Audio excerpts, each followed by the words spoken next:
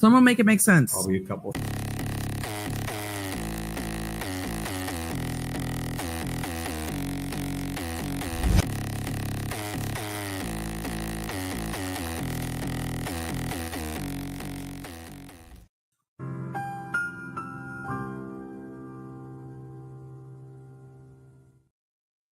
Hello, squirrel friends. We are here to get caught up on yesterday. Yesterday was kind of a crazy day for me. I had the plumbers over, and so I was sort of moving things around pertaining to that. And so my lesson schedule got changed. Apparently, StreamYard didn't update when I moved the time on the live stream. But anyway, it's all good. We are here now. Currently, right now in court, Mr. Gilman is on the stand with Lolly on direct examination, going ploddingly slow through the different temperatures and whatnot. It's slogging through as he does. So the plan is today we're going to get caught up on right now. We're going to get caught up on day 9. And after that, we will go into today.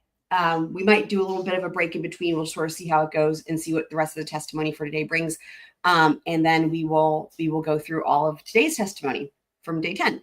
So welcome on in, everybody. So first of all, we're going to hear them on the record. And then after that, they finish up with Hannah Knowles, which is the toxicologist.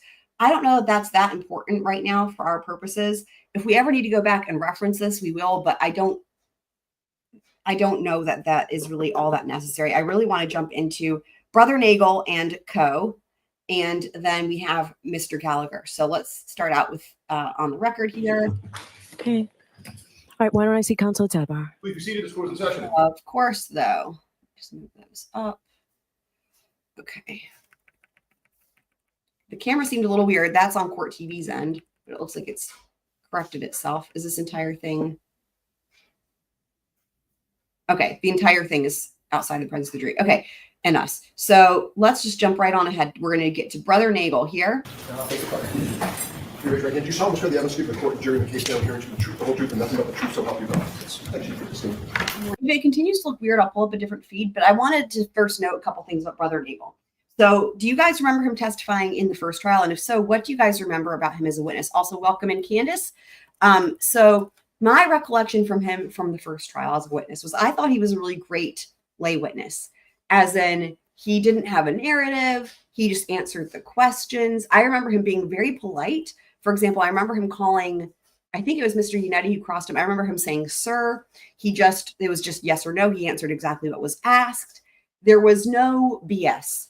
That's my memory of him. I thought he was, of all the different lay witnesses from the Commonwealth, apart from like maybe the Colakeithises and maybe the Cameranos, one of the best. And having said that, what he was testifying to was actually way more important to the timeline and the facts of the case than what the Colakeithises and the Cameranos were testifying to. So as far as, being a really crucial witness for the Commonwealth's timeline, and seeing the black SUV and who's driving and all that, which way is it facing, what did the snow look like, what was happening, he's a really crucial lay witness, and really straightforward. So anyway, that's what I recall. Let me know what you guys remember. And I'm going to see if this feed doesn't improve here. More quality. May I proceed? Yes. Good morning, sir. Good morning. Could you please introduce yourself to the jury? My name is Ryan Nagel. How old are you? I'm 32 years old. What area of the city or the state do you live in? I live in Canton, Massachusetts. How long have you lived in Canton for? 32 years, my whole life. You still live in Canton? Yes, I do. Do you work in the area? I work in the city. What do you do generally? I do HVAC. Do you have any sisters? I do. I have one. What's her name? Juliana. Is she older or younger than you? She is younger. I want you to take us back to January 29th, 2022. That evening on the 28th, leading into the 29th, do you remember where you were? Yes, I do. Where were you? I was in a vehicle. Okay. Before you were in the vehicle, were you out earlier that night on the 28th? Yes, sir. I was at CF McCarthy's. What's CF McCarthy's? It is a local restaurant / pub in the center of Canton. Who were you at CF McCarthy's with? My sister at the time, and then my friend Ricky and my ex-girlfriend Heather. What were you doing at CF McCarthy's? Just enjoying a night, having a few drinks. When you said have a few drinks, did you have a few drinks? I did, yes. Do you remember how many drinks you had? Not off the top of my head. Do you remember whether Okay, this is driving me crazy. I don't know what's going on with Court TV. Let me pull up another feed here. Actually, I guess I'll keep playing it while I pull up another feed. But yeah, they're having the issues. drinks you had, the alcoholic drinks that you had, it affected your ability at all? Were you impaired in any way? I wouldn't say impaired, but I only drank beer. Okay. Do you feel like Oh. you had any type of effects from the alcohol? I I may only have. think here. Were you driving? No, I was not, sir. Do you remember the times that you were at McCarthy? Probably 8, 9 o'clock. What time did you leave? Probably right before midnight. When you left McCarthy's right before midnight, did you have a plan that you were going to do something? No, I did not. Tell us, after you leave McCarthy's, where do you go? I was going to go home, but my sister Julie texted me to be picked up. When you were going to go home, tell us, when you leave McCarthy's, what kind of vehicle were you in? I was in my friend Ricky's Ford pickup truck. Who was driving? Ricky, Was anybody else with you too? my ex-girlfriend Heather. Heather. You know Heather's last name? Maxon. Okay. While I'm going to switch over to another feed and see if this is better. While we do that, though, I wanted to make a couple notes. So one thing that was interesting. So, well, from trial number 1, right? Lolly called all of these witnesses all in a row. So what I mean by that is Brother Nagel and Crow and Brother Nagel and crew, Brother Nagel and co. So for example, like we had Brother Nagel, we had Ricky Dentano, we had the 2 girls, we had Sister Nagel. They were all called all in a row. And what's interesting is just from a cursory glance, again, I couldn't watch all of this because I had people here fixing a leak.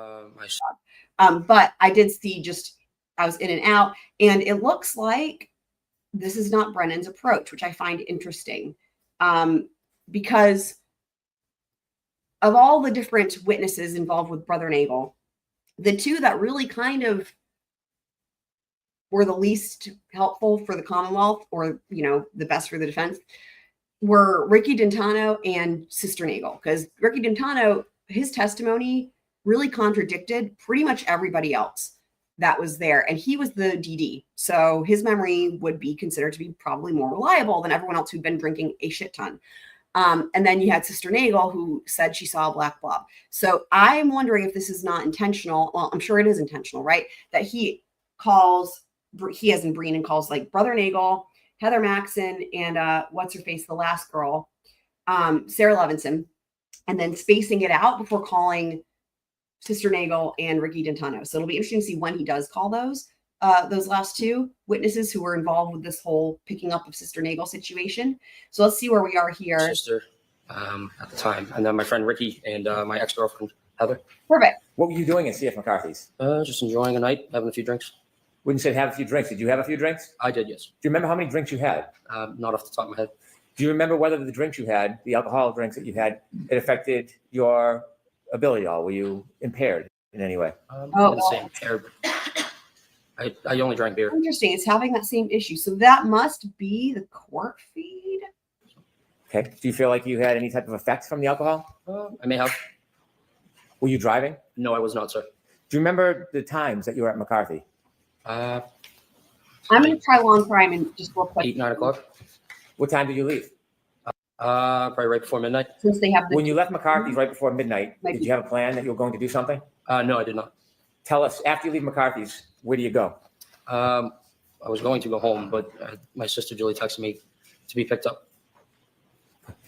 When you were going to go home, tell us, when you leave McCarthy's, what kind of vehicle were you in? I was in my friend Ricky's Ford pickup truck. Who was driving? Ricky, Was anybody else with you too? my ex-girlfriend Heather. Heather. You know Heather's last name? Maxon. Was she in the front or the back of the truck? She was in the backseat. So you 3 were in the truck and Ricky was driving? Correct, sir. You mentioned you were going to go home. Did you start to head towards your home? Mr. Brennan, slow down a little bit for the Oh. court reporter, please. Pardon me.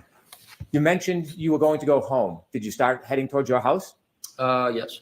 Do you remember what time you got the text from your sister? Around midnight. I can't remember that far back. You don't have a firm memory of it? No, I do not, sir. After you received the text from your sister, did your plan change? Yes. And what was the plan after you received the text from your sister? To go pick her up.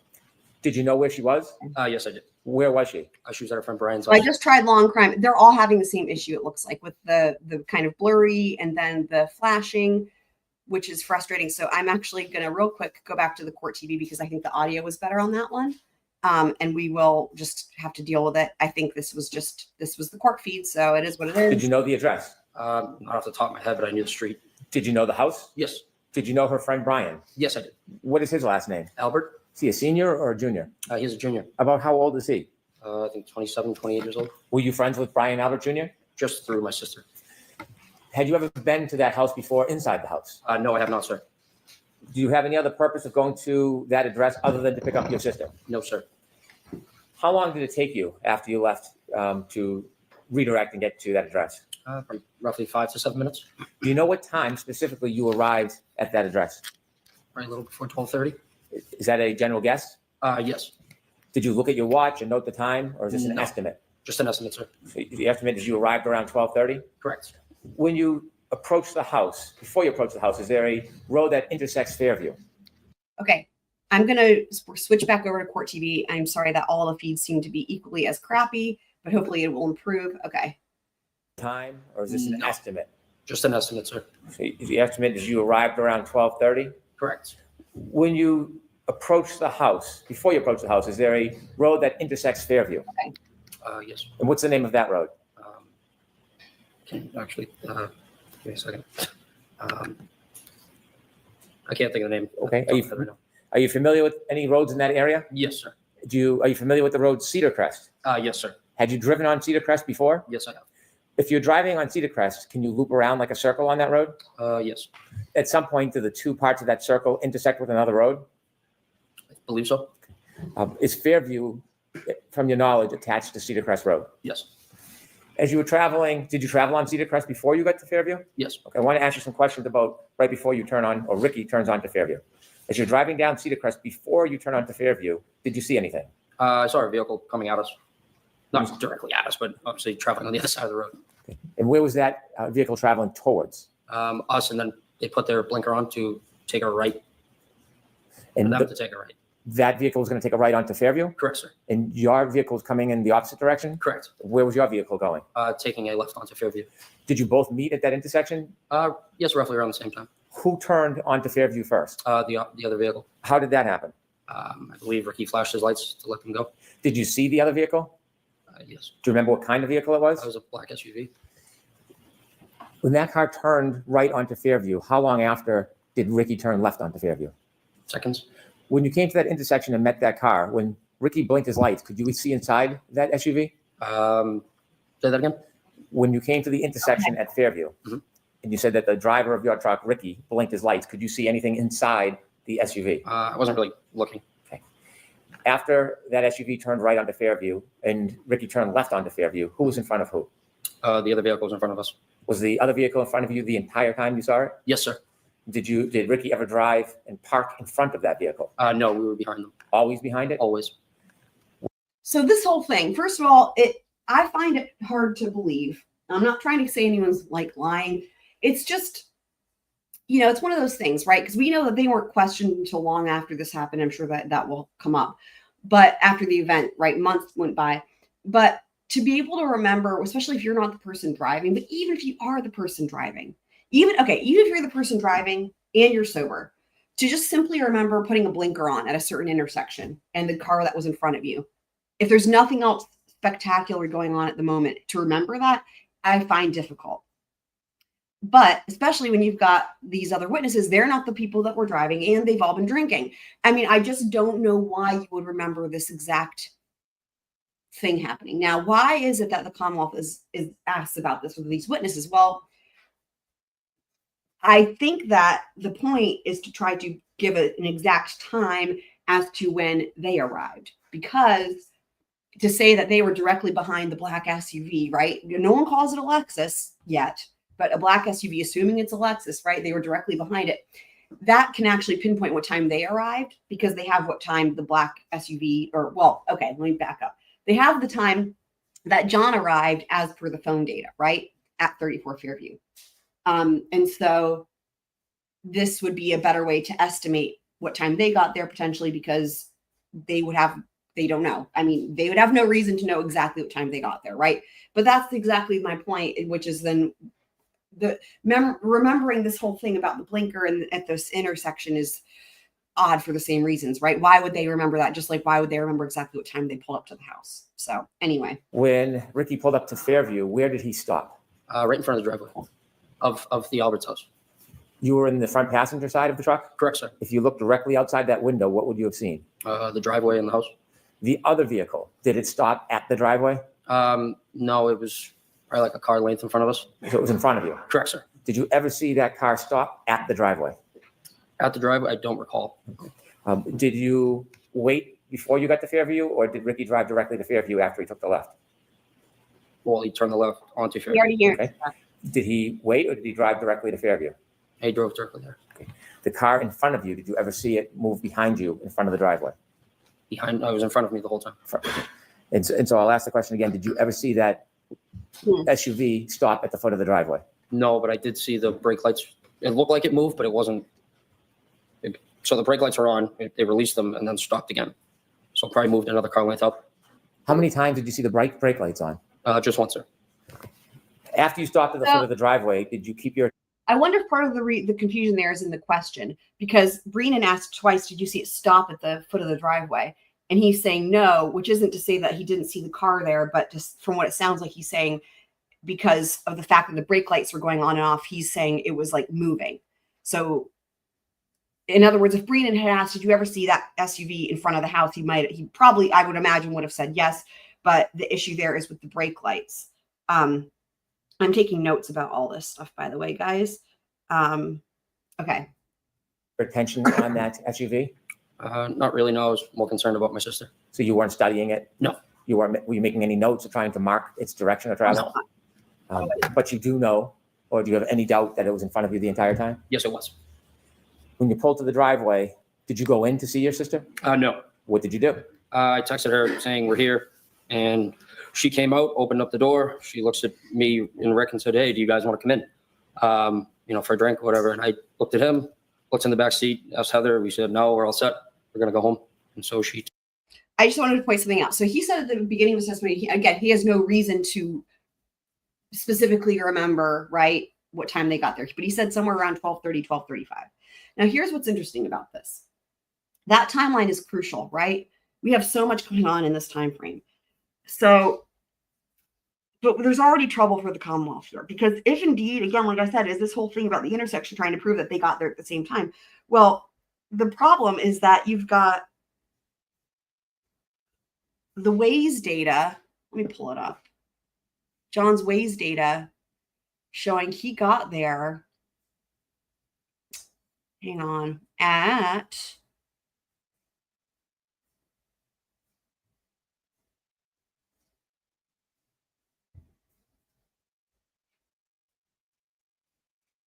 12:24 and 34 seconds. And then before, like in other words, all before 12:30, you've got Karen John arriving at 34:30. This is according to the timeline from the Commonwealth's opening statements, right? 12:24:34. That's based on the Waze data. You've got Jen McCabe texting at 12:27 here. She texts again, "Are you coming in?" That's at 12:29. Now, what's interesting, let me pull this up. Oh, man. I'm glad the jury can take notes. What's interesting is this. This is a problem. All right, hold on.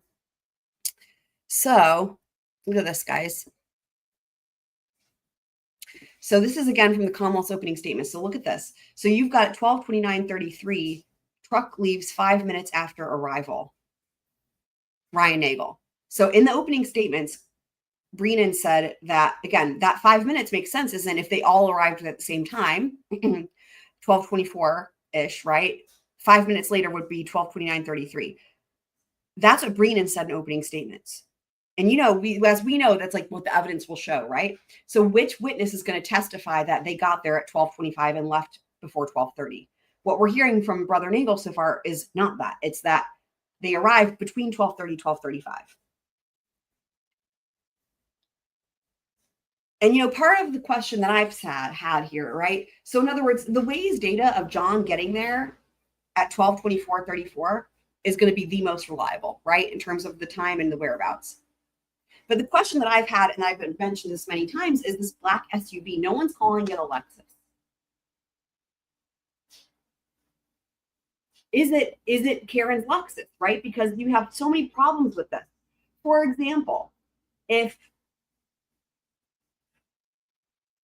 You know, all these things that happen after 12:30. And then you have Jen McCabe seeing the SUV, you know, she's looking out the window and she's seeing it up until 12:45. Now I know she's trying to walk that back, but I went back and actually watched her testimony again. And she doesn't disagree even at 12:40 that she sent a text message to John O'Keefe. Let me see if it's on this timeline. You know, Brennan left it out conveniently, looks like. Not funny. At 12:40, she sent a text to John O'Keefe again, or it was either a text or call, I can't remember, but another interaction. She didn't dispute that one as hard as she disputed the 12:45 one of seeing the vehicle.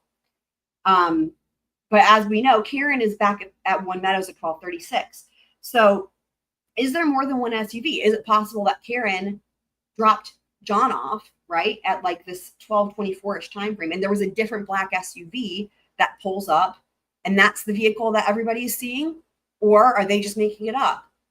It can't be the same vehicle. That's the problem. It can't be the same vehicle the whole time.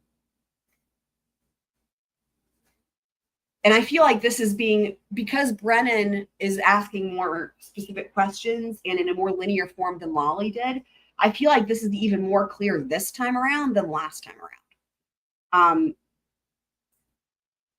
As far as a lot of these discrepancies in the timeline that matter in a major way.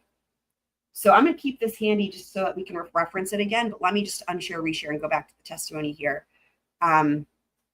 Okay. Decided to stay. So the idea was to give her a ride home. You did not give her a ride home? Correct, we did not. Let me ask you some questions. Before your sister came out of the house, do you remember how long you waited for her? For roughly 2 minutes. In its entirety, how long was that truck Long. parked at the foot of the driveway in front of Fairview? Probably closer to 5 minutes, sir. Is that an estimate? Yes, I'm just guessing from what I can remember. Did you mark the time in any way? Look at your watch in any way? No, sir. That's your general memory? You're just roughly trying to remember. When you looked up at the house, did you see there were more than one door? Yes, there were Do two you remember? doors. Yes. Do you remember what door your sister came out of? She came out of the side door, which is to the left of the garage. Did you watch her? Yes. Where did she walk? From where to where? She walked out of that door down the driveway towards us. When she reached you, how did you have a conversation with her if you were in the truck? I opened the door, my passenger door. As you were speaking with her, were you watching anything else, or was your attention directed to your sister? Nope, just on my sister. At some point after your sister turned to go inside, did you wait for her, or did you leave right away? Or did Ricky leave right away? We waited for her to get back into the house. At any point before your that's sister... a great point from Candace, and that's exactly why the Ricky Dintano testimony is, you know, he was the DD. I don't think he'd been drinking at all. I don't remember exactly, and he's going to be testifying here at some point soon, I'm sure. So, but he was the soberest one, if not, and he might have been completely sober. So, went back in the house, did you see any lights, like dome lighting, come on inside that SUV? Yes, I did, sir. Before or after your sister went in the house? Roughly like as she was getting in the door. okay, now this is the important part. Remember, like we talked about this last time about how it's a dark SUV. No one's calling it a Lexus, and so far nobody. Someone actually asked this question about, like, did Jen actually see who was in the SUV? And I was saying, I actually referenced the dome light. I said it would be really impossible to see who was in that SUV unless, for example, a light came on. And even then you might need to be closer to the vehicle. But this dome light thing, I remember, was a thing in the first trial. If I recall correctly, not everybody saw the dome light. So, but this is where it's supposed to be, okay, we saw someone in the car. Okay. Before you ended your conversation with her, did you see the dome light go on in that SUV? Say that again, sorry. Before your sister left the driveway, did you see any dome light on in the SUV? No, I wasn't looking. Your sister began to walk back to the house. What was your direction? What was your attention focused on? Mainly on her. We were pulling away from the driveway and kind of just glancing back over at Julie to make sure she got in. When your sister went back up the driveway to go in the house, when was the next point you had any chance to see the SUV? When we were passing it. When you were passing the SUV, where was it located in relation to the house, flagpole? Directly in front of the house. Was it anywhere near the flagpole as you drove by? Probably like a car length from that. A car length from the flagpole? Yes, give or take. Is that the middle, right, or left side of the house? That would be towards the left side of the house. As you drove by that SUV, what was your primary focus? My sister, sir. Like watching her get in. being attentive to her getting in? Correct, sir. As you watched her get in, did you glance or see anything else in your vision as you were watching your sister go into the I house? saw that there was a woman in the driver's seat of the black SUV in front of me, sitting there with her hands on the steering wheel at 10 and 2. Did you get a good enough look that you All right. remember who that person was, or was it too brief to It identify was the person? too brief, sir. You saw the person in the SUV with the hands on the wheel. How did you see them inside the car? Their dome light was on. Do you know how a dome light comes on in a vehicle? Yes, sir. Either you press it yourself or if there's a door open. When you had the glance or the glimpse of Wow. the woman in that SUV holding the wheel, you said 10 and 2? Correct, sir. Could you describe for us what that means? Just like a clock, just the hands on the clock, like 10 and 2.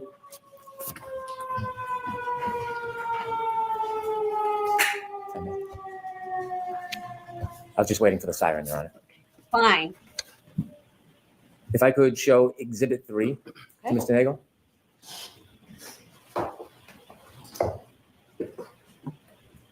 Sir, do you recognize that address? Yes, sir.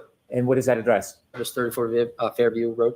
One thing that would be helpful for either side to offer is like a play-by-play of the vehicles, right? Like, for example, like taking the house and then putting like similar type vehicles, like, graphics, like using whatever.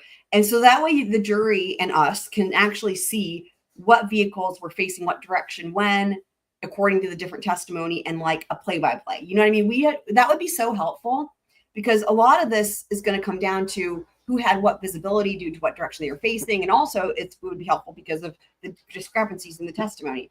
And to that end, Candace is saying, isn't this different testimony? I'll be honest, I don't recall if it's different testimony from himself anyway. All these people in the truck had slightly different testimony from each other. But if it's different testimony from the first trial, it'll come up on cross, and they will bring that out. So so far, I don't recall any of the discrepancies from his own testimony. You recognize the flagpole? Yes, I do, sir. Thank you. When you drove by and you said you saw a woman sitting in the front and the dome light was on, did you see anybody else in the car? No, sir. Were you looking for anybody? No, sir. Could there have been somebody else in the vehicle at that time? It could have been, yes. Could there have been someone standing outside the door? Yes, it could have been. The other thing I want to note is this, comparing this to Brian Koberger, right? And Dylan, DM. So he actually drove by and considering the way the cars were facing, what I think this is going to come down to is like, because he's on the passenger side, Karen Reed's facing opposite direction. Although he said he saw the brake lights. See, this is why I'm like a visual would be helpful here, because he saw the brake light, so then that car has to be behind. Anyway, either way, the point being, if there's a light on, right, he actually saw a woman in the driver's seat of the black SUV, right, and apparently got a good enough look at her, but he's not even making any attempt to identify her. And so just think about that, right? And the Commonwealth is not even relying on his testimony to try to make an eyewitness ID, if you will. So there you go. When you saw the person, were you studying the person? No.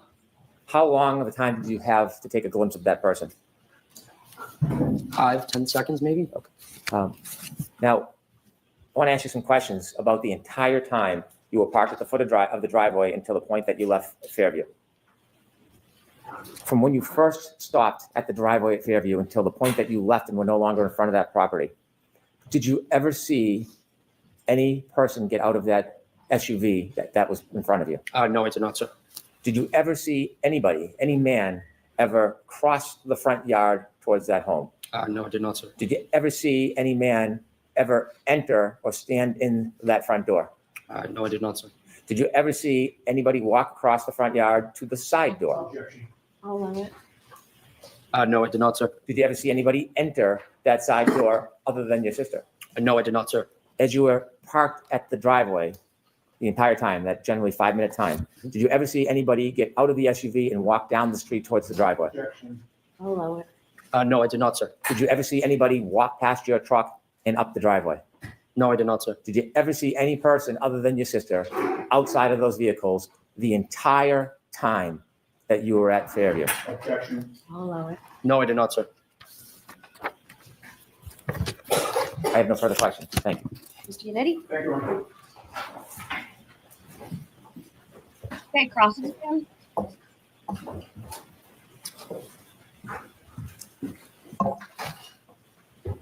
Good morning, sir. Good morning. You testified about having seen a black SUV before the vehicle that you were in entered Fairview Road at around midnight on January 29th of 2022, correct? Correct, sir. Objection, that's not facts and evidence. That's okay. The What? witness's answer is what matters. Is that right? Yes. You first saw that black SUV when it was coming toward your vehicle when you were on Cedarcrest, correct? I'm sorry. Let me repeat that because of the siren. You first saw that black SUV when it was coming toward the vehicle that you were in on Cedarcrest, correct? Correct, sir. Your friend Ricky D'Antano was driving at that D'Antano. time? D'Antano, sorry. D'Antano? Yes. He was driving at the Okay. time?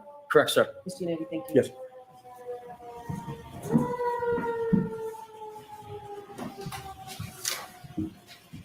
All right, go ahead. Thank you. Ricky doesn't drink, correct? He does.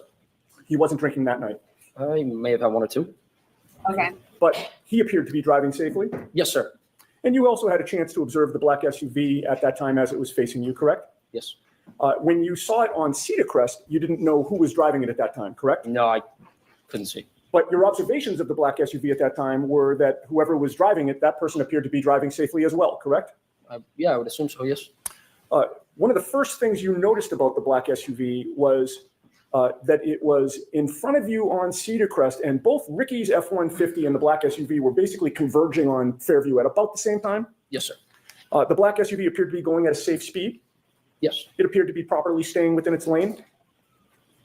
Yes, I would say, yeah. Mm-hmm. And when it was time for Ricky to take a left onto Fairview, he actually put on Here's his... why this matters, right? Remember, as per count 2, there's a number of different confusing options here for the jury, but they have the option of within, if they did find that there was driving a vehicle, while impaired, then they can find that based on either the blood alcohol level or based on the behaviors, basically asking the jury, did she seem drunk? That's why that keeps coming up. I know a lot of people have asked that question. It makes sense. It's like, why would that matter if, she admitted she was drinking, there's receipts of the drinks, you have her on camera drinking and then you have the BAC, because the jury can still find that if she didn't appear drunk, they can still find and say no. Like they can say, nope, we're not going to go with that.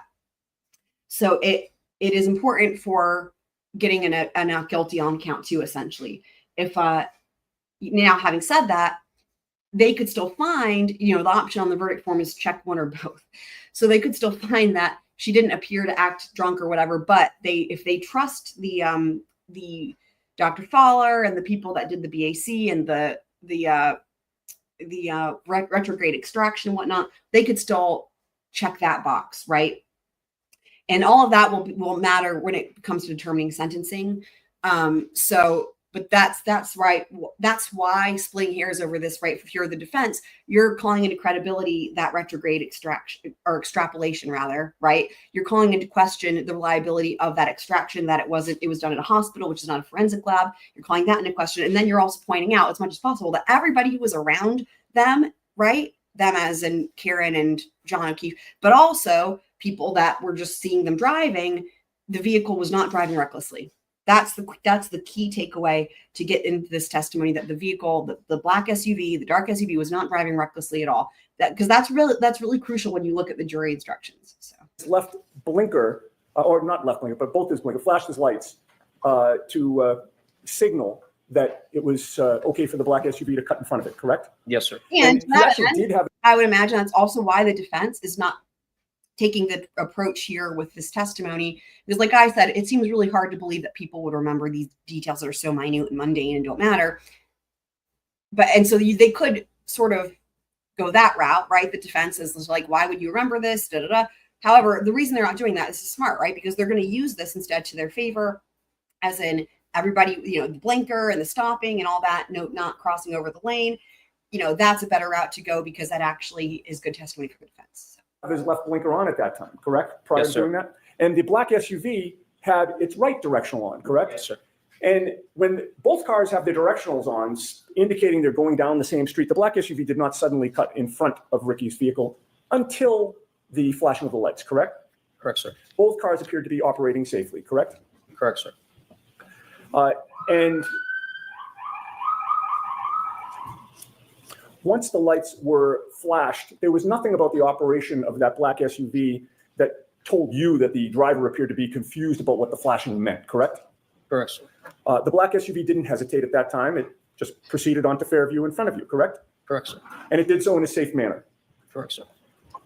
And That really matters. A lot of these jury instructions deal with the jury's perception of the driving reasonably, as a reasonable person should, under the standards for the weather, for the speed limit and all that. Were they driving safely? And it's very subjective, very subjective. the black SUV in that sense got ahead of Ricky's vehicle, correct? Correct, sir. And once you got to the Albert home, you noticed that the black SUV was parked outside the Albert home, correct? Correct, sir. And at that time, the snow had not yet started sticking to the pavement, correct? Correct, sir. You could see the pavement in both the driveway and the street. Correct, sir. You could also see the grass on the lawn. Yeah, for the most part, yes. The snow was only just starting to accumulate on the grass, correct? Correct, sir. And with that little snow on the ground, you saw no tire marks behind the SUV, correct? No, sir. In fact, you saw no tire marks in the street at all. Correct, sir. May I have the map displayed, please? Is it in evidence already, Mr. Yannetti? May we approach? Okay.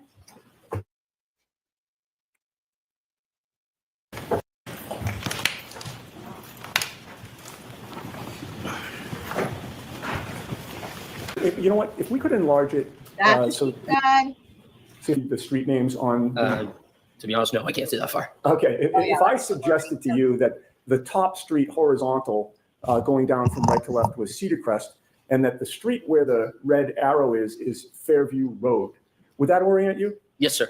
Now, And- I find it interesting, right, that this came out on cross and not direct, because this is really helpful for the jury to understand why this matters, right? And with Brennan, he just kind of glossed over it, and he actually led him and suggested, if I told you Cedarcrest, would you say yes? And he was like, sure, anyway, but this is very helpful. Would it be fair to say that before you actually were coming down Cedarcrest Road as you look at this map from right to left, correct? Correct, sir. And in that sense, you were traveling west on Cedarcrest, correct? Yes. You turned south onto Fairview, correct? Correct, sir. And you were still facing south when you parked in front of 34 Fairview, correct? Correct, sir. And that means that when you're sitting in that vehicle on Fairview Road, if you were going to walk to the house or look to the house, you would be walking or looking in a westerly direction, correct? From where I was in the vehicle? Yes. Yes. So to my right, yes. Okay, and so Right, when yeah, you were that looking makes for sense. Julie to come out, you were That's looking to the west. Correct, sir. All right, Your Honor, I would offer that into evidence. We're going to have a hard copy printed out for the jury after this examination. Okay, so we need something for the court. And you can take that down. Oh, she was smiling. Why is she? And you can put the lights back on and you can take that down. Why is she smiling? That's weird. That is All right, weird. so I don't know. go ahead, ma'am. Wow. 49, thank you. And sir, it took a couple of minutes for Julie to come out after Ricky parked the F-150. Oh, yes. When she did come out, you opened the door and you had a conversation with her while she stood between the door and the passenger compartment of the F-150? Repeat that, please. Sorry. Sure. When she did come out, she approached the F-150, correct? Correct, sir. And you were in the passenger's compartment, right? Correct, sir. You opened up the passenger's door, correct? Correct, sir. And she sort of, you stayed in the vehicle, right? Correct. I never left. And she came sort of into like the crook of the Yeah. door and the passenger's compartment. Yes, sir. All right. You had a chance. How close did she get to you? I could have popped her on her nose if I wanted to. Okay. And you had a chance to observe Oh, her and that size is her up, correct? fucking Correct, sir. hilarious. You could have bopped her on the nose. There you go. Love it. All right. You had a chance. And how close did she get to you? I could have popped her on her nose if I wanted to. Okay. And you had a chance to observe her and size her up, correct? Correct, sir. You spoke to her for maybe about 5 minutes was your best estimate? I wouldn't say 5. I'd probably say 2 or 3. Okay. But in any case, you did have a chance to observe her, correct? Yes, sir. And it was clear to you that your sister Julie seemed like she had had a few drinks, correct? I mean, yeah, it was 12:30 in the morning, so yes. And she called you for a ride, right? Yes, she knew that Ricky was driving. Right. And when you arrived there was a discussion about whether she'd actually take the ride, right? Correct, sir. If she was just going to come out and take the ride, there would have been no need for the conversation, correct? Correct. But you recall previously testifying that you were out talking to Julie for over 5 minutes? I would not say over 5 minutes, no. Okay. Do you deny that it was about 5 minutes? Objection? I'll allow it. Do you deny it was about 5 minutes? Could have been. Okay. I'm not. Fair enough. And you talked with her about whether she wanted to go in the truck and leave with you, correct? Correct, sir. You also talked about whether instead you, Heather, and Ricky would go into the house to join the gathering there. Correct, sir. There was a back and forth that you really felt was unnecessary, correct? I wouldn't say it would be unnecessary. It's just a common question if you want to come in and have a drink. You have testified in the past that Julie can be kind of a pain in the ass, correct? I mean, all siblings can be, yeah. I feel like In any case, Julie decides to go back inside and you decide to leave, correct? Correct, sir. Ricky did not speed up the street at that time. No. He just gradually pulled out. Correct, sir. His direction of travel took him right past the black SUV that was now in front of you, correct? Correct, sir. He passed the black SUV on the left, correct? Correct, sir. And you were in the front passenger seat at that time still, correct? Correct, sir. So you were closest to the black SUV of the people that were in your vehicle as you passed it, correct? Correct, sir. Yes. And you were closest to the driver's side of the black SUV, correct? Correct, sir. You noticed that the interior dome light was on, correct? That is correct, sir. That lit up the whole front compartment of the SUV, did it not? Yes. It lit up the driver's seat and the passenger seat, correct?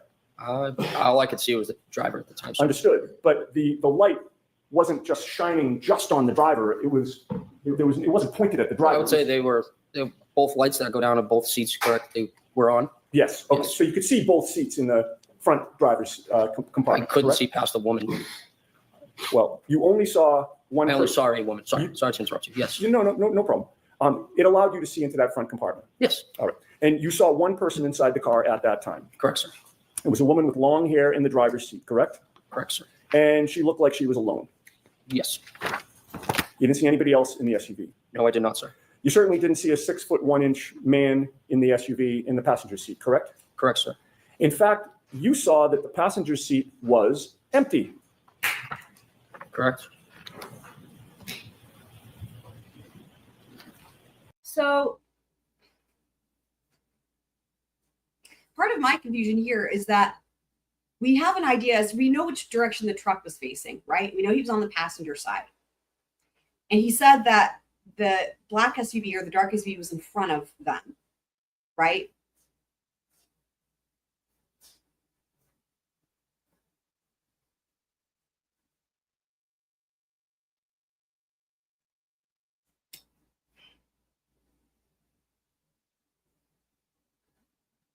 Hold on, let me back it up a second. Correct, sir. It was a woman with long hair in the driver's seat, correct? Correct, sir. And she looked like she was alone. Yes. You didn't see anybody else in the SUV. No, I did not, sir.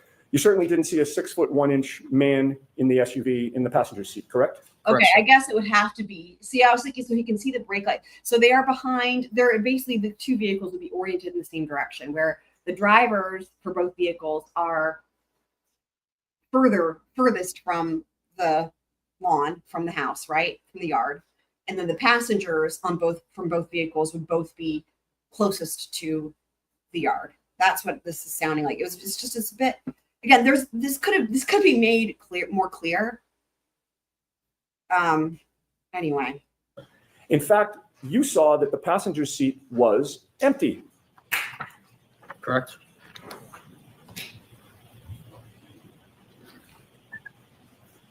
So that matters, right?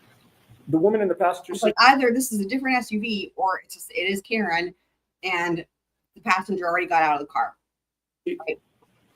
was staring straight ahead, correct? Not in the passenger seat. She I'm was in sorry, the driver's seat. thank you for catching that. The woman in the driver's seat was staring straight ahead. That is correct, sir. You didn't see her lips moving as if she were talking, correct? I wasn't looking for that. But Just you happened did- to see a woman figure with her hands like this. Okay, facing straight. Correct, sir. You had no music on in Ricky's truck at that time, correct? No, sir. The other thing I want to know, just to remember for everybody, is that at 12:32, that is the triggering event as per the Commonwealth for Karen's vehicle, where the tires spin and it goes in reverse or whatever. And again, like I said, this begs the question of what is going on? Because there's no way for Karen to be at 34 Fairview when that event happens and be back to One Meadows in time to connect to that Wi-Fi. I don't see how it's possible that she could have made that in 4 minutes or less. The Commonwealth would have to bring in, because that's really what matters, right? So like I said, there's no way around it, right? Unless there's some way she could have gotten there in 4 minutes after that event, or that event that the Commonwealth is referencing, the triggering event. Remember, nobody inside the house heard any of that, right? So was that her on the way to John's, One Meadows? Did she get sliding on some ice or something on the way? Like, I don't know. Like, that's the thing, is like, did that event happen outside of 34 Fairview? Because if it did, no one heard it. And also, how did she make it back in time? Those are the biggest, as far as the timeline's concerned. And like, that is so huge, because that triggering event is what the Commonwealth is basing the whole thing on for her hitting him. That's it. And that's what their accident reconstructionist is relying on. That's the car backing up, and it's at 12:32 and some change. So her connecting to Wi-Fi at 12:36 at John's is just, I don't know how they're going to handle this. I just wanted to reiterate that because it's crazy. Ricky had turned the music down when Julie came out so that you could actually speak to her, correct? That is correct, sir. And when you got close to that SUV while you were passing it, you didn't hear any arguing there, correct? Correct. You didn't hear any yelling, correct? No, I did not. You didn't hear any screaming? No, I did not. You heard no noises within that SUV at all? No, I did not, sir. I have no further questions. Thank you. All right. Mr. Brennan, redirect. I mean, they would have to be able to show, they being the Commonwealth, that she drove back to John's at like 70 miles an hour or something crazy, right? In order to make it back. I mean, I'm sure that an expert could do the math and say exactly how fast someone would have to be driving to make it back in time, given the path of travel, given this, where there's, would they, if you go, okay, maybe they ran every red light, like how fast would they have to be going? I'm sure that can be calculated by an expert. That's what it's going to take to try to show that that's even possible, right? Right, Candace, she's obviously a NASCAR driver. I mean, and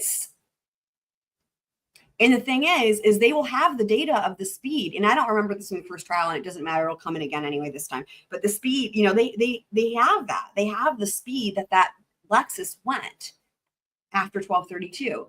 I don't remember from the last trial. I don't remember there being anything crazy about that, right? I don't remember it being like, oh my God, she's driving 75. I don't remember anything like that. We'll see what comes in this trial. But I mean, are they going to be like, oh, it's missing? I don't know. It's just, but if they have the 12:32 stuff, you would think that they're going to have 12:33, 12:34, and 12:35, which is the only minutes you need to take you to 12:36, right? So.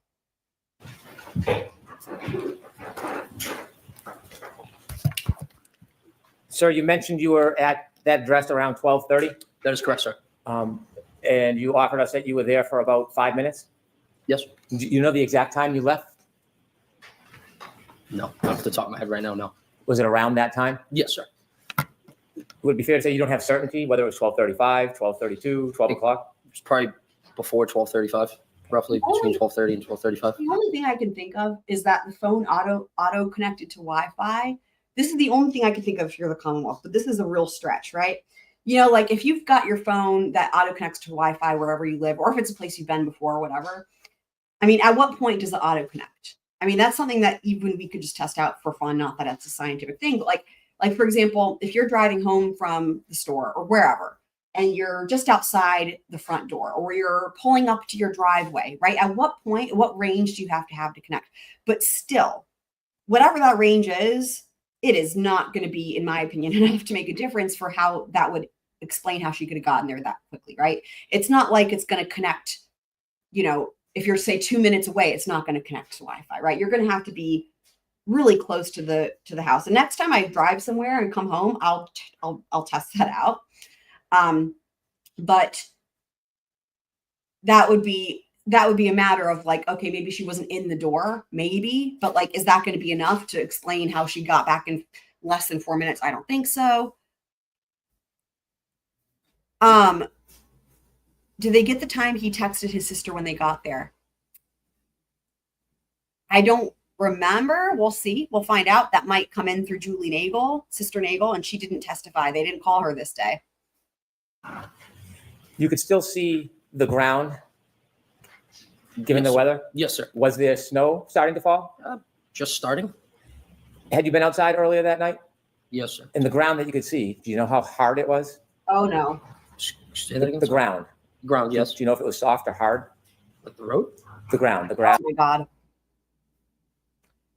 The fact that he's this confused by this question speaks volumes. And this is something that if you're the Commonwealth, this is a great example of how the jury is likely interpreting these questions about the ground being hard. Like, what? You guys.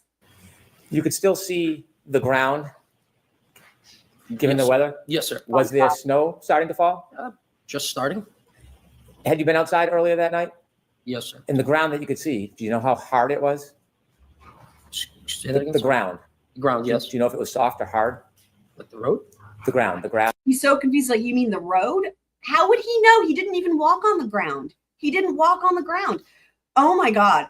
I mean, this is funny, but also sad because like, he's like, what type of dumb bullshit question is this? And how would I, like, there you go. There you go, Brennan. There you go. And by the way, I went back and listened to the opening statements from both sides multiple times, looking for details of things that maybe we missed the first time around.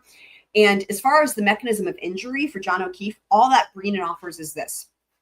I listened multiple times. That he was clipped by the SUV. Doesn't say where he was hit. He says, and he doesn't say hit, he says clipped. The only thing that Brennan gives is that he falls backwards and hits his head. And he does say in opening statements, he does say on the ground. He doesn't really make it clear that it's grass. He says he falls backwards and hits his head on the ground, something like that, right? Doesn't really say grass. And then he goes from that into what the one of their experts, the neuropsychologist, will testify to about the brain injury.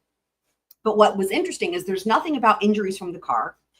And also, I wanted to note that he never says the word hypothermia. It's easy to think he says that, but what he does is this instead. He suggests it.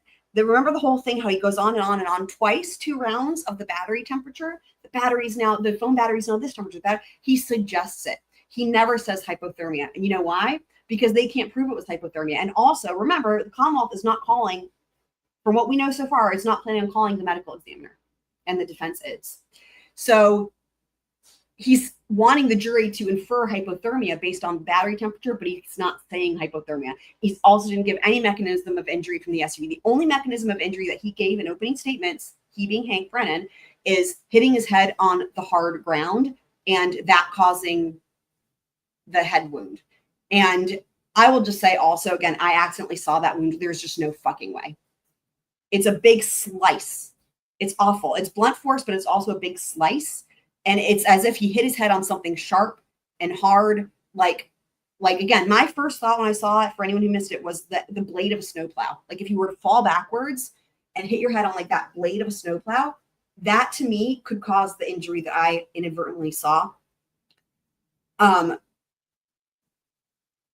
So anyway, I don't see how falling on the hard ground would break the skin like that. I've had a number of concussions. I've hit my head a lot of times. I just, unless it was like a glacier with a sharp edge, which we know was not the case. The other thing is like all the testimonies there at this point, there was a light dusting of snow. So hard as ice and light dusting of snow do not go hand in hand. Anyway, okay. James, I can see you. Welcome. Was there snow starting to fall? Just starting? Had you been outside earlier that night? Yes, sir. In the ground that you could see, do you know how hard it was? Say that again. The ground. The ground, yes. Do you know if it was soft or hard? Like the road? The ground, the grass, the lawn. Oh, I don't know. I mean, it was a cold night, so I mean, I assume it's hard. Around that time, around 12:30 when you left, was there inches of snow? No, there was on the no ground? inches of snow, no. I could still see the grass coming through the snow. I mean, it's just The grass. like a coating. You could still see the bare ground. Correct, sir. When you saw that SUV in front of you for the time that you were there, that 5 minutes, did you ever, and you said that you saw brake lights at times, did you ever see at that point missing parts of its taillights? No, sir, I wasn't observing the vehicle like that. When the taillights were on, when the brakes were on, what color was the glow? Red, sir. Did you ever see a missing piece where it was white instead of red? No, sir. Over near the flagpole where you saw this SUV, did you see any human being, any person lying on the ground near the flagpole? No, sir. When you drove by the SUV, you said you couldn't see past the woman. Could you see inside the SUV when you drove past? Repeat yourself. When you drove past the SUV, you saw a woman in the driver's seat. Yes, that is correct. You didn't see anybody else. No. Do you know if anybody else was in that SUV? Could have been. I'll allow it. It could have been. From when you were driving by the SUV and you could see inside the driver's seat and saw the woman, could you see on the other side of the SUV if there was anybody standing on the other side of the SUV? No, sir. Was there anything obstructing your view as you drove by and saw the woman to prevent you from seeing on the other side of the SUV? The woman and the vehicle itself. You mentioned that there was a dome light on in the SUV. So Yes. Brennan is What- trying to suggest that John O'Keefe could have still been in the vehicle.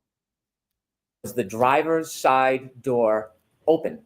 No, when you sir. drove by? No, sir. It was closed. Oh, Can I have exhibit 16, please? that's really good testimony for the defense, and here's why. Brennan tried to suggest when he questioned him earlier on direct and said, "Do you know how a dome light can come on?"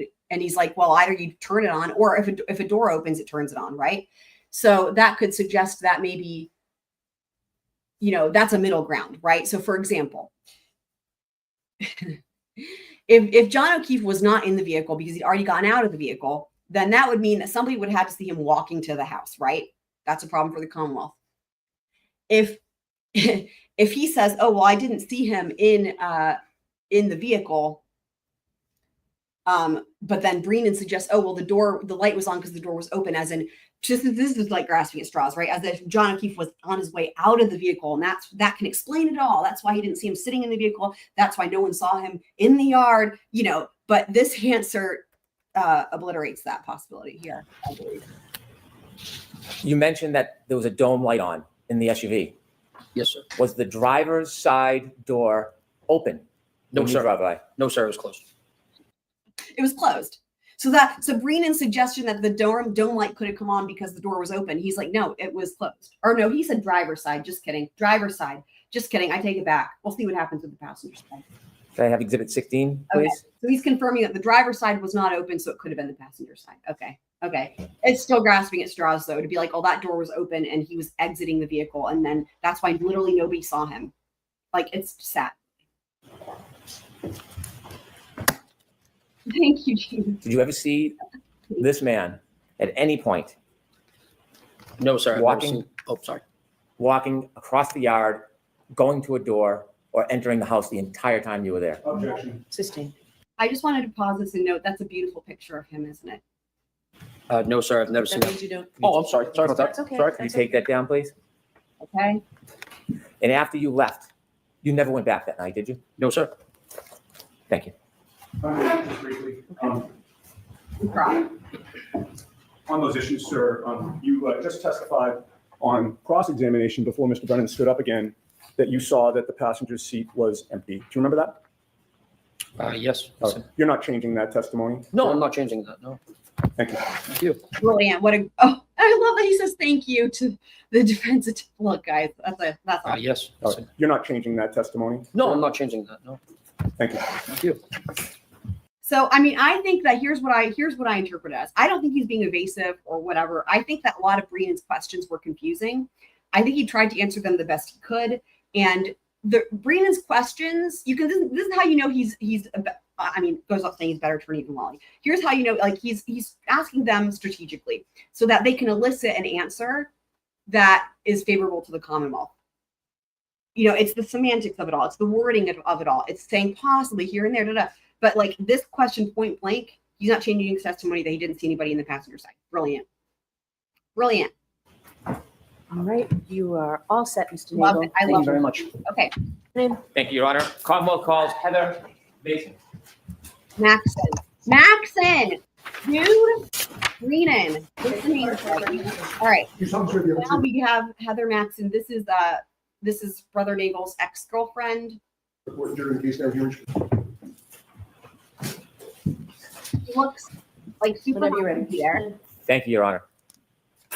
Good morning, ma'am. Good morning. Could you please introduce yourself to the jury? Hi, I'm Heather Maxon, Maxon. How old are you? I'm 31.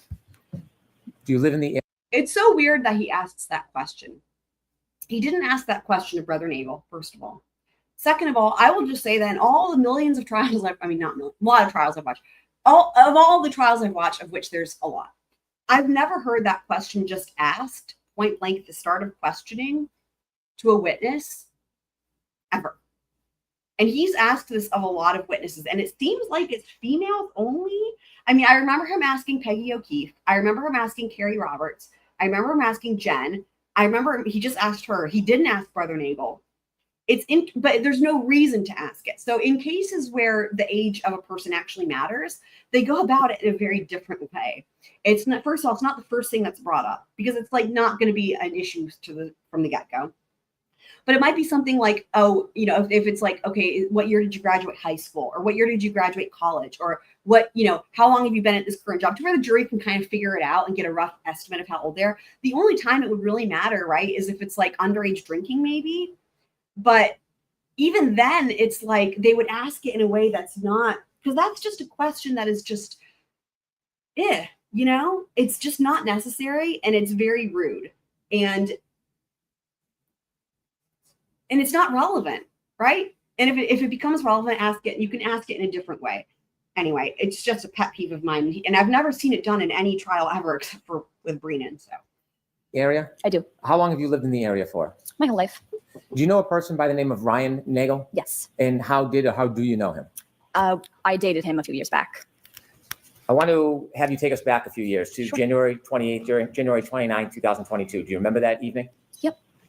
Where were you earlier that evening on January 28, 2022? We were at Ryan's parents' house, just hanging out. Whose parents? Ryan's. Were you with anybody else besides Ryan and his parents? Eventually, we met up with friends Where? at local restaurants. Did you end up at one restaurant or bar in particular at the end of the night? We were first at CF McCarthy's, and then we went over to the hillside. Were you drinking? Yes. Do you remember about how many drinks you had? No. Did the alcohol affect your perception or your memory at all? Most likely, yes. Do you feel like Okay. Keep this in mind, guys. She doesn't remember how many drinks she had. I appreciate her honesty, but there's a reason I'm bringing this up. She doesn't remember how many drinks she had. Did it likely affect her perception or her memory? Yes. Appreciate her honesty. Okay. Keep that in mind. you were impaired in any way? I believe so, yes. She believes she was impaired. After you left the establishments, after they closed, did you go somewhere? We went to pick Ryan's sister up, Julie, from a friend's house. She needed a ride. Before you went to pick Ryan's sister up, did you have other plans before that? Sorry, could you repeat the question? Yes. Before the decision was made to go pick up Ryan's sister, were there other plans that you were? No. Okay, that was just the plan to Yeah. go get her? Yeah. Do you remember generally or specifically what time that was? Late midnight? Do you remember the time exactly? No, Is there any marker in your mind that would help you remember exactly what time it was? Clearly not not. necessarily, no. So is that a generalization or a guess? Yes. She literally said she was drunk. She wouldn't remember anything. Dude. You went to pick up Ryan's sister. Do you know where you were going? No. Were you driving? I was not. Who was driving? Our friend Ricky, Where were you sitting? in the backseat. And what kind of vehicle was it? It was a truck. Are you familiar with the area? Not necessarily, no. Do you remember at some point taking a turn onto the road Yes. that had the house where you were going to arrive? Yes. How do you remember Okay, now this is where I take issue. Not necessarily with her, but with the Commonwealth. Because literally knows nothing, can't remember anything, isn't familiar with the area, was drunk, and now all of a sudden, and she answers this question before he finishes asking it. Listen. It was a truck. Are you familiar with the area? Not necessarily, no. Do you remember at some point taking a turn onto the road Yes. that had the house where you were going to arrive? Yes. How do you remember that?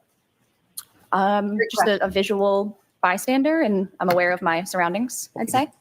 That's fine, but you just testify that you were drunk and you don't really remember anything and you were impaired. Maybe that's true normally, right? Did anything happen that made you remember the turn before you got onto that road? There was another vehicle also on the road coming from the opposite direction, and we had let that other vehicle turn But why would you remember that? onto the road before us. Describe in a little detail what happened at that intersection.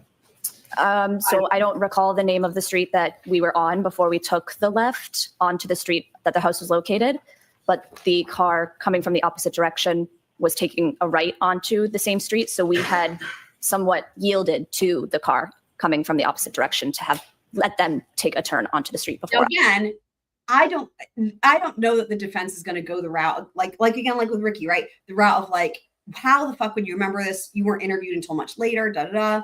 Like you were drunk, da da da. and just to call into question the credibility of all these statements, because again, it might work better for them to be like, yeah, the car was driving normally, it was safe, it did all the things correctly, so we'll see what approach they take. For us. Ross? Did you see if the driver of either vehicle gave any indication to the other vehicle who should go first? I don't necessarily recall, but I'm assuming maybe I don't want you to assume. That's okay if you don't Okay. recall. Sure.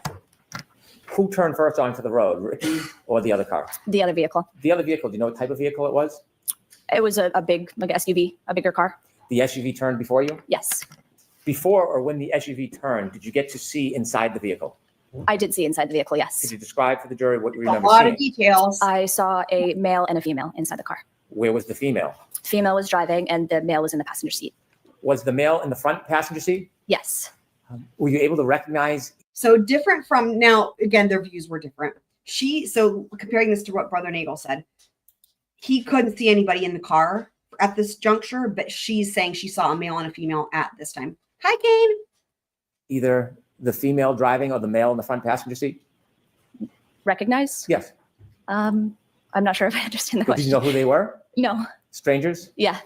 When they turned and then Ricky turned after them, how far ahead of Ricky were they? Maybe 100 feet. Could you see them the entire time? No. Daddy's When here. you drove to Fairview, how long did it take after the turn? A couple minutes. It took a couple minutes to get from Cedarcrest to Fairview? Oh, That's Maybe. okay. Yeah, I'm not sure. Okay. When you arrived at Fairview, where did Ricky stop? Outside the house on the street. Do you remember where on the street in relation to the driveway? No. The other vehicle, the SUV, was it in front of you or behind you when you stopped? It was in front of us. When it was in front of you, did you notice anything about the vehicle? No. Did you notice anything about its lights? No. Did you see whether the interior light, the dome light, was on or off? I did as we were leaving. Before you left? No. Did you ever see that dome light come on? No. Did you notice anything about the brake lights? No. Did you notice anything about the vehicle's tail lights, whether they were intact or broken? Nope. When you arrived She at that remembers a lot about that thing at the intersection. address, do you know the street address? I do not. When you arrived at that address, what happened next? I believe Ryan had Retweet. reached out to Julie saying, we're here, time to go. And so she had come outside and we had a short conversation and she decided that she was actually going to stay at the house. She had invited us in, but I had said that I didn't want to go inside. I just wanted to go back to the house. From the time you first arrived at that address and until the time you left, did you ever see anybody get out of the SUV that was in front of the truck? I did not. Did you ever see anybody travel across the front yard to the doorway from that SUV? Nope. Did anybody ever walk by on the street, walk by the truck in front of you or behind your truck and walk on the driveway? No. Well, besides Julie, sorry. Julie. Julie is the only person that you saw in the driveway that night. Yes. And then you left? Yes, When you left, did you drive by the SUV? we did. When you drove by, what were you looking at? My surroundings. Okay. What did you see? I saw the female that I saw beforehand, also still in the car, Where did you see her? in the driver's side. Was there at that point any lights on inside the car? There was, yes. Which The light? dome lights, Was the driver's side door open? not to my knowledge. Did you see anybody else inside the SUV? I did not. Was there anybody else inside the SUV? So you didn't see anybody inside the car? Besides the driver, no. The next question. Do you know whether there was anybody else inside the SUV at that time other than the driver? No. Did you look in and study the interior of the What a SUV? dumb question. Bring in. How long did you look inside the SUV for when you passed? It was just passing, so I don't know, a couple seconds. Did you see if there was anybody or a man standing outside the door of the SUV? I did not. I'll allow it. Outside the door? No, Did you see anybody lying on the front lawn? no. Thank you. I have no further questions. All right, bro.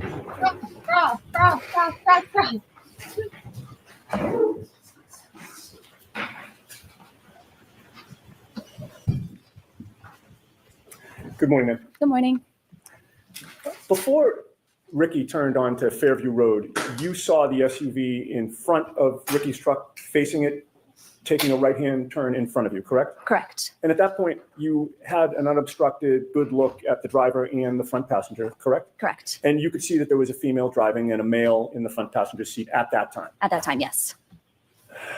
Now, ultimately, Ricky's car took a left after the other SUV took a right, correct? Correct. And eventually, when you reached the house where Julie was, you saw that that SUV was in front of that house, parked now further down ahead of you, correct? Correct. And it took Julie a couple of minutes to come out of the house? I'd say so, yeah. Do you recall whether there was any conversation at that time between you, Ricky, and Ryan? Possibly. I don't recall or remember what, but most Okay. likely, yes. And you don't remember whether you were participating in a conversation or what was discussed? Not necessarily, no. You had your cell phone with you that night? I did. Like many of us, is your cell phone something that you tend to check when you're bored or there's a break in a conversation or you're not actively engaged in a discussion? For sure. And while you were waiting for Julie to come out of the house, do you recall whether you were checking out any web page or Instagram or text message or app on your cell phone? I don't recall. Can you testify with certainty that you were not checking your cell phone during that period of time? Not with certainty, no. And so you can't say for sure how long, if you did check your cell phone, you would have been looking at it while waiting for Julie, correct? Correct. And no one's asked you for your phone so that they can analyze what you were doing during that period of time outside 34 Fairview, correct? Correct. All right. Well, you testified that you didn't see anybody get out of the SUV or approach the house, correct? Correct. You obviously don't know what did or didn't happen before you, Ricky, and Ryan arrived there, correct? Correct. While you were parked near the driveway, you weren't thinking that you had to watch the SUV every second in case you were later asked to describe what was going on with that vehicle, correct? Correct. And that SUV was the same vehicle that you recognize as previously having a female driving and a male in the passenger seat, correct? Correct. And as far as you know, you didn't know either of them at that time? No. Fair to say that what they were doing was their business and you weren't particularly interested in what they were doing, correct? Correct. You were there to pick up your boyfriend's sister, correct? Yes. It was late and you were tired. Very much so, yes. You'd had a good amount to drink. Mhm. You did not want to continue to drink and socialize, correct? Correct. Fair to say you were looking forward to ending the night at that point? Yes. And so you were more focused on hopefully getting Julie in the car so you could leave than anything that was going on in the SUV, right? Yeah, exactly.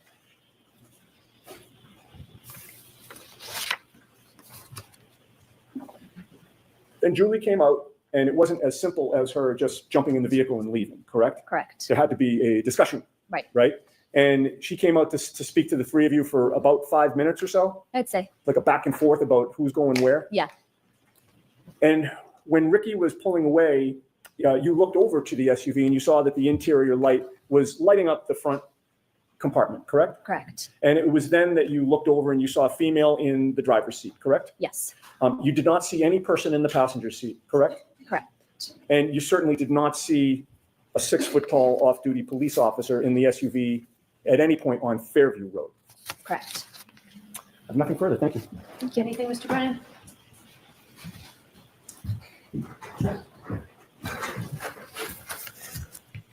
When Ricky was speaking to Julie and you were in the back cabin of the truck, what direction were you facing? I don't recall. Were you paying attention to the conversation with Julie? I was probably in and out of the conversation, yes. Were you facing the direction of the house and the SUV, or were you facing the opposite direction? I don't think I was facing the opposite. When you were in the cabin of the car and Ricky Pretty was having a impeccable conversation with at that Julie, intersection, and did the you rest ever of see it is anybody other than Julie come in or out of the house? No. I'll allow it. No further questions. Thank you.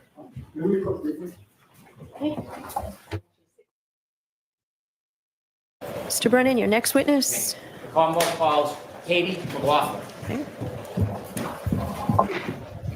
Sorry, Chris. okay. Katie McLaughlin, guys.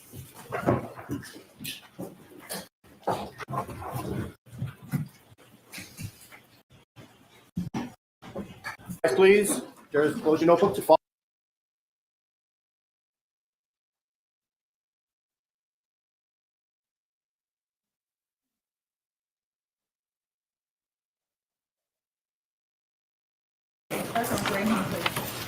Right, that was a takeout. They called her first and then Katie. That's what I thought. Okay.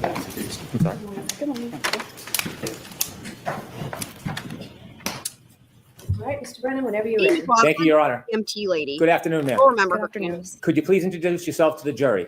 My name is Sarah Levinson. For the court reporter, would you mind spelling your last name? So This it's is- Sarah with an H and then One of Ryan Albert's Levinson. Ms. Levinson, do you mind if I ask how old you are? I'm 26. I'll be 27 There it next is month. again with Do you the work? Yes, What do you do? I'm a nurse. How long have you been a nurse for? About 4 years. Before you became a nurse, did you go to school? Yes. Tell us a little bit about your educational background, please. I got my bachelor's at Regis College. Do you know a person by the name By the of way, Ryan Nagel? Just having some Yes. issues. How do you know him? He's one of my good friend Julie's older brothers. You mentioned Julie. What's Julie's name? Juliana Nagel. Are you friends with Julie Nagel Yes. to this day? Yes. Were you with Miss Nagel back on January 28, 2022? Yes. I want you to take us back to that day, the earlier evening hours of January 28, 2022, maybe around 5 or 6 p.m. Did you have a plan that day? Yes, we as in myself and Julie, were going to Brian Albert Jr.'s house to celebrate his birthday, which was the next day. Who was Brian Albert Jr. to you at that time? One of my good friends. How long had you known Brian Albert Jr. for? At that point, probably 8 or 9 years, I would say. Did you attend school with him? Yes, high school. Is that when you met Brian Albert Jr. in high school? Yes. Who was going to Brian Albert Jr.'s house with you? Just myself and Julie. Did you have a general plan for that evening other than to visit your friend and celebrate his birthday? It was kind of up in the air if we were going to stay there or go somewhere. But we were definitely going and celebrating with him. Do you know the address where Brian Albert Jr. lived? Yes. Could you share that with us? 34 Fairview Road, I believe. Road. Had you been to 34 Fairview Road before? Yes.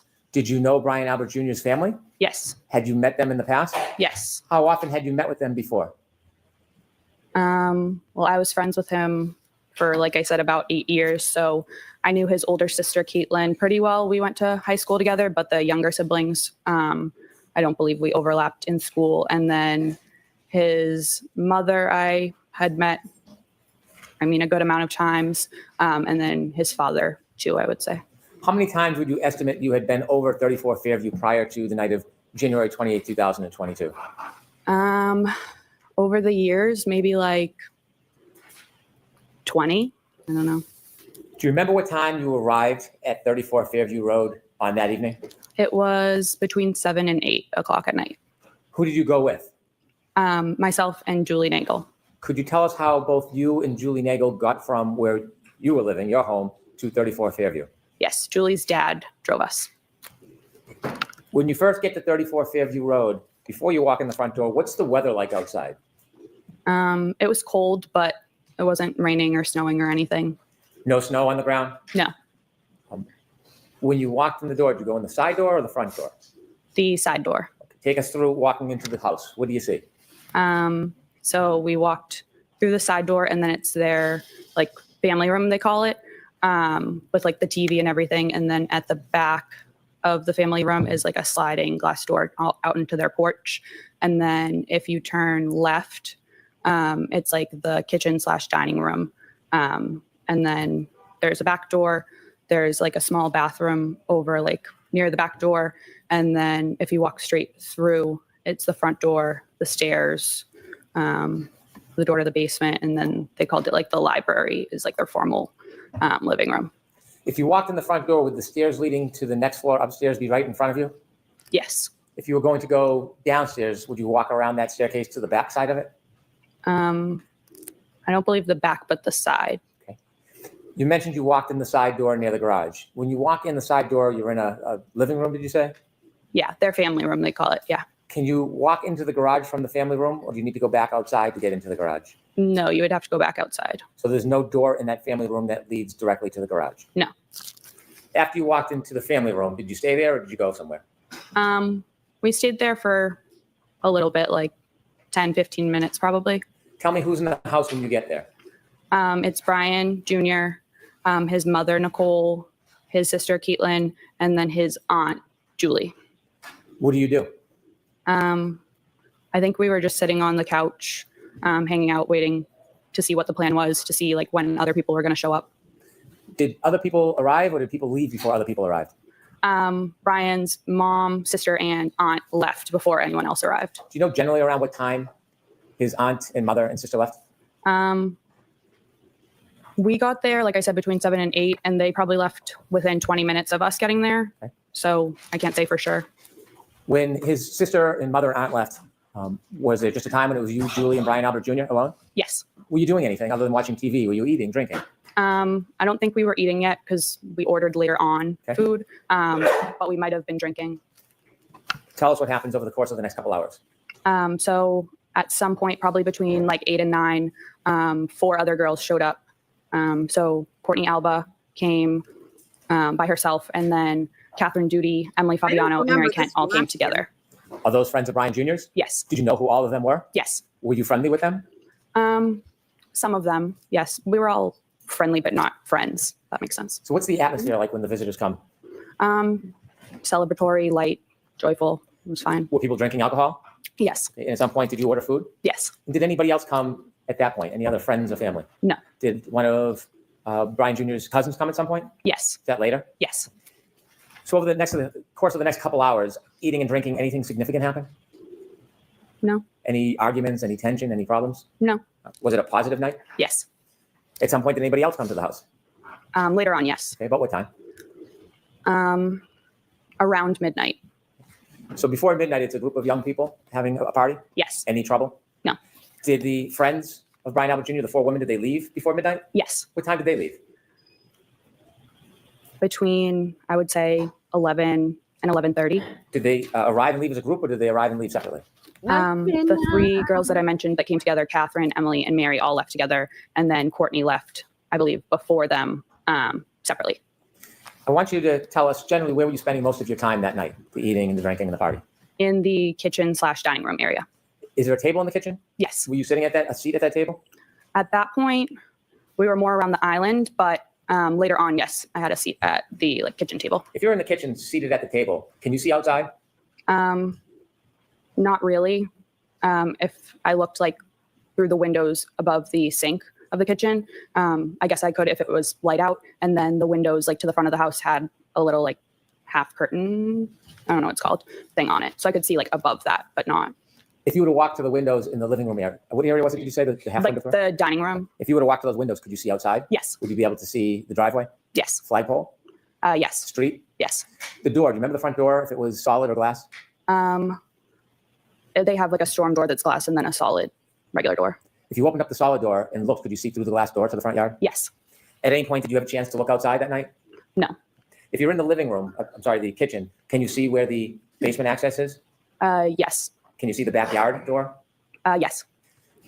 You mentioned that the visitors, the young woman that came to see Brian Jr. left. After they left, did somebody else come to arrive at Fairview? After they left, yes. And who was that? It was Brian's father. His name is also Brian. Mr. Higgins. Brian's mother came back, his sister Caitlin, and then his aunt Jennifer and his uncle Matt. If I can just step back just a little time before the adult group showed up. Yes. Did any other of Brian Jr.'s cousins come to Fairview? Yes. And who was that? Colin, but he showed up Bender, I have no before the idea. girls left. He showed up before not the group of objecting. young women left. Yes. How long did you see him stay for? He's just been doing it. Probably half an hour, 45 minutes. Did you get a chance to speak to him? Yes. Did the mood change at all in the house? No. I mean, if the defense is When the doing adults this, Judge Bev would step Came in. to the house. Do you know about what time that was?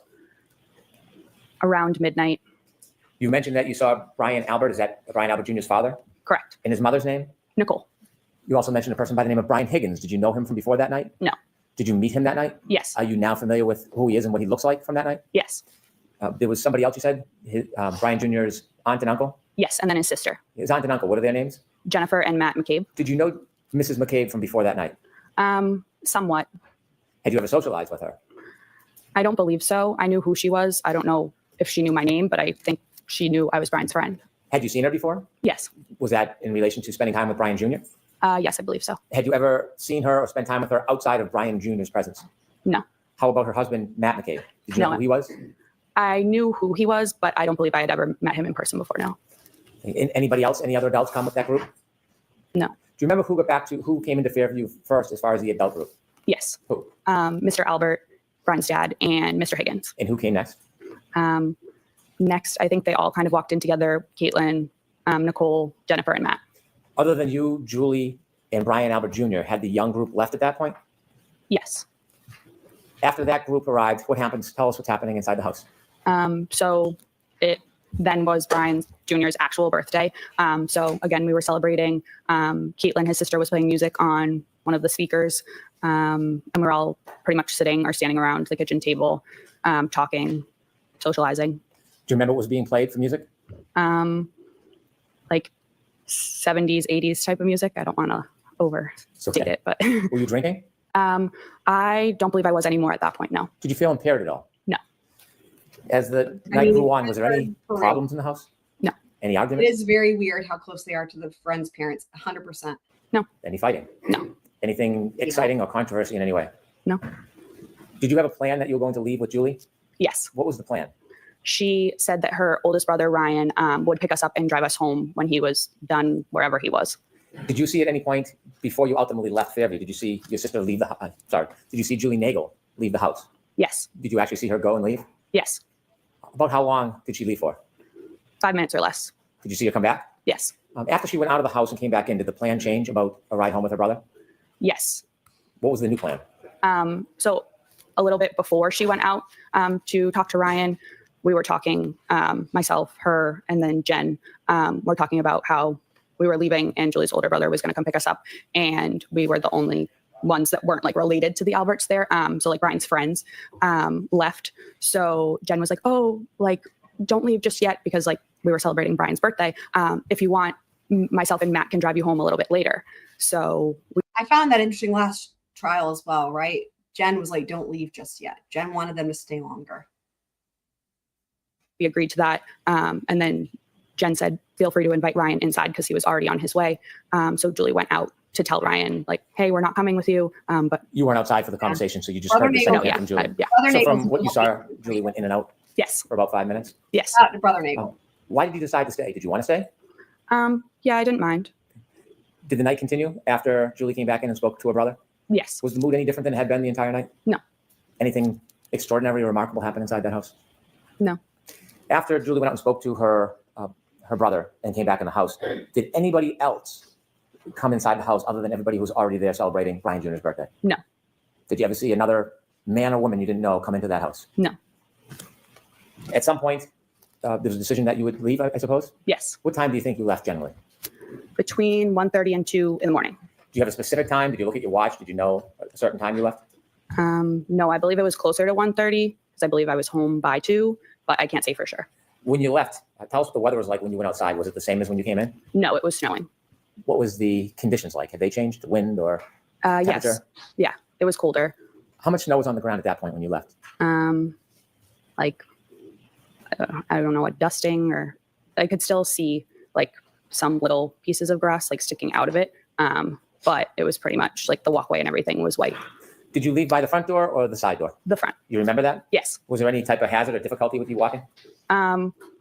Julie and I walked out together down like the front stoop stairs. And I remember we were arm in arm. I was wearing shoes that didn't really have traction, so I was looking at my feet, so I didn't slip. And other than that, no real hazard, I would say. Whose car or vehicle did you walk to? Jennifer and Matt's. Did you get in? Yes. What seat did you get in? The back seat behind the passenger. And where did Julie Nagel sit? The back seat behind the driver. Did the McCabe's get into the car? Yes. Who was driving? Matt. And then Jen was in the passenger seat. Front passenger? Yes. As you were leaving, was there any conversation or joking going on? Yes. So Matt actually forgot his jacket inside, so he went back in. And then I believe myself and or Julie turned around just kind of looking, and we saw a lone loaf of bread in the third row.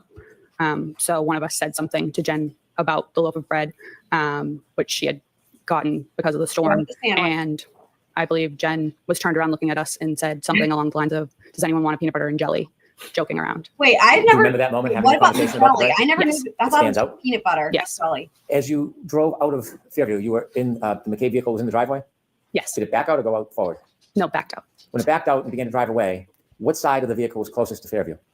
Now, I just want You to mean know. the house? Yes, was Okay. I'm sorry. Was the passenger side of the McCabe vehicle closest to 34 Fairview, the house, Memory serves, the McCabe vehicle is also a dark SUV.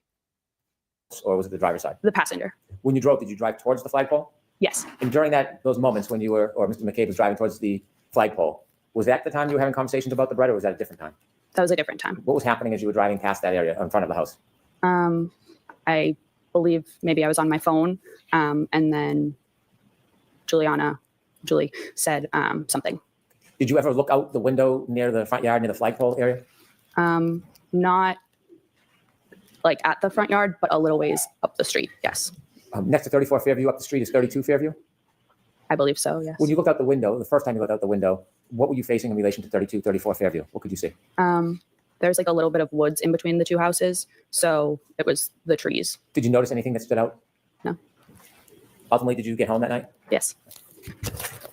Thank you. I have no further questions. Cross, cross, cross, cross, cross, cross.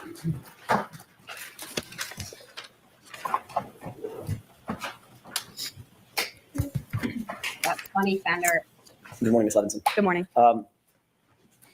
You've been longtime friends, as you've described, with Ryan Nagel Jr., going all the way back to high school. Yes. And that high school friendship has percolated into a friendship into adulthood. Yes. You obviously know much of the entire immediate family, Brian Albert Sr., his wife, Nicole Albert, correct?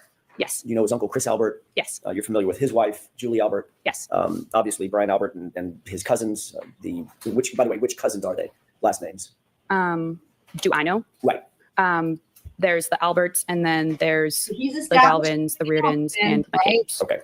That she knew. You indicated that you've been to the Albert home probably at 34 Fairview. That's the home I'm talking about. Yes. Probably you estimated at least 20 times, correct? Over the years, yes. Over the years. And you've known Brian Albert since high school. I mean, in the last 8, 10, 12 years, you've been to the house to and from. Yes. In the in crowd. You've never met, or you had never met, going into January 29th, 2022. You had never met their dog, had you? Their dog? Their dog.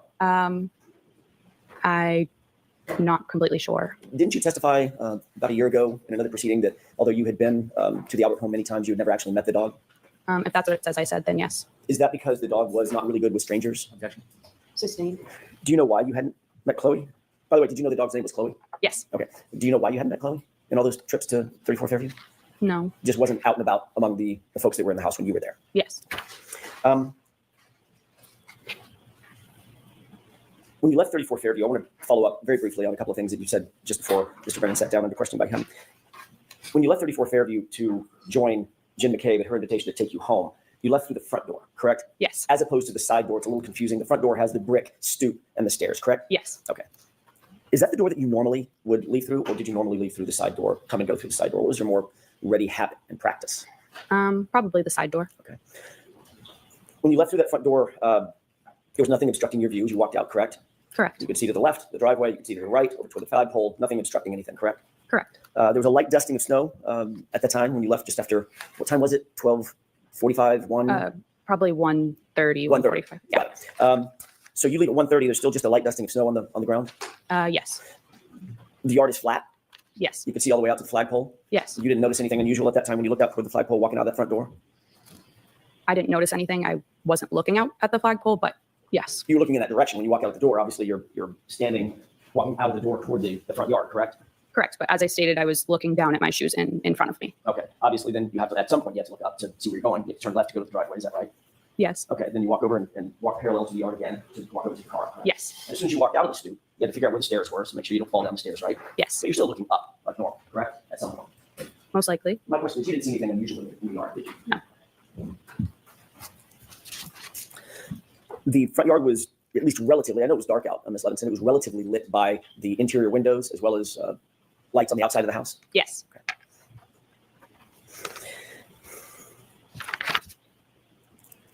You indicated that you did, in fact, get the ride home with Jen McCabe and Matt McCabe. Who brought up giving you a ride home? Was it Jen? Yes. Okay. And she also mentioned it, did she mention it in your presence to Julie as well? About the ride home? About the ride home? Yes, in my presence. Okay. You said that Matt McCabe was driving, but before he got in the car, he realized he had forgotten his jacket and went back in, correct? Yes, I don't know if he had gotten in the car and then got out, or he just opened the door, but yes. He was at the car at least. Yes. So he had exited, by definition, he had to have exited, pardon me, the house through the front door as you did to go out to the car the first time? Yes. And then he got to the car, then realized he forgot his jacket, walked back toward the front door, went back in the main door? Correct, yes. And you saw that? Yes. Then once he retrieved or fetched his jacket, he then walked back out that same front door down the stoop, looking out over the lawn and then over to the car, correct? I didn't see him walk back out, but I mean, probably. I don't want to say yes for sure because I wasn't watching him at that point. Understood. No reason to believe that he would have used a different door. Correct. Yeah. Okay. You're on my head just a moment. Okay.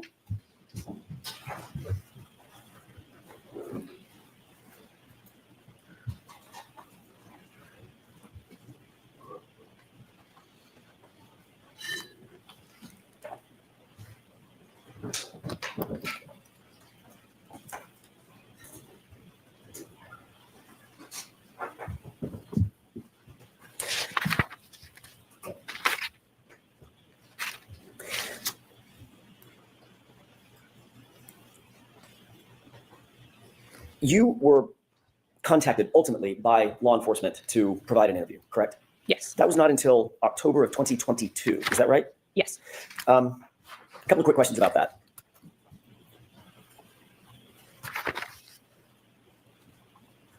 Nobody contacted you on January 30th, the day after the incident that you left the house, correct? No. And when I say nobody, I mean from law enforcement. Nobody contacted you the next week? No. The next month? No. It was 9 months later. Yes. When you were finally approached, who was it that conducted the interview? State Trooper Michael Proctor. Okay. Did Mr. Proctor indicate to you why he waited 9 months to contact you? Okay. Sustain. Let me ask you a different question. Were you confused about the fact that you weren't contacted? Objection. Sustain. May we approach?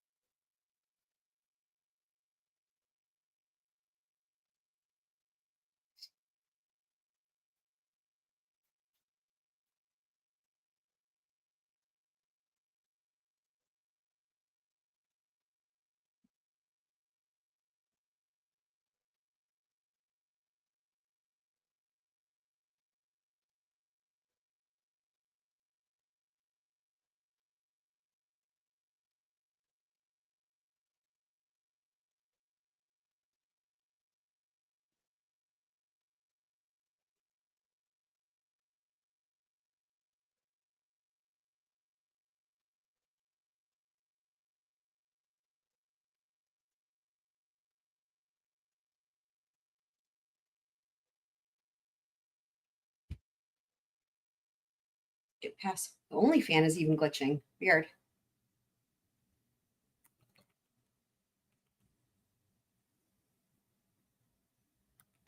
Finally interviewed. Let me ask you a different question. When you were ultimately interviewed side in viewers- October of 2022, was that telephonically or was that in person? In person. Were you alone or was there anybody else with you? I was alone. Vendor's asking if the side doors are normal to be used. What do you mean by that? Like in regular houses or like in this house specifically? Let me know if you're what you're referencing. I mean, this house in particular has a lot of different doors. And I remember from the first trial, you know, the testimony about the doors was kind of, as per most things, contradictory about who would use what door and depended on who you asked, right? In regular houses, yeah, side doors are very normal to be used in regular houses. You know, there's some places where you might use the side door more than the front door. If the side door, like for example, if the side door leads to the kitchen and you just went grocery shopping, you might use, and let's say that the front door leads to like a big living room and then there's like a hallway. And then, you know, if it's a more direct route to get to the kitchen, for example, then the side door would be more appropriate to use for a lot of people. Just sort of depends on the layout. You mean like besides the troopers? Besides the troopers. Yeah, I was alone. And had you prepared for that interview with any person or persons before that interview? No. Had you spoken to anybody, Julie or anybody else, about the potential for being interviewed? I believe Julie called me to tell me. If I may, don't tell me what was said. Okay.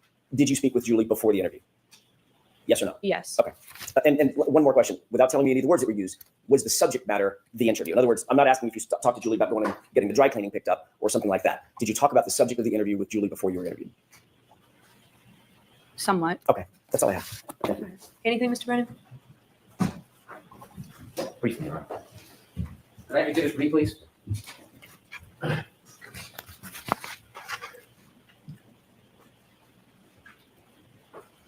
Do you see the windows on that house? Yes. Do you recognize that house as 34 Fairview? Yes. You were asked whether there was light coming out of the house illuminating. Remember that? When I was asked that? Yes. Yes. Was the lights inside the house, from your memory, illuminating the ground near the flagpole and that fire hydrant? No. When you came out of the house and went to the car, were you looking at or studying the flagpole area or the bushes or the fire hydrant in that area? No. Do you have any reason to be looking over there and studying anything? No. Thank you. All right, Ms. Levinson, you're all set. Thank you. And your next witness, please, Mr. Brennan. Thank you, Your Honor. The Commonwealth will call Katie McLaughlin.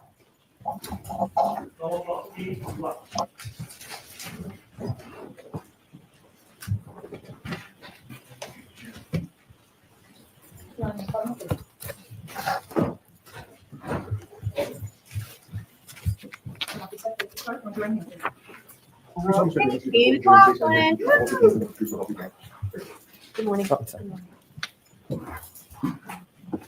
Whenever you're ready, Mr. Brennan. Thank you. Ma'am, could you please introduce yourself to the jury? Well, he asked her My age. name is Katie McLaughlin.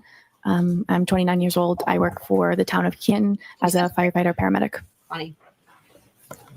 Did you study to become a paramedic firefighter? No, she Yes. didn't. They just let her do it. Why did you become interested in becoming a paramedic firefighter? I enjoy helping people. I have some family members who work in the healthcare field, and I just always thought it was interesting, and I wanted to do something meaningful with my life. Did you have to have any special training or education to become a firefighter and Oh my paramedic? God, Brennan. Yes, you do about 2 years of schooling. It's divided in between a didactic portion and then a clinical portion in the hospital and ambulance. So it takes about 2 years to finish. You completed that? Yes. Did you become a firefighter at the same time you became a paramedic, or were those separate educations? They're separate. I became a paramedic first before I became a firefighter. Did you work as a paramedic before you became a firefighter actively in the field? Yes, for a few years. Do you remember about when you first started working as a paramedic? 2016 or 17. And when did you first become a firefighter? 2017. Do you remember when you first began working for the Canton Fire Department? I believe it was May of 2017. Are you still employed by the Canton Fire Department? Yes. In your paramedic training, did you learn how to provide care for people who are in need? Yes. Had you, before 2022, responded to different events or people's homes or public locations to help people? Yes. About how many calls? Could you estimate how many different calls you had been on as a paramedic or firefighter leading into the beginning of 2022? Probably hundreds. I want to ask you some background as a paramedic firefighter, your role as you see it. As a paramedic firefighter, are you part of law enforcement? No. Do you investigate crimes? No. Do you write police reports? No. When you're going to a scene and using your skills to help somebody, are you interested in whether or not somebody was involved or responsible for an event? No. What is your focus when you go to a scene to help somebody? What's your priority? To help the patient, to save someone's life. Do you have a chance, or do you try to assess the patient, speak to them if they can speak to you? If we can, yep. Is there times when the person can't speak? Yes. If a person can't speak to you, is there a role that you take to try to get information to help assist the person? Yes, you would go to a bystander and you try to gather as much information as you can to help the patient. More information for us helps the patient in their treatment, and it helps the hospital when we bring them there. Is that responsibility or role separate and apart from police work? Yes. As a paramedic firefighter, are you involved in police work at all? No. Sometimes when you go to a scene and you try to help somebody, you write a report. If you're in a particular role, you would write the report. So when you go and arrive at a scene, is it fair to say you don't always write a report? Correct. And the purpose of the report, is that to try to help law enforcement? No. What's the purpose of when someone would write a report as a firefighter paramedic? Depending on the call, there would be a report written by the officer on the call. That's just for logistics and dispatch information, what we responded to, and that's kind of simple. But the other report would be a medical report that the lead paramedic would write. Were you working on January 29th, 2022? Yes. Was that an assigned shift for you? Yes. Did you volunteer or ask to work specially that night, or was that already assigned? Was that assignment already set before that night? Yes. When you get a shift assigned to you, is it night by night, week by week, month by month? It's just we rotate through. If you're on a group and you rotate through a schedule, it's set that you work 124, you have 1 day off, you work another 24, you have 5 off, and then the rotation begins again. So it's just a set schedule essentially, but it rotates through the weeks. Was January 29th, 2022 part of your set schedule? Yes. When you have a set schedule, are you assigned a specific role in the department that might change from shift to shift? Yes. What was your specific role on January 29th, 2022? For that shift, I was on the engine. I was the back step. So there's an engine driver, There's an engine lieutenant, and then there's one person in the back who's just a firefighter status, and we call that the back step. As the back step that night, did you have any specific or general responsibilities if there was a call? Generally, if it's a fire-related call, you deal with that. If it's a medical call, you're there to assist the paramedics that are on the ambulance, and you take directive from them. Whatever they ask you to do or need you to do, you're just there to assist them so that they can best focus on the patient. When you arrive at the scene and you're on the back step, are you basically at the directive of the leader of the group? Yes. That morning, around a little after 6 a.m. on January 29, 2022, do you remember a call or a tone coming in? Yes. Do you remember what it was for? It was for a man down in the snow or a man unresponsive in the snow. Do you remember leaving the fire department that night? I do. Tell us as you're leaving what's happening. Hey, yeah, she is wearing the same outfit. So I'm in the engine, the command car with the captain who runs the shift, started to 34 Fairview Road first. The ambulance was in front of us, and then we were behind the ambulance. Anyone was driving. Did you know the address you were going to was 34 Fairview Road? Yes. When you left the police station, or the fire station, when you got on the back of the truck, did you know at that time who lived at 34 Fairview Road? No. Tell us a little bit about the conditions outside as you rode to 34 Fairview Road. It was raining. I'm sorry, not raining. It was snowing pretty heavily. There was definitely snow on the ground at that point. It was windy. It was very cold.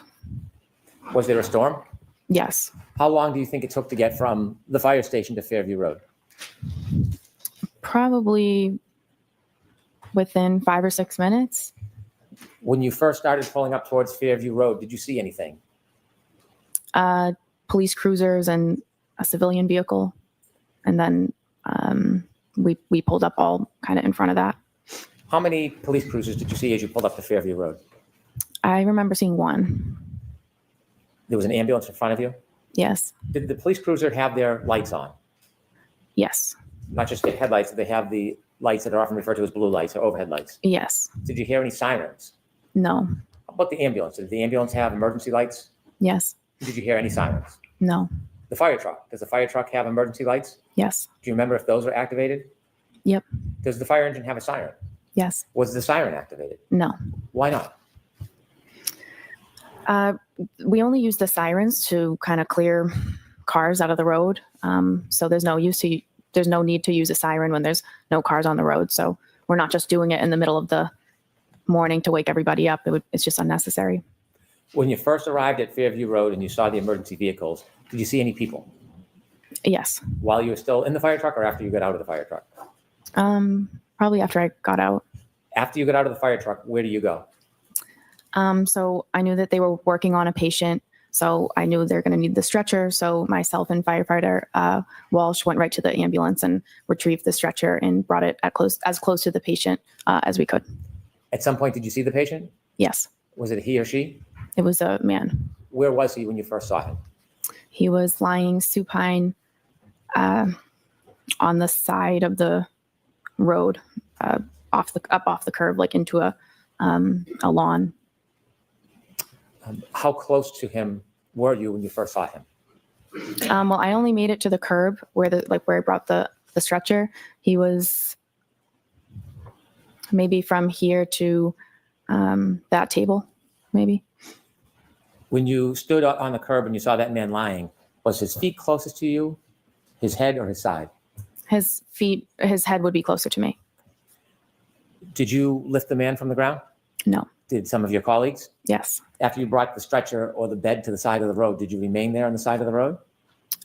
They lifted him on the backboard, they put him on the stretcher, and then they pretty much immediately started moving to bring him in the back of the ambulance. Around the area where you first saw this man lying supine on the ground, was there anything other than ground? Were there any objects? I'm sorry? Was there any objects near him? I remember seeing a fire hydrant, and that's all I can really remember. When you mentioned that he was lying about as close to that table as you, would 8 to 10 feet be a fair estimate? I don't know that I could say. Okay. At some point, did you receive further directions from anybody on the team asking you to do something? Yes. Firefighter Flamati I was at the head of the stretcher with firefighter Flamati, and he asked me to try to gather more information and kind of see what happened and what's going on. Did you have someone that you wanted to gather information from? Yes. There was a woman who seemed to be really concerned and involved with the patient's status. And so I just kind of assumed that this would be the person that I could try to get more information from. Did you take a guess?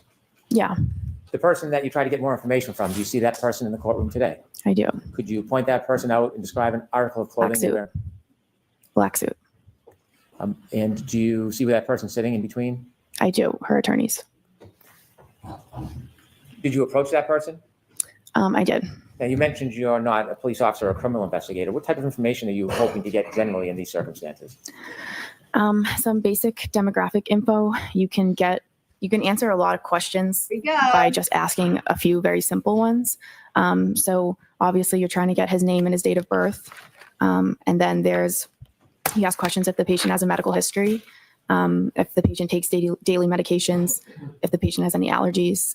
And that's all things that can help to sort of maybe explain why this person is in the position that he's in.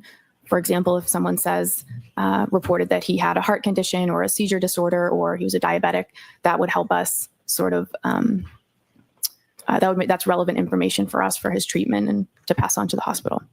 Did you have a chance to speak with the person that you had pointed out? I did. When you spoke to that person, did you get a chance to ask any of those questions you would typically ask? I did. When you spoke to the person, what did they tell you? She gave me his name, his date of birth. She denied him having any medical history or daily medications or allergies. I was kind of moving around. She was moving around the scene. So I was kind of moving around, trying to gather the information with her.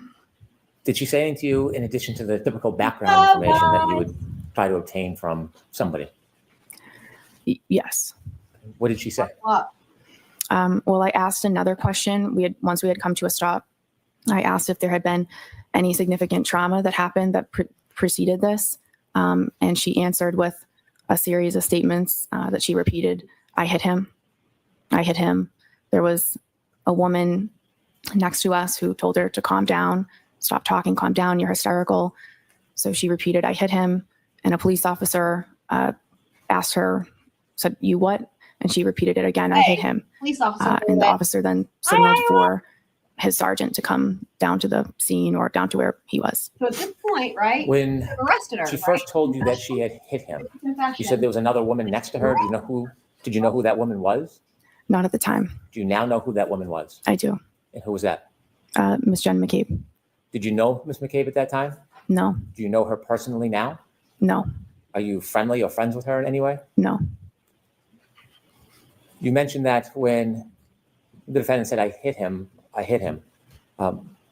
Miss McCabe was trying to intervene. Yes, it appeared that way. What did it appear she was trying to do?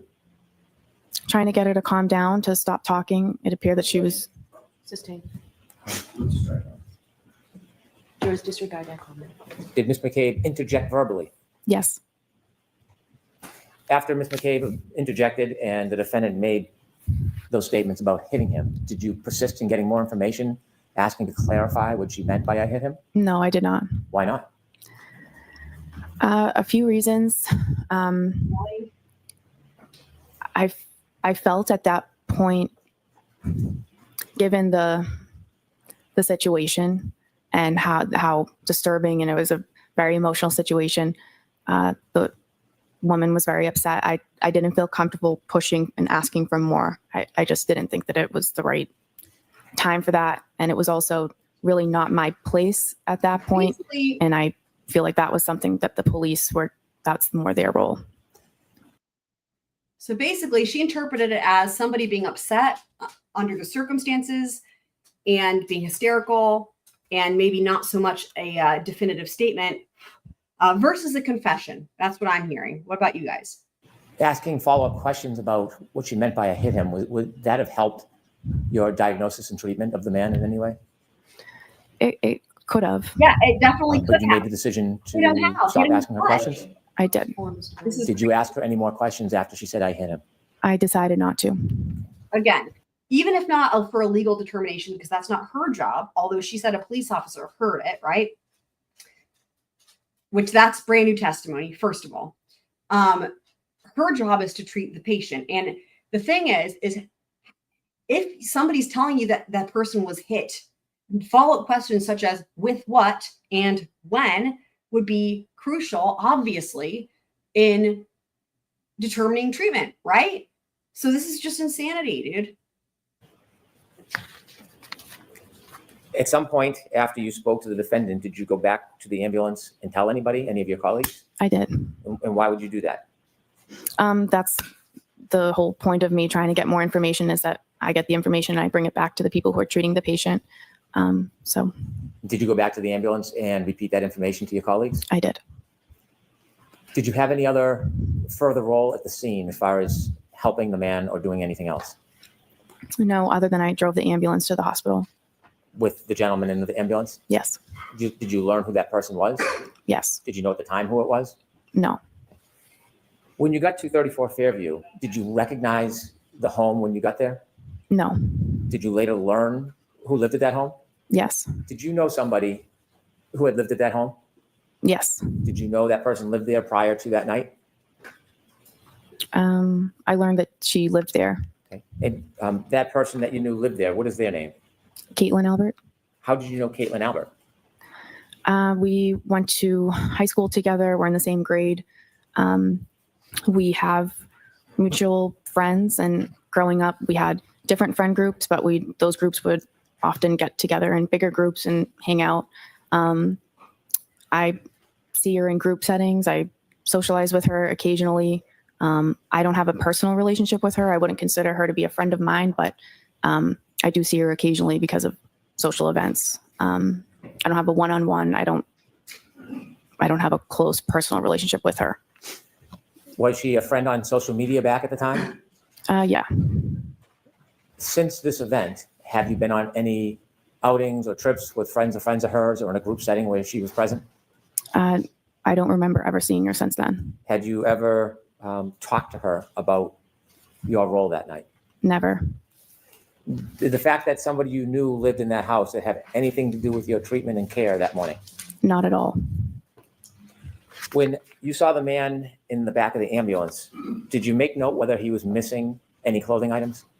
He was missing a shoe, a sneaker. I'd like, with the court's permission, to play Exhibit 4, part of it. Okay. Ms. Gilman, if you can start at 6:13:45.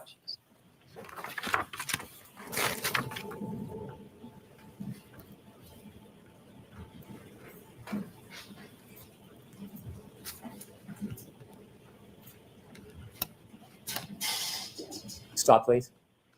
Do you recognize whether or not you're in that video, ma'am? Yes. What color jacket are you wearing?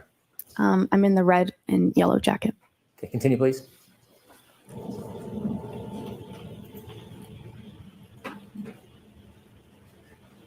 Also, I mean, it seems like Brennan drugged some of these Commonwealth witnesses. Like Katie and Jen both seemed kind of like maybe, they've been drugged. What do you guys think?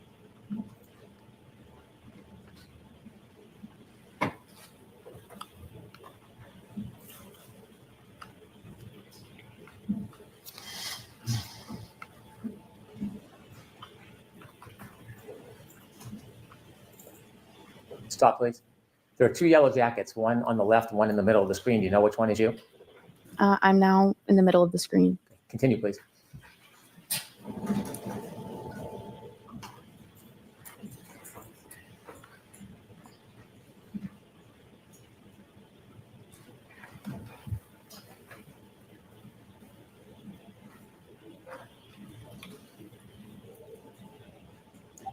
Stop, please. Do you know who that is on the left of the screen at the flagpole? Which one? To the left. If you could play a few more seconds, Ms. Gilman. It's two officers and a civilian woman. Okay. How about on the left? Do you know who that is? Oh, no. And that time is 6:15:12. If you could continue, please.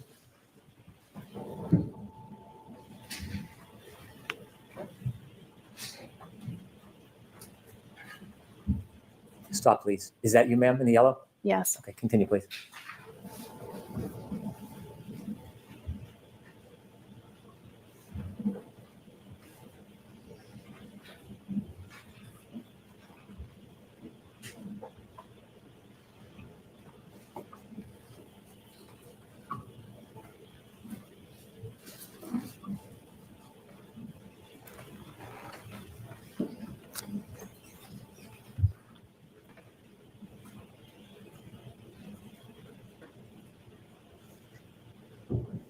Stop, please. Do you see yourself on that screen? Yes. What color jacket? The red and yellow. And who's to your left? Miss Reed. And across from you, with the blue or black jacket with the hood. Do you know who that is at this time? Miss McCabe. And you didn't know her at the time? No. Do you see the officer that's turned away from you? Yes. Do you know who he's speaking to? No. Do you know the exact moment that the defendant told you, I hit him, I hit him, I hit him? I think it was just prior to that. Okay, continue.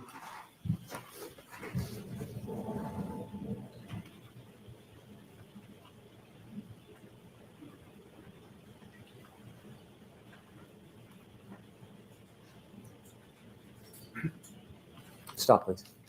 Okay, thank you. I have no further questions. Cross, cross, cross, cross, cross, cross, cross, cross, cross, cross, cross, cross. Get her. Get her.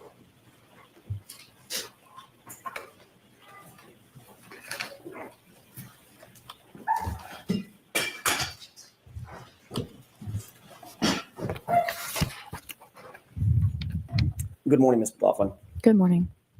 You indicated that one of the things that is paramount to the life-saving effort of medical assistance that you and your colleagues provide is to determine what the cause is of the injury, correct? To determine, just to gather as much information as we can about his history and like recent events that could have precipitated how we found the patient. What you said on direct examination was, quote, what happened and what's going on, end quote, correct? Yes. So for instance, the what happened, you want to find out and to differentiate what happened. Is it a gunshot? Sure. When you're asking what happened, you're trying to determine what happened. For instance, one of the things you're trying to do is differentiate between a gunshot and a knife wound, correct?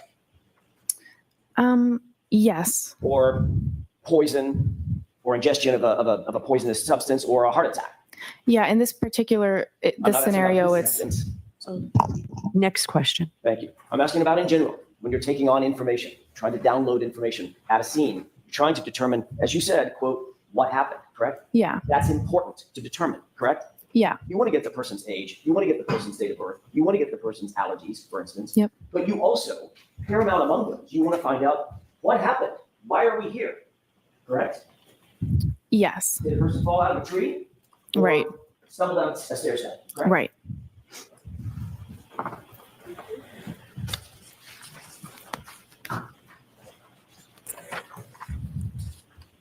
In doing so, it's important to relay that information to others as well. You would agree with that, correct? Yes. That's the whole point, Ms. McLaughlin. You want to gather the information and then let others know exactly what happened, and document that as best you possibly can so that the life-saving efforts or the medical assistance can continue for the patient, correct? Yeah. You have to share the information that you got with the people who are providing care. And one of the ways you do that is by writing it down, correct? No. Can I ask you, who did you speak with before your testimony today in anticipation of your Yeah, testimony don't today? write it down. I met with the DA's office a few times. Who at the DA's office? Mr. Brennan, a witness advocate, and there were different troopers there at different meetings. What did you and Mr. Brennan discuss at these? Well, let me ask you first of all, foundationally, how many meetings were there? 3. 3. When were they? One in maybe January was just a meeting. One a few weeks ago, we reviewed the testimony from the last proceeding. And then yesterday, briefly to say that I'm getting called and I'm going today. And if I had any questions. Let's talk about the one a couple of weeks ago. Where was that meeting held? At the DA's office. And you said you reviewed testimony with whom? I watched the testimony from the first trial. It was Mr. Brennan, myself, a witness advocate, and perhaps Trooper Tully. And At you that and Mr. point. Brennan went over your testimony at the last proceeding, correct? We just watched it. Okay. Yeah. There obviously were questions about that testimony once you finished watching it, I'm guessing, correct? I guess so. Discussed certain aspects of the testimony, is that right? Yeah. Mr. Brennan told you that, for instance, he was going to bring out on direct examination, in his examination, your relationship with Caitlin Albert, correct? He said, I will ask you about the relationship. And the And thing that is, was in anticipation of me asking about that relationship, correct? Objection. Sustain. Did Mr. Brennan tell you that you wanted to make sure watching that the he brought out that testimony information is so that it wasn't brought out on cross-examination? unusual. Objection. Sustain. What did Mr. Brennan say about the reason he wanted to bring out the relationship with Caitlin Albert on examination? There was no reason that he gave. But he did tell you that he wanted to make sure that y'all covered that on direct examination during his examination, correct? Objection. Sustain. Did he say something like that? No. Did you say something like that? I would like this information brought out so it's not brought out on cross-examination. No. At the last hearing when you testified about a year ago, that wasn't brought out on direct examination, was it? Objection. Sustain. In reproach. Okay.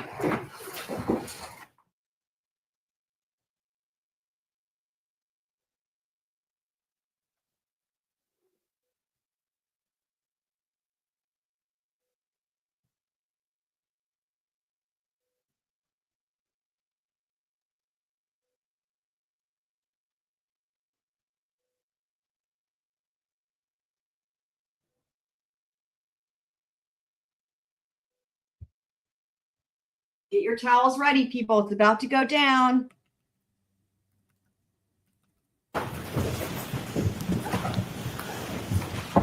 May I continue, Your Honor? Yes. Thank you. Ms. McLaughlin, we were talking about very briefly your testimony about a year ago. In your testimony a year ago, you did not disclose in your initial conversation the fact of your relationship with Ms. Albert, did you? I object. I move for an instruction. So the objection sustained. Next question. Who was it that asked the question about Ms. Albert a year ago? Objection. Sustained. Did you tell anyone, Trooper Proctor, any investigator, anybody from the DA's office last year about your relationship with Caitlin Albert? Objection. I'll allow that. No, only when there started to be a lot of harassment and things insinuations and stuff that Oh boy. started Oh boy. coming out It's online. that was I had definitely- said maybe once to them 100%. that I was concerned I was being harassed. My question, Ms. McLaughlin, was before the information was disclosed, which was during the first proceeding. Objection. Let's hear the question. Before that information was disclosed during the first proceeding, in any of your interviews, Michael Proctor or anybody else from the DA's office, did you disclose, from the Massachusetts State Police or anybody from the DA's office, did you disclose, did you volunteer that you had a relationship with people before the first proceeding? Yeah, I'm saying I told the DA about the harassment and the insinuations. That was before the first trial when I met with them. trial. How was there harassment and insinuations that hadn't been disclosed at the first proceeding? Because it's out there everywhere on the internet and has been. She's acting like she doesn't understand the question. It's- Before you ever testified. That's my question. Do you understand my question? It's been going on since before the first proceeding. If you hadn't testified at the first proceeding, at which point it was revealed, how could you have ever suffered any harassment for it? It wasn't disclosed yet, Ms. McLaughlin. You understand? I don't think you understand what I'm saying. Who did you tell at the DA's office? The relationship that I had with Caitlin Albert had been out there. It had been published and proliferated on the internet. And so that was before the first proceeding. And who did you tell at the DA's office about this before the first proceeding? I don't remember who it was or the meeting, but Was it Mr. Lowry? it could have been. Do you have a memory of that? Not specifically. I don't remember who it was. Was it Ms. McLaughlin? Like I said, I don't remember Not- specifically. Ms. Laura McLaughlin, no relationship. Like I said, not specifically.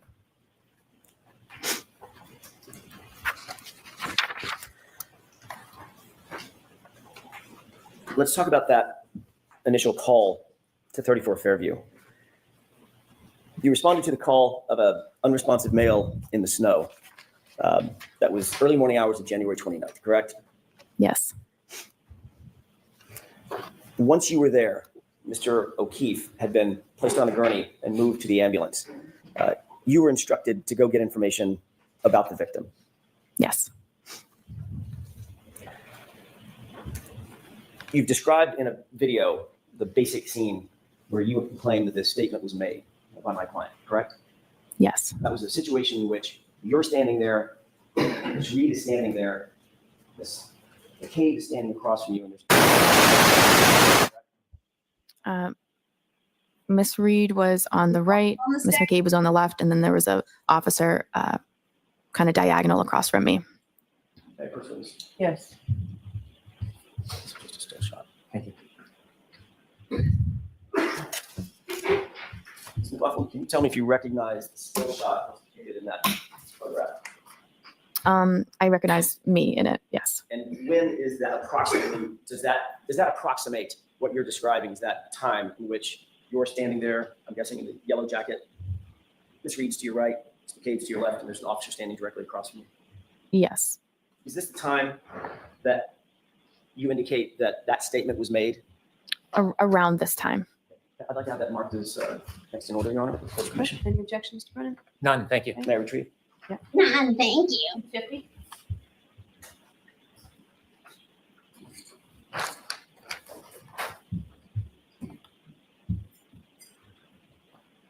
Do you remember the name of the officer that was standing directly across from you when you indicate that this statement was made?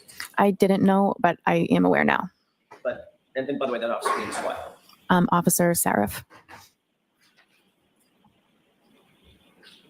You're describing a situation in which you're standing there, Miss Reed is next to you, within earshot is a uniformed police officer, and she said, I hit him, correct? Correct. And he Here we said, go. Is that right?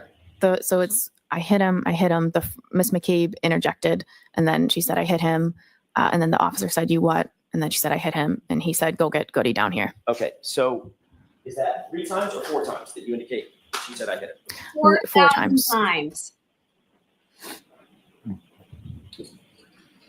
I think that was the white noise machine. And you, I mean, according to you, This day in trial was really funny. There was a lot of weird things going on with the court feed and sounds in the courtroom.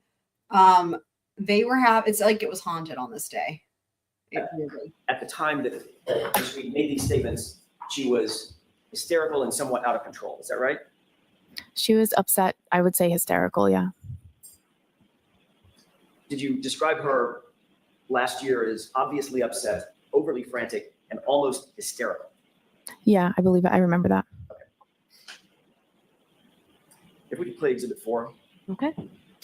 Starting at 9, court commission, starting at 9:15, about 9:46.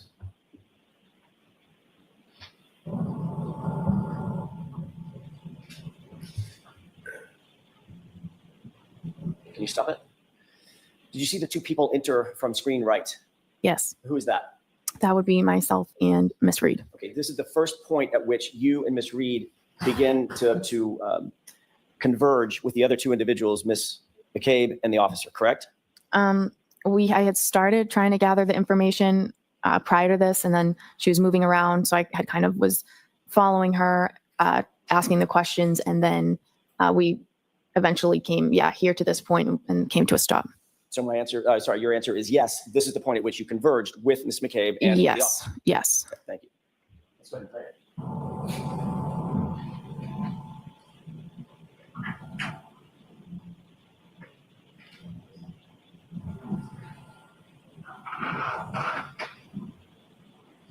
Okay, pause it. You see yourself sort of in the foreground of the bright jacket. Yep. And Miss Reed's just on the other side of you, correct? Yes. Standing there. Yes. Go ahead.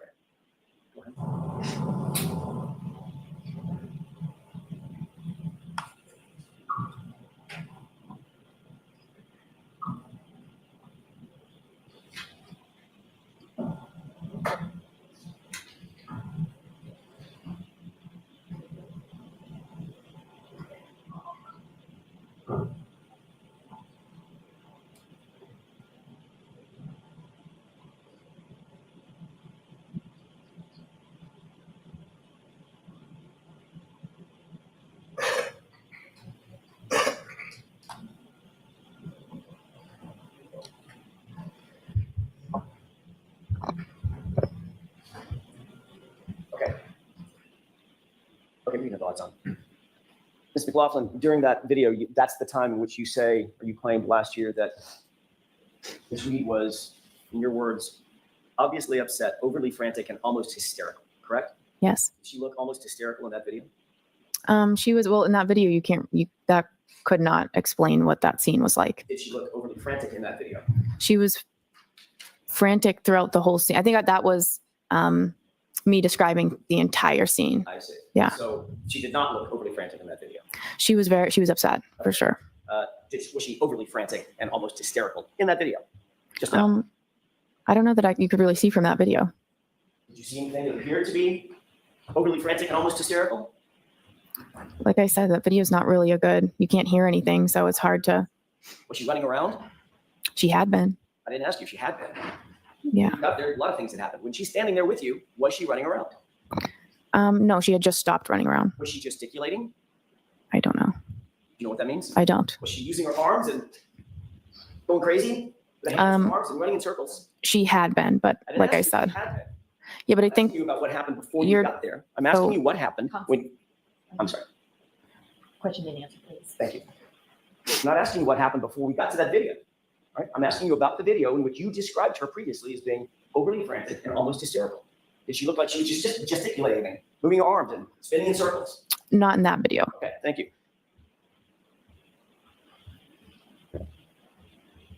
And according to you, that's the point at which Ms. McCabe said, I think you need to calm down, right? Yes. And according to you, that's the point at which Ms. McCabe said, you're hysterical, correct? Yes. Just so I'm clear. So this is really important Who because in that video, Ms. Reed or Ms. McCabe, appeared to be doing most of the talking? You cannot see from that video. Who in that? So this is really important because we've been asking this question, like, what is he doing, going through this with all these different witnesses one at a time, like Carrie and then Jen and everybody. It's like a couple things. One, I think it's going to, of course, Jen doing most of the talking. But second of all, he's going to be going through each of these witnesses and saying, because the whole thing's on body cam, the point at which everybody says that, different witnesses are saying that Karen Reed said, I hit him. And it's like, here's where it was, right? They're either going to say, here's where it was on video, here's where it's happening, but you can't hear it. Or it's like, here's where it was, but then the other people pointed out and it's happening at a completely different point. And I think that the point of this, here's my thoughts on it. I think this is going to be in closing. I think he's going through this with each of these witnesses so that in closing arguments, he can then tie it together and say that you heard from X number. I still don't know how many other witnesses are going to add in the hearing of I hit him, right? We don't know that yet. But you heard from X number of witnesses who said they saw Karen Reed or heard Karen Reed say I hit him. And we watched all of the body and not one of them could point to the moment where it happened. That type of thing. I would expect that to be, he's going to tie that up in closing as to, ladies and gentlemen of the jury, you watched all that body cam footage. You heard from all these witnesses and there's no actual evidence, right, of anybody of her saying that. And basically just, again, the videos show otherwise.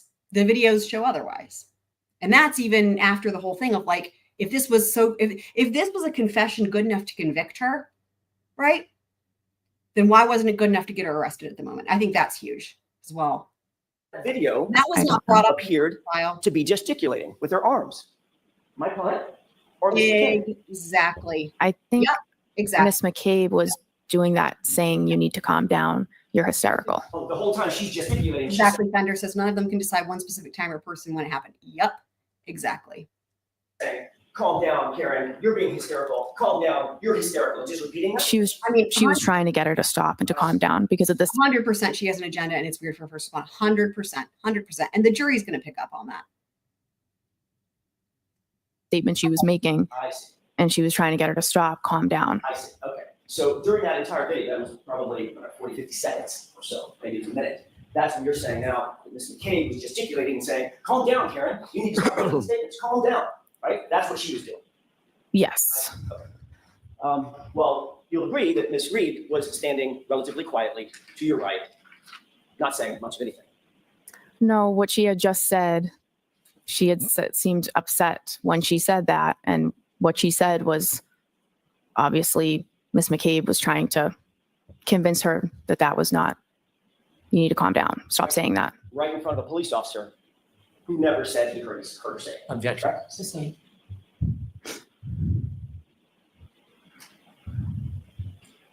If you were standing 18 inches, 2 feet from Officer Sarah, correct? I don't know exactly. Well, give me an idea. I mean, 2 I- feet, 3 feet, whatever. He was standing near me. And he was standing even closer to my client, wasn't he? Yes.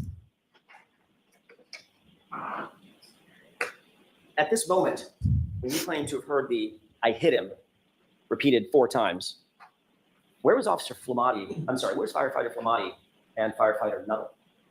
In the ambulance. With the doors closed. Yes. In the ambulance, this is my ignorance, I'm assuming the engine was running. Yep. I'm assuming that there's some sort of heating system inside that ambulance to keep it nice and warm for patients. Yes. That was running as well. Hmm. Yes. Yep. So that door closed. Those doors closed. How many feet away, by the way, from where we're looking? How many feet away? How many yards away? I don't know. We were fairly close to the ambulance. Further than you and I are from each other right now, or closer? I think closer. Okay. How about now? I'm not sure. The ambulance was behind us. I'm not sure how close we were. Right. At least a few yards. Sure. Okay. And those doors are pretty thick, secure metal doors that lock. Is that right? Yes. Obviously, when you saw them, I mean, I know you don't know what was happening inside the ambulance, but when you saw them, Firefighter Nuttall and Firefighter Flamati were engaged in life-saving measures with Mr. O'Keefe, one doing the bag, one doing chest compressions as they entered into the ambulance, which you did see, correct? Yes. When those doors closed, would you presume, from your experience, that those life-saving measures and their focus was on John O'Keefe, that continued? Yes. So You testified that you went back to the ambulance at some point and you told Firefighter Flamati and Firefighter Nuttall. okay. So why is this a problem? Remember Nuttall's testimony, right? And it was even in opening statements. She looked up at me and she said, I'm quoting Brennan from opening statements. She looked up at me and said, I hit him, or whatever, and it's like, so she told Nuttall What you claim to have heard. problems for the Commonwealth. I went back to the ambulance after that and I told them what was said and gave them the demographic information that I got. Okay. So in other words, Firefighter Flamati and Firefighter Nuttall heard it from you. You didn't say it to somebody else and they reported it to those two. They heard it directly from you, correct? I went back and I said, I gave the demographics and I said, she's saying I hit him. Right. So in other words, they heard that from you. I gave them, Is Objection. that yes or no? Objection. She answered the question. Next question.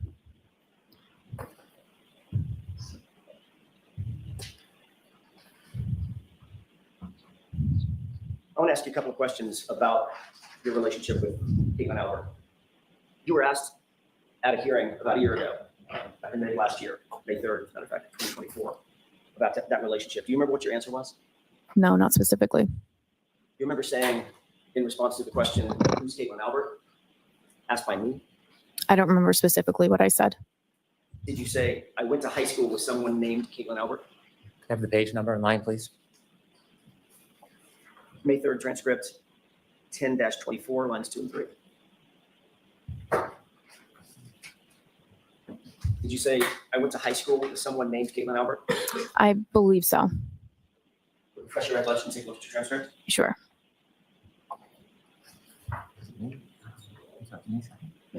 No, May 4th. Yes, okay. Let me look. I have May 3. Okay, thank you. Brennan. Thank you. May I approach? Yes. Let me wait for you. No, no.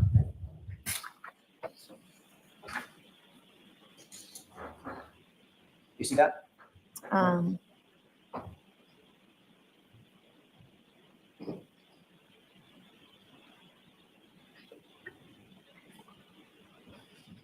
Yeah. May I? Yes. Did that refresh your recollection as to what your answer was to the question, who's Caitlin Albert? Yes. Did you say, quote, I went to high school with somebody named Caitlin Albert? Yes.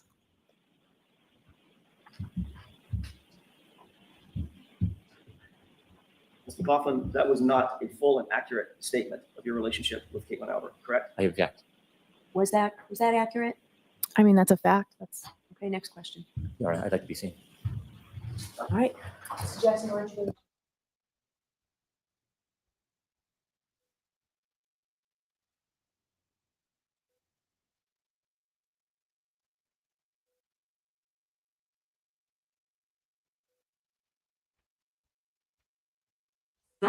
Sidebar. That's a quickie. Go ahead. Yeah. In answer to that question, Candace. the open-ended question, who's Candace, Caitlin we're going to give Candace some motivation for her run. You can do it, Candace. Just think about twerk out Twiz. Oh, he already the zombies will get you if you don't run. Twerk out Twiz. I did not see Turtle Boy. And I wonder if it's because part of the I was going to call it restraining order, whatever the fuck the formal term is. I think it applies to Katie McLaughlin as well, and that would be why. I don't remember seeing him. That's really funny. There you go, zombies on the brain. Albert, you didn't offer up in that first initial response. You didn't offer up. You didn't say we're friends, did you? We're not. You didn't say that we are in the same friend group, did you? No. You didn't say we've been friends But since we're high not school. friends. No. You said, We're not. I went to high school with someone named Caitlin Albert, correct? Yes. Almost as if you just saw her name in a yearbook. correct? No, I don't agree with that. That's not true, is it? I mean, that wouldn't be true, correct? Because you did know Caitlin Albert. That is true. And you asked me if I knew her, and I said yes. And you asked me if I'm friends with her, and I said I wouldn't say friends. You wouldn't say friends. Right. Even as you sit here today, you would not say that you're friends with Caitlin Albert. No. You wouldn't say that you've been friends for years. We've known each other for years. That wasn't my question. We've known each other for years, but we are not close friends. We don't have a relationship, just her one-on-one. It's just group setting. I'll tell you what, especially after hearing from Brother Nagel, right? And then of course there was what's her face after him. But you compare like again, the style of Brother Nagel's testimony versus her. Not evasive, not weaselly, not pushing back, not fighting. He said with every single question that was asked, it was yes or no. He answered it unless he was confused by Brennan's questioning. And at the very end of recross examination, Brother Nagel said, "Thank you, sir," to the defense attorney. I've only seen that one other time in a trial where the witness thanked the defense attorney for cross-examining them. And that was in Murdoch. And that was with the iPhone, the defense expert for cell phones. They had the expert there. What was his name? It'll come to me when I'm not trying to remember it. But anyway, that dude who was the iPhone cell expert for the defense. And when he got finished on being cross-examined or recross-examined, he said thank you to the defense attorney. That's the only time I've seen it until today where Brother Nagel said thank you to Mr. Unetti. And just what a difference. I mean, if you're the Commonwealth, I know that Brennan has lined these witnesses up very strategically, but one of the things he maybe should have considered is lining them up so that evasive witnesses are not put back to back with really non-evasive and non-weasel witnesses, because it just makes the evasive witnesses and the weasel witnesses look all the more weaselly. Thanks. You grew up at the same Hi, time, Abby. correct? We did. Went to the same middle school together. Correct. Went to the same high school together. Yes. Socialized with her. Yes. Taken day trips with her and others. Yes. Taken beach trips with her and others. Yes. Taken 4th of July weekend getaways with her and others. I don't remember that, but You did, and we know you One of did. your best friends named Michaela actually lived with Caitlin Albert at college, didn't she? yes. You visited your best friend at that residence where she lived with Caitlin Albert on more than one occasion, didn't you? Exactly. Yeah, occasionally I would go to visit the friends that I had there. Yep. And it didn't change from this trial, but even more importantly for this jury, his answering of questions and his demeanor did not change between direct and cross. And that's really what, think about all these other witnesses, right? Does their demeanor change between direct and cross? And Brother Nagel was consistent through and through. Spend the night in the apartment with her, correct? Yeah. Maybe a handful of times, yes. You've taken photographs with Caitlin Albert, correct? I'm in pictures with her, yes. You've been to baby showers with Caitlin Albert over the years. I have attended a baby shower with her, Had yes. celebrations. I with mean, her. I wonder, is Sister Nagel going to testify to the black blob? Will that disappear? I mean, again, it's just so interesting, right? Because if she doesn't say black blob, it's going to come up in cross, right, from the last trial. What will she say? Will there be a black blob? We could do a poll. Do you guys want a poll for the for Sister Nagel on the black blob? Correct? Yeah, we socialize, like I said, group setting, social events. I will see her. Yep.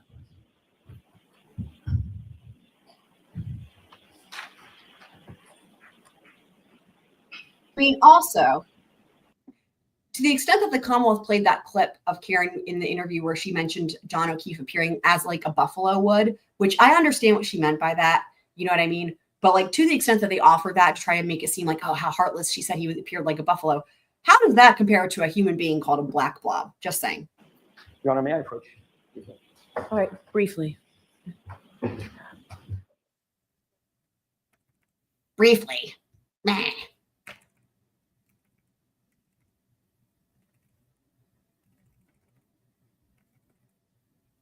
It's really not all that brief, is it? Yeah, there's no Turtle Boy. I wonder if we'll see if Turtle Boy will be back after she finishes her time on the stand. And by the way, after this witness, guys, we get into the snowblower and the red solo cups. Leaf blower. Sorry, leaf blower, not snowblower.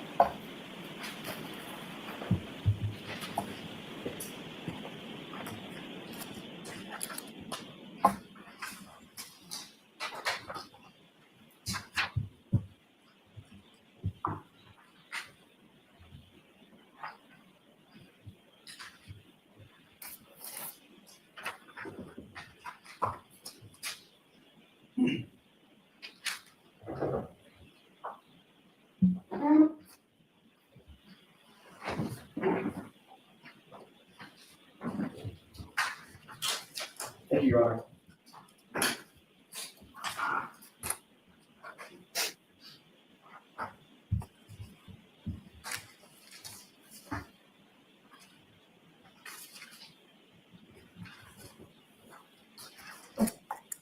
Bicycle, May I approach bicycle. briefly? Want Yes. to ride my bicycle. I want to ride my bike.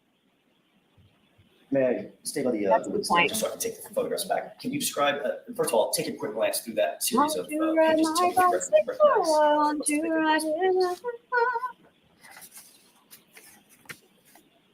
Remember, you can listen. You can always listen while you run. Like, not listen while you work, but listen while you run. When were you saying you were going to be running here, Candace? Let me see here. Was this going to be happening soon? At lunch. At lunch. Fashion show, fashion show, fashion show lunch. So I don't know when your lunch is because you're on the West Coast. But remember, you can always listen to trial while you run. And we have a new friend. I don't believe I've seen you in the Scroll Crew chat before here. Welcome to Mary Llewellyn. Love your picture. Are you an Eskimo by chance?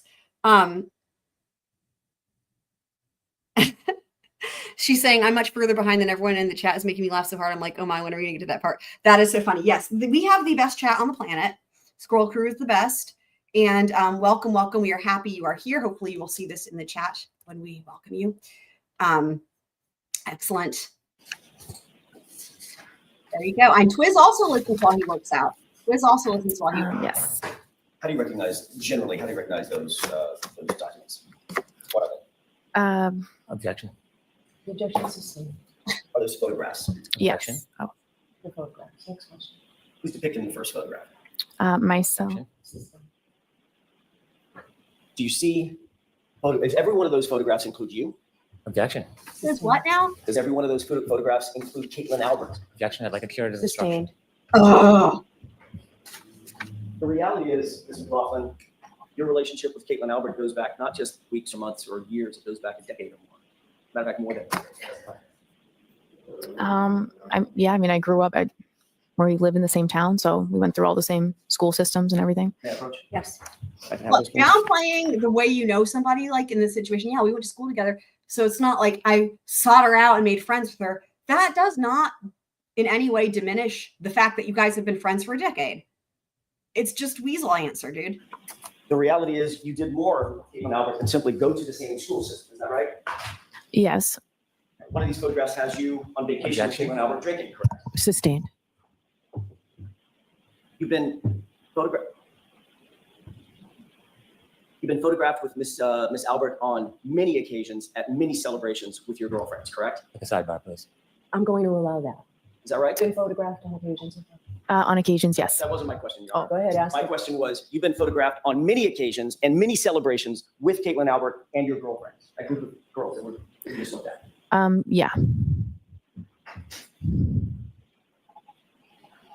And those include, as we went over just a second ago, 4th of July vacations, correct? I'm not sure the dates on them.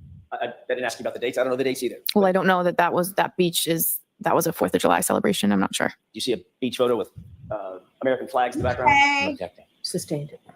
So you've had, those photographs represent some of the celebrations that you had with Caitlin Albert and others in your friend group, correct? I'm objecting. Sustained.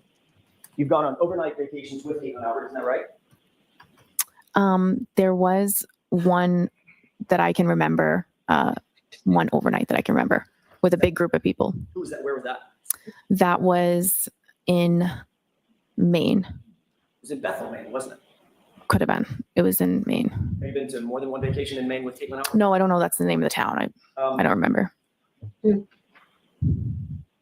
indicated that you've had baby showers. That she's not wearing a cross, although it looks like it could be something with a cross in the middle.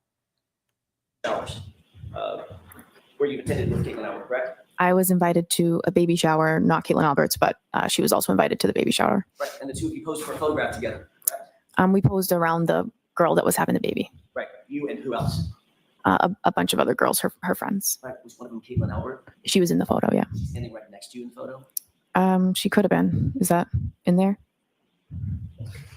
Next question, Mr. Jackson. May I approach you? No. Wow. Question. You just looked at a photograph. of you. I just glanced through them. Okay. Oh my God. So, wow. Fender, I saw your question about the I hit him poll. I just don't know how I would ask that. Like, because it, there's so many questions. It's like, I mean, she says she said it, but like, it's like it'd be hard to put into a poll because it's like, did she say it how many times? Or was it affirmative versus a question? And when did she say it? And who heard it? There's like so many questions around the I hit him that I don't know how I would even phrase that poll. Sorry. The objection is sustained. The reality is, Ms. McLaughlin, your relationship with Caitlin Albert is far more than simply somebody that you went to high school with. Isn't that true? I described what it is. Do you stand by your testimony that Caitlin Albert is, quote, somebody I went to high school, I went to high school with somebody by that name? I said that and I described the relationship numerous times throughout that testimony to clarify it. And you clarified it under questioning by me, correct? Yes. And Mr. Lally, he asked follow-ups. And in fact, you were shown some of these photographs last year too. Objection. Sustained. The reason you clarified it is because you were confronted with photos of yourself last, correct? Yep. Can you repeat the question? Sure. The reason you clarified it, as you just testified, your relationship, is because you were confronted with photographs of you and Caitlin Albert last year, correct? I just answered the questions that you had. Right, and you were shown photographs last year. I was, yes. There's also another member of the Albert family that you've spoken to about this case, isn't that right? No. January 30th, 2022, you were contacted by a member of the Canton Police Department to set up an interview for you. No, I was not. You remember being contacted by anybody to set up an interview with Michael Proctor? The state police called me and I met with two state troopers. I don't know which one of the troopers called me to set up the interview. Isn't it true that it was actually a Canton police officer who coordinated that interview with you? I have no knowledge of that at all. Isn't it true that the Canton police officer who set up the interview Looks like she's with Massachusetts State Police and coordinated that interview was a detective named Kevin? Oh, Remember that? I have no knowledge of that. Isn't it true that Ryan Albert has a brother named Kevin Albert on Canton Police Department? wow. I know that now. Isn't that who coordinated your interview with Michael Proctor? No. I've never spoken to Kevin Albert, ever. You can't remember who it was that set up the meeting. How can you say with such specificity? Because it was the state police called me. The state police called me. It was a state trooper. Can you wait till I'm Just finished with my hold on question? 1 second. Oh, sorry. Boy, getting spicy. If you can't remember who it was that called you specifically, how can you say with such specificity that you've never spoken to Kevin Albert? Because I have only ever talked about this case with a state police trooper. So there were two of them there when I went for the interview. I don't remember which one called me, but I've never been contacted by anyone in the Canton Police about an interview or about the case. So I know it's not. I just don't know which state trooper it was that called me. Did you talk to Mr. Brennan about this issue when y'all met? No, I did not. This issue never came up No, about Kevin Albert or the Massachusetts State Police or your first interview? no. You remember testifying about this last year? I remember you asking me about who coordinated the interview. And now as you sit here, you're saying it was absolutely 100% Massachusetts State Police that coordinated that interview. I only ever spoke to She's the state police about that interview. I wasn't contacted by anyone else to go in for that interview. Are you saying that you now have a specific memory of how that interview was set up? And that it was Massachusetts State Police? My only memory Do is you have a memory or do She you answer not? the question, please. I don't really get the question. Can you answer my question? I don't understand the question. Ask it again. Sure. Are you saying as you sit here now that you have a memory of how that interview was set up, and it was by a Massachusetts State Police officer. I always had a memory that it was a state police officer. Okay. I don't know which one. That's why I said I don't know.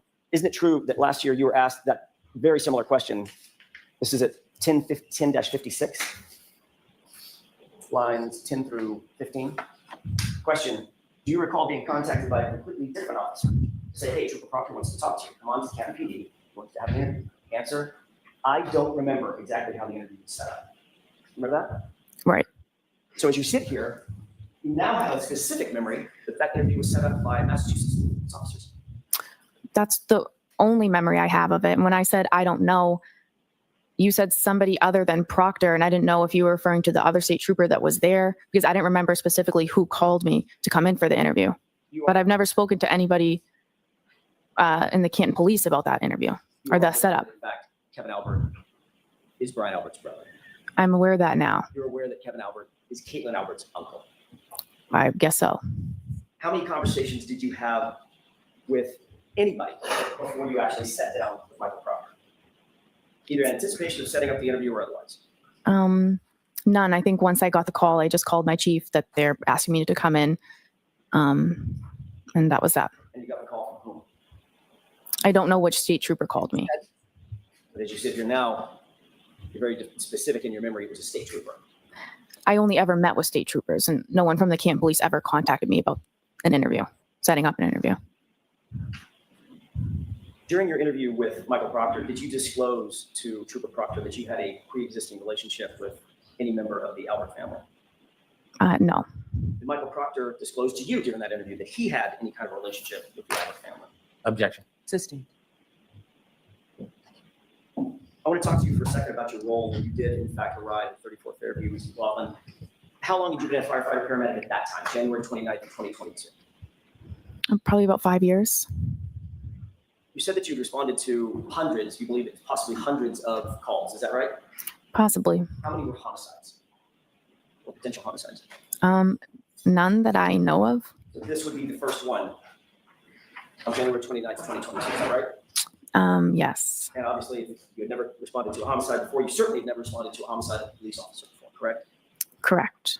I think you indicated as much on direct examination that you are not and are not now a trained detective. Is that right? Right. You never conducted any sort of formal investigation, formal criminal investigation, had you? No. You hadn't been trained. You had no advanced training on how to preserve or interpret statements or memorialize statements for evidentiary purposes? No. Or for the use in trial, things of that nature? Nope. In fact, your role that morning was just to provide medical assistance and pretty much nothing else. Is that right? Yes. And you'll agree that it was a somewhat chaotic scene, right? Yes. Lots of first responders on scene. Right? Yes. Everybody working furiously, or at least people working furiously to provide life-saving measures to John O'Keefe. Is that right? Yes. People were talking over each other. There was a cacophony of engine sounds and noises coming from people talking and trying to speak over the wind and the howling, the driving snow and wind that was coming down, snow that was coming down. Is that right? Yes. You hear people in the background, in the foreground, people talking over each other. Yes. Emotions, your emotions, everybody else's emotions were on high alert. Is that right? Yes. So you were trying to do your job under pretty intense pressure and in a very limited context, correct? Yes. You didn't have a tape recorder with you when you were asking my client any questions, did you? No, of course not. No audio recording of that conversation you claim took place between you and Ms. Reed, is that right? Not that I know of. And you've already indicated that you didn't even follow up with a single question when she responded in the way that you've indicated she responded, correct? Yes. The words you claim you heard were, I hit him, is that right? Correct. It's your experience that people under pressure, people under stress, because you go to high stress situations all the time as a firefighter paramedic, correct? Correct. People in those kind of situations speak in broken sentences or rhetorical questions, correct? Not uncommon. People react differently at different scenes. But you Yeah. certainly wouldn't say that that's uncommon. Oh my God, what happened? What happened? Things of that nature. No. Did you hear my client ask the question of confusion or a series of questions of confusion? Could I have hit him? Did I hit him? I did not hear that. You never heard her say anything close to, did I hit him or could I have hit him? I did not. Ms. McLaughlin, where are your notes regarding this statement? Oh, boy. I don't have any. Yeah, Where'd they go? It's not in the role that I was in. I'm not in a position to write a report on this type of call. It would be the lead paramedic or the officer on scene. So you didn't write anything down? You didn't have any opportunity to write anything down? I didn't. You're just going by your memory. Yes. play exhibit 4, starting at runtime 8:50. Okay.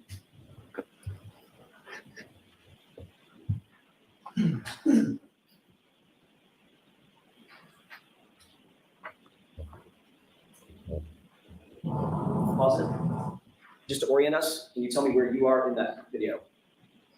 I might be in the middle there, although I didn't get a good look. The yellow and the red. Yes. I'd like you to pay special attention, Mr. McLaughlin, to your right and your left hands as this video plays. Can we go ahead and play it?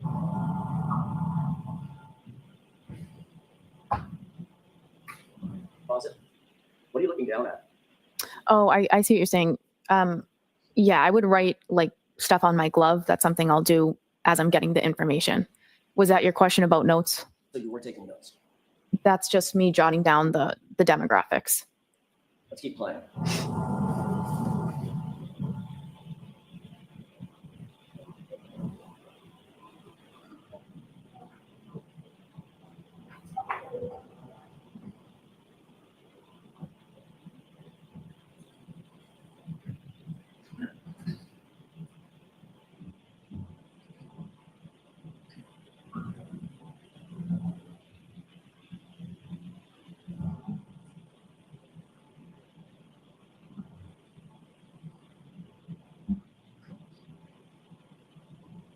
Pause it. Is this still the part of the interaction where my client is overly frantic and almost hysterical? That's the point where your client started to make the statements. Was she overly frantic and almost hysterical? She was distraught.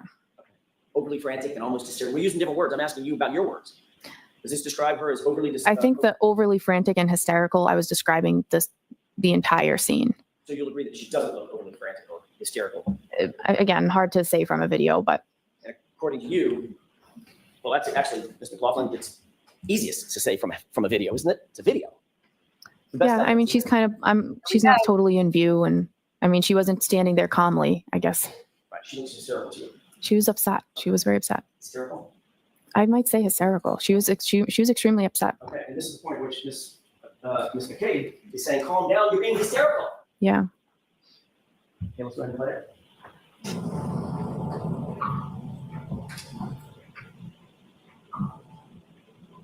Pause it. So you indicated that this is the point at which, and we can leave the lights down for a second, and we'll play it again. This is the point at which you said my client had just said, I hit him. Basically confessing to having hit John O'Keefe, correct? Those are the statements she'd made. And Officer Sarah is standing right there. Yes. You see any reaction from him right there? There it is. Bam. I know he turned and told somebody to go get the sergeant. I don't know if that already played. I'm sorry. Do you see any reaction from him? Okay, this part is great, guys. He responded, "You what?" And she repeated it again, and then he told someone to get the sergeant. I know that's what your So statement according to her, he definitely heard law enforcement. is. I know that's your testimony. I'm asking about the video. Do you see him reacting right here? You'd have to play it again. I wasn't looking at that part. Do you see him handcuff my client? Oh no. You see him call anybody over to handcuff my client? He turned to signal to get Goody down here. Is what? So they handcuffed her. No. Right. They didn't handcuff her, No. even though she just confessed in front of a police officer, according to you. This is crucial, right? This is the point I was speaking earlier, because if it's supposed to be good enough to be a confession here in this courtroom, why was it not good enough to be a confession then? Seriously, this was not, to my recollection, this point was not made in the first trial. This was not, but this is just brilliant. Bravo to the defense team on this. That's what she said. I hit him. It's my fault. I did it. Huh? That's a confession, correct? She said, "I hit him. I hit him. I hit him. I hit him." And Officer Sarah just stands there, and my client walks away, correct? You'd have to talk to Officer Sarah about that. Oh, we have. You should. Mr. McLaughlin. Oh, Okay, so let's move on. Mr. Jackson, I'm not rushing you, but how much longer do you think you'll be? Not long. Okay, so, I can wrap it in a couple minutes. okay. Toward the end of this video. Go ahead and sit Are you playing it again or should we put the lights on? if we can play it again. Okay. Continue.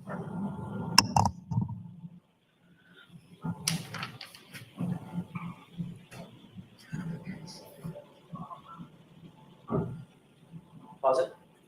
You appear to be writing something down, Yeah, it could be. and according to you, you're writing on your glove. Yes. Okay. What kind of glove? Just a regular latex glove that we use on the ambulance. You didn't have a notepad?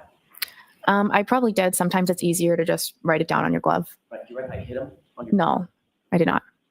So in plan.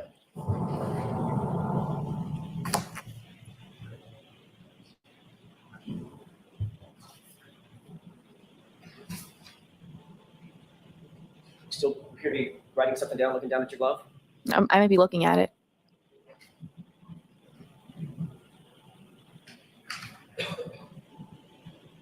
Mhm.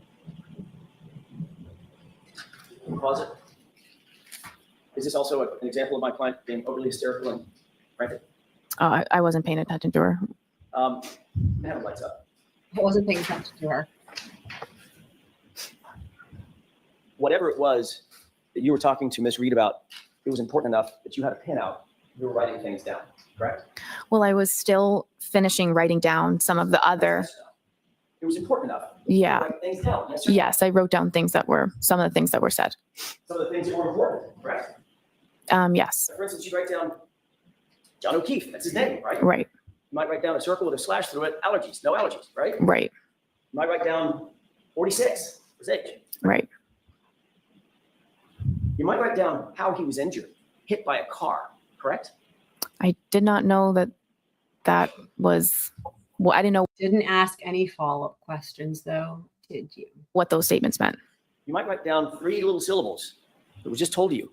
Yep. And hit it, especially if it had been repeated 4 times as you caught it, correct? Yeah, I had that in my head, and I was going to go tell them that. And you Had it in your head. writing things, correct? Yep. You never wrote that down, did you? I wasn't going to write that statement down on the glove. I remembered that, and I went back to the ambulance and told them. You didn't memorialize that statement on any note that we have, correct? No. You didn't memorialize that statement on any glove that you were wearing, correct? No. Whatever you wrote down on that glove, where is that now?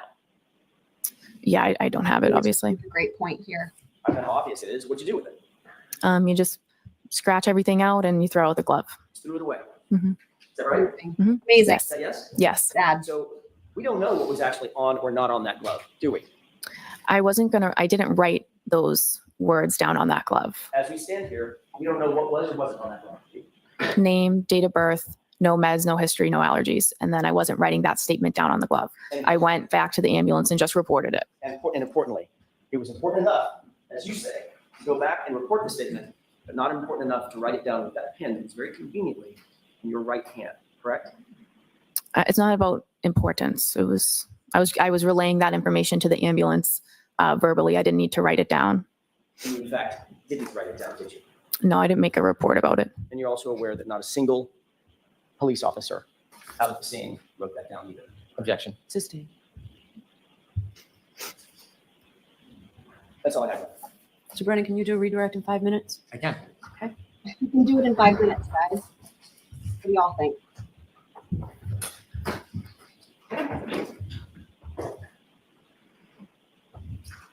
Ma'am, when Mr. Jackson would show you part of your testimony from a prior proceeding, was he leaving something out when he was showing you that, asking you questions? Sustained. When he asked you about whether you knew Caitlin Albert, and you said you went to high school with her, did you immediately then answer questions describing that relationship? Watch the phone. Were you asked immediately other questions about the relationship? I explained the relationship over and over again throughout the testimony. In fact, you described the relationship over 20 times, didn't you? I'm sure it was that many. You didn't simply just say, somebody named Kate, I went to high school with somebody named Caitlin Albert. You didn't leave it at that, did you? No, I didn't. You remember saying, I would say more acquaintances, not close friends? Right. You remember immediately saying after that, I would say we had mutual friends. We might see each other occasionally because of mutual friends, but we don't have a one-on-one friendship or hang out regularly. Right. Objection. I'm going to allow You remember many more statements after that initial answer where you described the relationship. Yes. Similarly, you were Yes, asked we about a leave meeting it with the on? state troopers, Yes. and the attorney asked you a question about your memory or suggesting that Mr. Albert set up the meeting. Remember those questions? Yes. You were asked questions just like that before at the last hearing, weren't you? Yes. You were being asked about who set up the meeting and you saying that you didn't recall. Yes. And then you remember being asked about whether a completely different officer set up the meeting, and you said, I don't remember exactly how it was set up, Yes. followed by, so that was my next question. You may have told me this. Do you have any recollection who set that interview up? And you said you didn't? Right. And you were specifically asked, does the name Kevin Albert sound familiar? Objection. Do you remember saying no?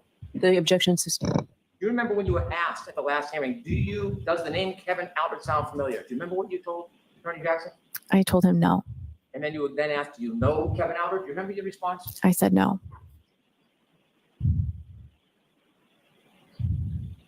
When you were there trying to help the gentleman that was on the ground, did you know this would become a homicide investigation?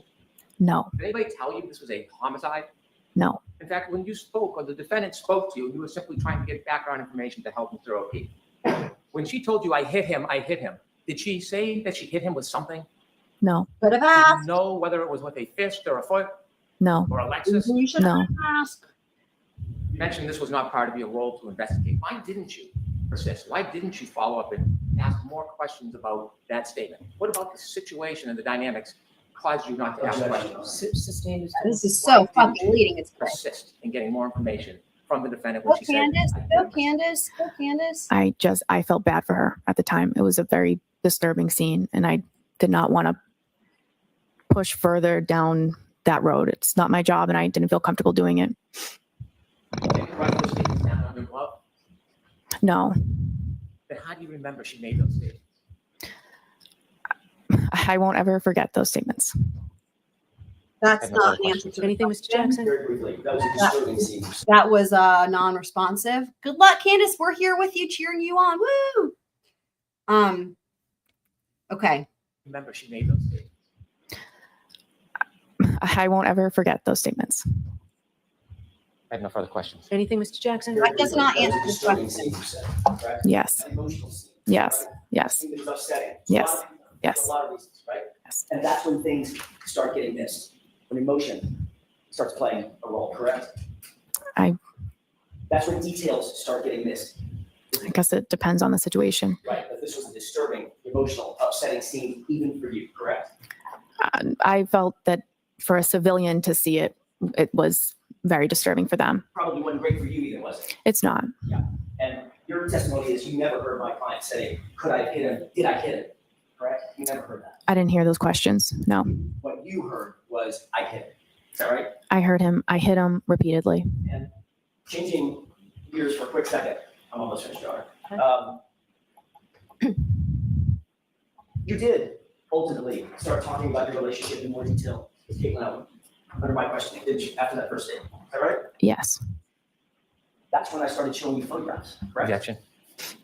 Was that when you were seeing the emotional photograph? I don't know. I've described it so many times. I don't remember. But you No. knew I had information that I was going to ask you about. Objection. Sustained. No. Objection.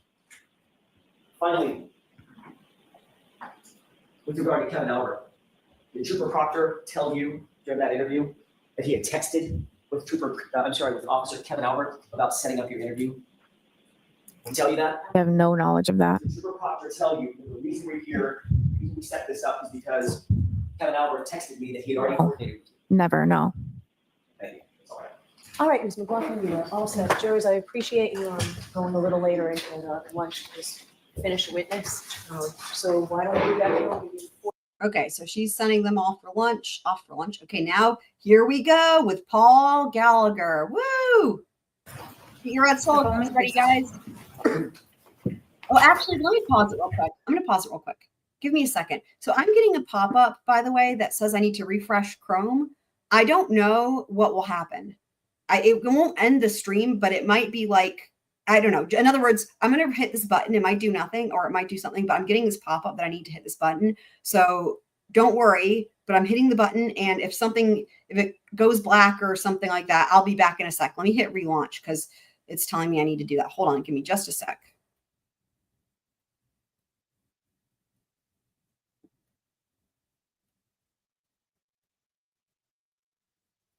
Changes I made.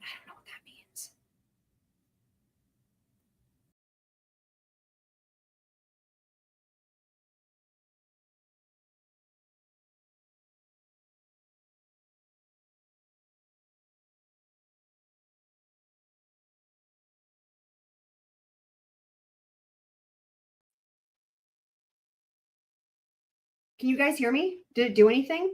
Can you all hear me? Can you guys hear me? What did it do? Is it just a black screen? It didn't end the stream, which is good. I didn't think it would, but just, okay. Can you guys hear me? Okay.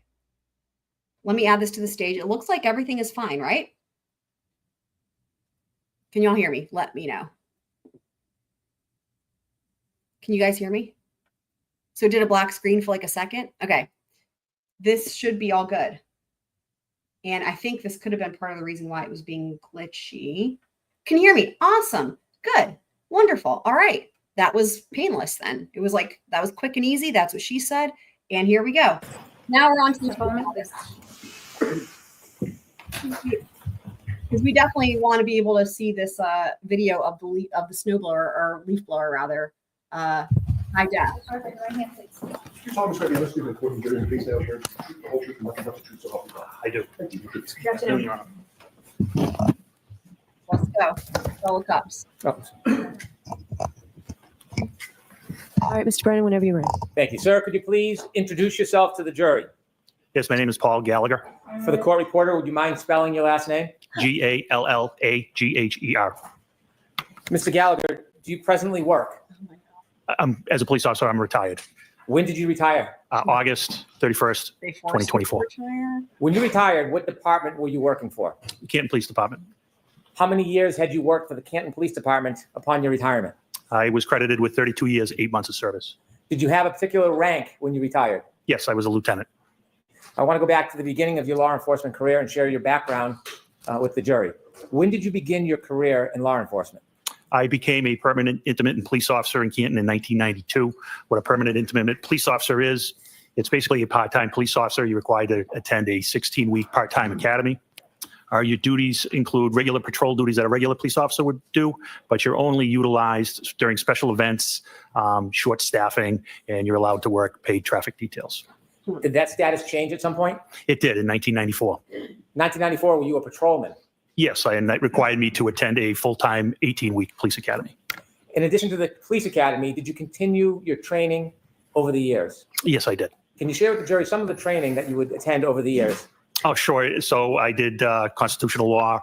I did interview and interrogation, terrorism, international terrorism, domestic violence, buccal swabbing, and DEA basic narcotics course. And last duties were I did background checks, so I attended background training, and I did internal affairs. Before I talk a little bit more about your experience, Why does none of that sound like it's relevant for actually what his job is at the Canton Police Department? Like, what? Years and your progress through the Canton Police Department, I'd like you to share with us generally and briefly the structure of the Canton Police Department. The Canton Police Department, how big is it? How many officers are typically employed by Canton at the same time? We would like to have 45, but unfortunately, we're short-staffed at this time. At the Canton Police Department, is there different ranks? Sorry. There is. And what are they? They are patrol, sergeant, detective sergeant, lieutenant, deputy chief, and chief. Given the size of Canton, is it a small department or a typically large department for that size? I would say it's a medium-sized department. Is Canton, do you receive traffic from other areas nearby? We do. Is Boston part of the crossroad through Canton at times? It is. Route 138 runs from Boston, and it goes all the way down to the South Shore through Brockton, Taunton, et cetera. Other cities or towns nearby that bring traffic through Canton as far as law enforcement is concerned? They do, and other states. 95 runs through Canton as well and brings up traffic from Rhode Island. For a relatively small town, is Canton a busy police department given all the crossroads and intersections? It can be very busy at times. You mentioned in Canton that there are different ranks. You started as a patrol officer. Did that change at some point? It did. You already asked him that. July of 2001, I became a detective. Oh, no. Did you have any particular or special training to become a detective? I started attending how to dust for fingerprints. My focus was normally I'd be sarcastic and be like, no, he didn't need any special training because like when they ask that question, it's so dumb. But in this case, that would not have even been sarcastic because with Canton PD, I wouldn't have been surprised if it was like, no, you didn't need any special training. Yeah, I'm just saying. Narcotics. I had several narcotics classes. Did you engage in those type of investigations on behalf of Canton? I did. Did you work with other agencies? I did in 2005. I started working with the Drug Enforcement Administration in 2006. I was assigned as a task force officer for the DEA, initially out of Worcester Tactical Diversion Squad, which their mission goal was to eradicate OxyContin and oxycodone distribution at that time. It was during our oxycodone phase. Did you bump into Alex Murdoch? LOL. In 2008, I was moved to Boston Division. And there we focused on all narcotics, not just oxycodone, heroin, cocaine, et cetera. How many years did you spend as a detective before you received your next promotion? Approximately 15 years. What happened next in your career as far as progress? I took the sergeant's exam and I became a sergeant. In order to become a sergeant, do you have to pass an exam? An exam and an assessment, yes. Is that enough to become a sergeant, or is there another process you have to go through? That's where they rank you after the exam and the assessment. What year did you say you became a sergeant? I became a sergeant in 2017. Was that your first supervisory position? Not actually. I also worked as an officer in charge, which you're not technically a sergeant, but when there's no sergeant to fill the shift, they'll use experienced officers to work as a sergeant, and you receive sergeant's pay. How long did you work as a sergeant for at the Canton Police Department? I worked as a sergeant for 1 year till 2018, and I was promoted to detective sergeant. As a sergeant, did your duties change or expand from that of detective? I was still assigned to the Drug Enforcement Administration at that time. And you just shared a year later, you were promoted to lieutenant. Did you have to take and pass an exam for that? That was detective sergeant, and I did not have to pass a test for that. Did your duties and responsibilities expand when you became lieutenant? Yes, I was brought out of the DEA to work in Canton specifically. Were there other lieutenants on the Canton Police Department when you worked as a lieutenant? I became a lieutenant in 2021. At the time, there was 3 other lieutenants. Were there any other officers above lieutenant at that point? There was a deputy chief and a chief. In 2022, January, were you a lieutenant? I was. Your duties and responsibilities, do they include actually going to scenes, or was it purely supervisory? It was supervisory, but we were expected to respond to scenes. What do you mean by that? Our chief expected a supervisor on scene at all times, at all scenes. Even if there was a ranking supervisor like a sergeant, were you still as a lieutenant expected to go to scenes? Oh, yes. Did you do that often? Yes. I want you to take us to January 29th, Okay. 2022. Were you working the overnight shift from January 28th, 2022 into January 29th, 2022? I was the outgoing lieutenant. I did not work into the 29th. I was the last lieutenant to work on the 28th. In the early morning hours, around 6 a.m., were you on shift or off shift? I was off shift. Were you planning on working that morning? I was planning on working later that day, yes. Do you remember what the weather was like that early morning? Yes, there was a nor'easter, which was snow, wind. Did anything interrupt your plan of working later that day? Yes. Tell us what happened. Shortly after 6 a.m., I received a call from Sergeant Sean Good of the Canton Police Department. After you received a call from Sergeant Sean Good, were you informed about a situation? I was. Were you told any basic details of where and what? Yes. Without sharing the actual conversation, where was this situation taking place? I misunderstood. I'm going to start with this. Oh, boy. Okay. First of all, we already heard that Sean Good was told about Karen Reed saying, I hit him, or he actually like heard it also. And then according to Katie McLaughlin, right, he like heard it also and then confirmed it.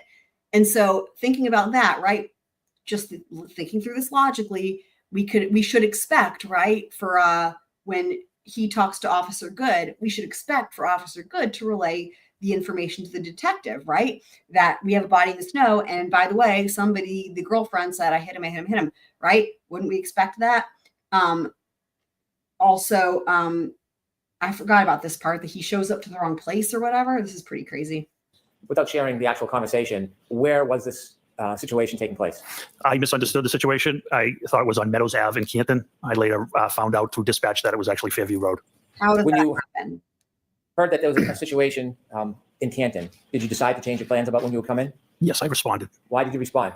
That's the expectation our chief had for us. When you go into work, do you use a police cruiser or do you use your personal vehicle? On this particular day, I used a personal vehicle because of the weather.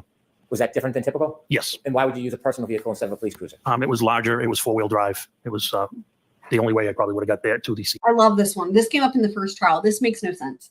Like all these officers testify that they had to use their personal vehicles because the Canton PD does not have vehicles that are equipped to drive in the snow. It just again, it strains credulity, right? That he's like, oh, it had 4-wheel drive. And like, the nothing, they don't have, like, what? I mean, everything about this entire thing with them at the crime scene is as if they live in Florida or the Bahamas, right? And they have never dealt with snow. They've never conducted a crime scene investigation in the snow or the cold, that they've never had to drive in the snow in terms of like the office, right? The police department. And like, how are you, what?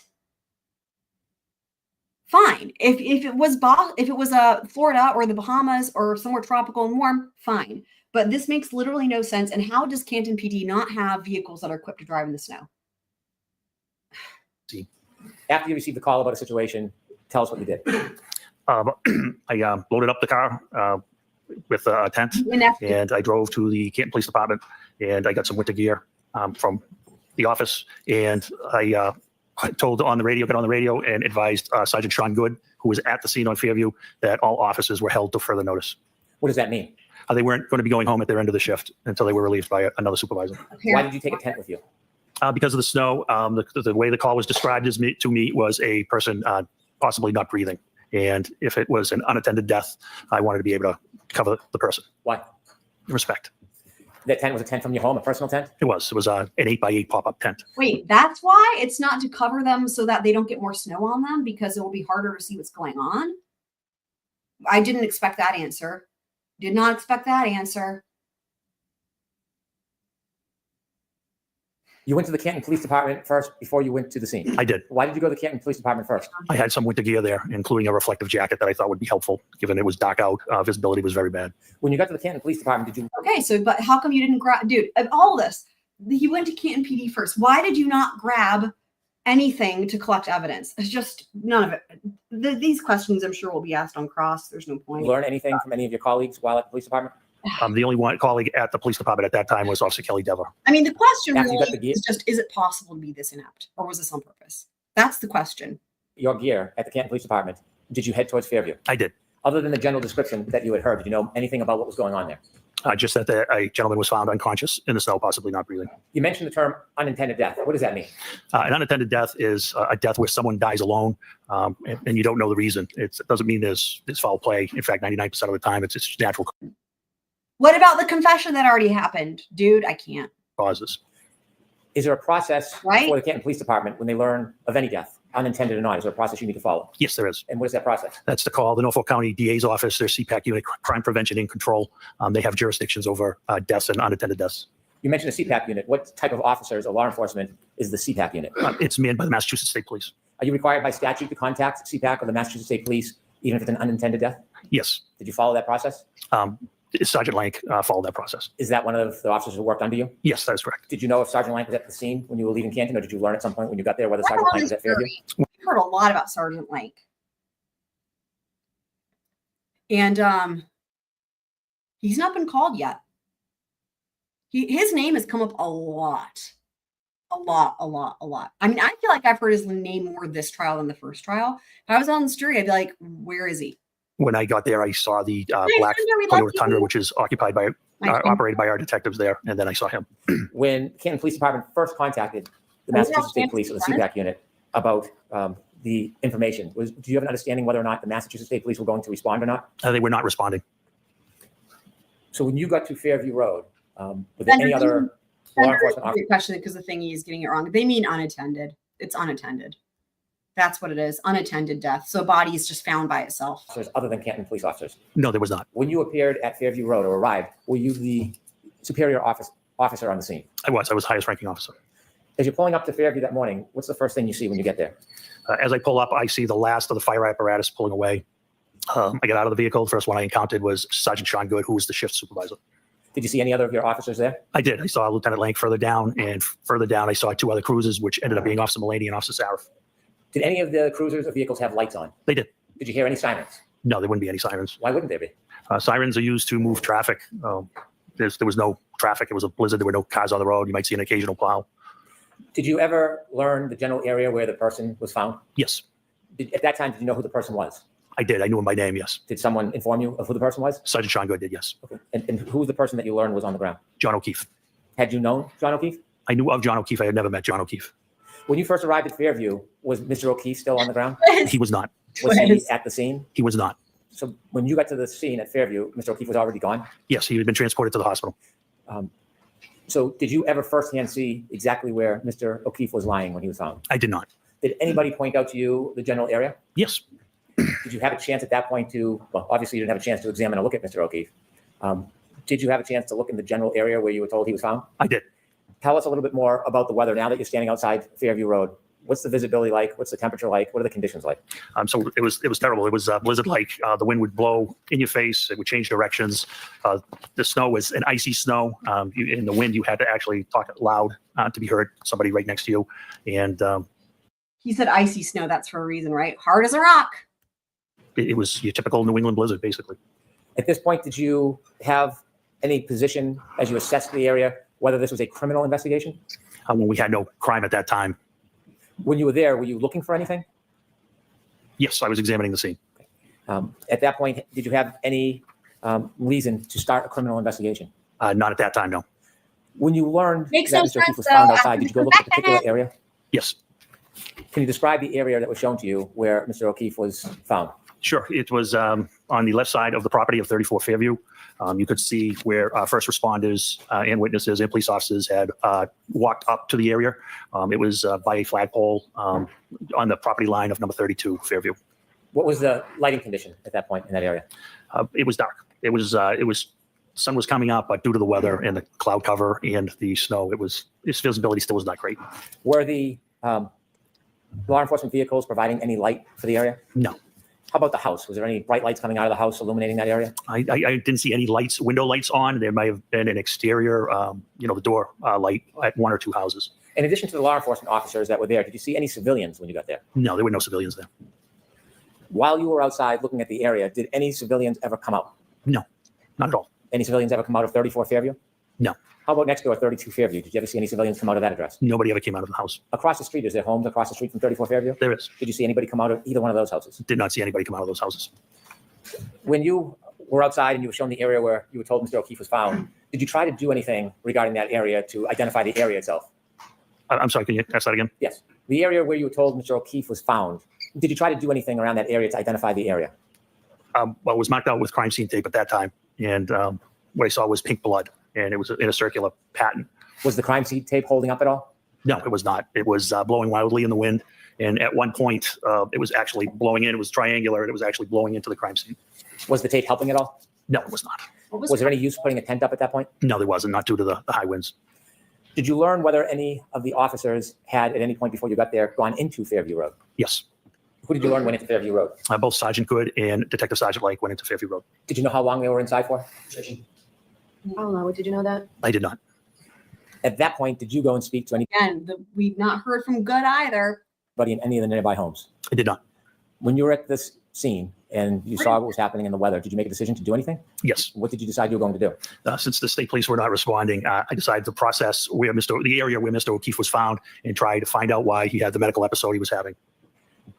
If you understood this to be a medical episode, and at that point you didn't have any information it was a crime scene, why were you taking the time and effort to process the scene under these conditions? Because that's what we do. Even the hospital, there could be a reason that there's obviously a reason he's there. I think we had a duty and obligation to check around where he was found and see if there was any explanation to what caused his medical condition. I mean, again, at this point, Cross is going to be so exciting. Did you focus on a particular area when you decided to look around? I did. What area were you going to look at? Where it was pointed out he was found and where the blood pattern was. Were you thinking about looking in any other areas around that? Not at that time. Why not? We didn't have any reason to. We only had the area where he was found. And at that point, did you have any idea what caused his injuries? We had none. At this point, when you were pointed or you're looking at the area where Mr. O'Keefe was found, was the area getting covered up at all? Yes, it was. With what? Snow. How quickly? Very quickly. I believe it was forecasted to come down to 1 to 2 inches an hour, if I recall. Did you have any idea how hard the ground was at that Oh point? my God. It was frozen. Did you have any idea? It was frozen. I'll allow it. No, how can dude? How deep was the snow covering that frozen ground? Approximately 4 inches at that time. Did you measure it? Probably not. When you want to look around the area, did you consider using a let's rake? all remember that they took no measurements. They took no measurements. They took no fucking pictures. How can you say it's 4 inches deep? Or a shovel? I did. And did you? I did not. Why didn't you use a shovel at that point? I was afraid I would miss something or possibly break something. What could you break with a shovel? Anything, glass or anything of that nature. What was your decision about how you would search that area? What did you want to see? I wanted to see anything that was possible, whether it was any type of weapon or any type of medical bottle or any reason that he could have come to where he was. Did you think of a way that you could look below the top of the snow without unresting the scene? Yes, I did. And what did you conclude? Because of the blood, the pink spots, I thought might be blood. I thought a leaf blower would be the best method because I have seen it used and to remove light layers of snow, and it can be controlled. And after having seen that before and making that decision, what was the benefit of a leaf blower over a shovel? I wasn't going to miss anything with a leaf blower, much better control. And control, tell us what your intention, what was your hope with the leaf blower? To clear the area, controlled, slowly, so any potential evidence of what happened to Mr. O'Keefe wouldn't be lost. Did you have a leaf blower with you? Did not. So what did you do? Sergeant Good volunteered to go get a leaf blower. Did you remain at the... Okay. I'm going to put this in chat because I know Mary is catching up. Okay, so Mary, I'm putting it in the chat.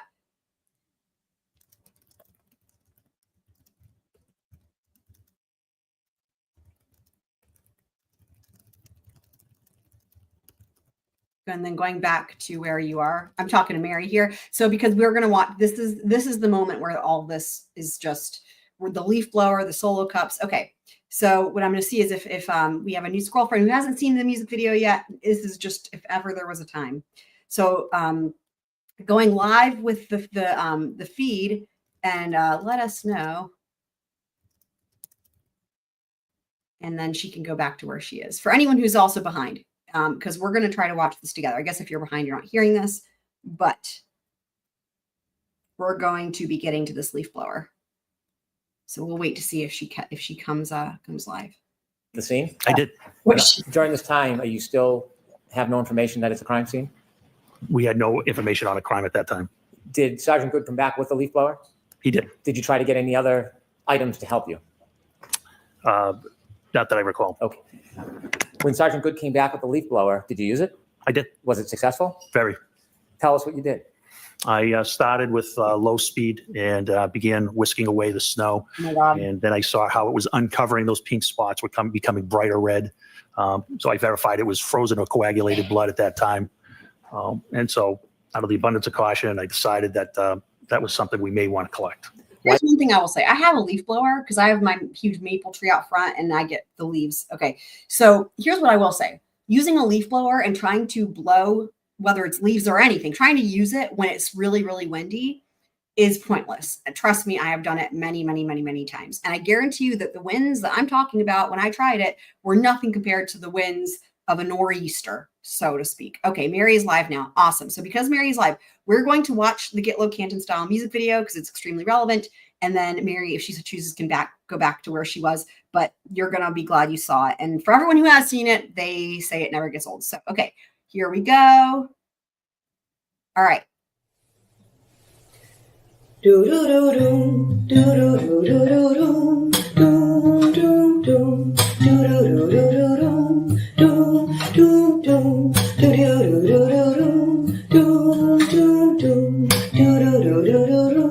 do. 339 camping time. Jackson, United, it's time to shine. There's snow, there's snow, there's snow, there's snow. To the window, to the wall, to the wall, to the bartender's last call. At the waterfall. Ah, sleep, sleep, motherfucker. Ah, sleep, sleep, goddamn.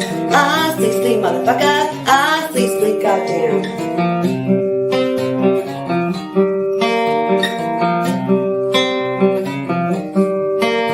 They'll crunk and act and meet. Brian simply resting, they have too much drink in their minds.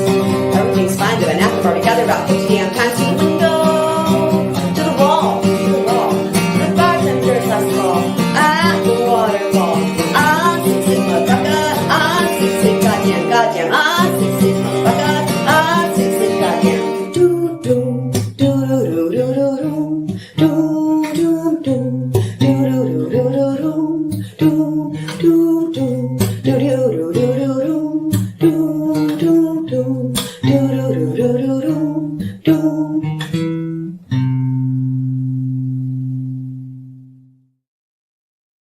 first of all, I made this last year before Leslie joined the defense team. Second of all, Abby is also working out along with Candace, who's currently on a run. Shout out to our exercising squirrel friends. Mary, who jumped in to be live. I figured you wouldn't want to miss it. So anyway, if you want to go back to where you were, I don't blame you, but that was what I wanted to show because they're here in his testimony about to get to talking about this leaf blower. So yes. So actually I do have it as a standalone video. I don't know if I can put the link in the chat. I don't remember if I'm allowed to do links, but I don't know if that would help you guys anyway. Basically, if you go, what do you mean, Twiz? I was asking if you were still here. If you go to my videos, how can I make this easier? Are you in the Discord, Mary? Basically, I have it as a standalone video, as just the video, and then you guys can send it to whoever you want. Oh, can Twiz add the link? But yeah, I mean, again, I made this last year, but dude, it is so funny, especially because they finally got to the windows on the wall testimony with Sarah Levinson. And this is just, now is the time, right? Now is the time for people who didn't see it last year. It is, I think everyone will enjoy it and laugh, and it is amazing. So, oh, Twiz is also at the gym. Oh, I didn't know you were at the gym. So we've got Twiz also at the gym. That is amazing. Workout Twiz, rather. Everybody's exercising. So I will see if I can post the link in the chat, and then if that will help you guys that way, I guess you can click on it that way, and then you can open it, and then you can like save it and then share the link. Anyway, I'll see if I can do that. So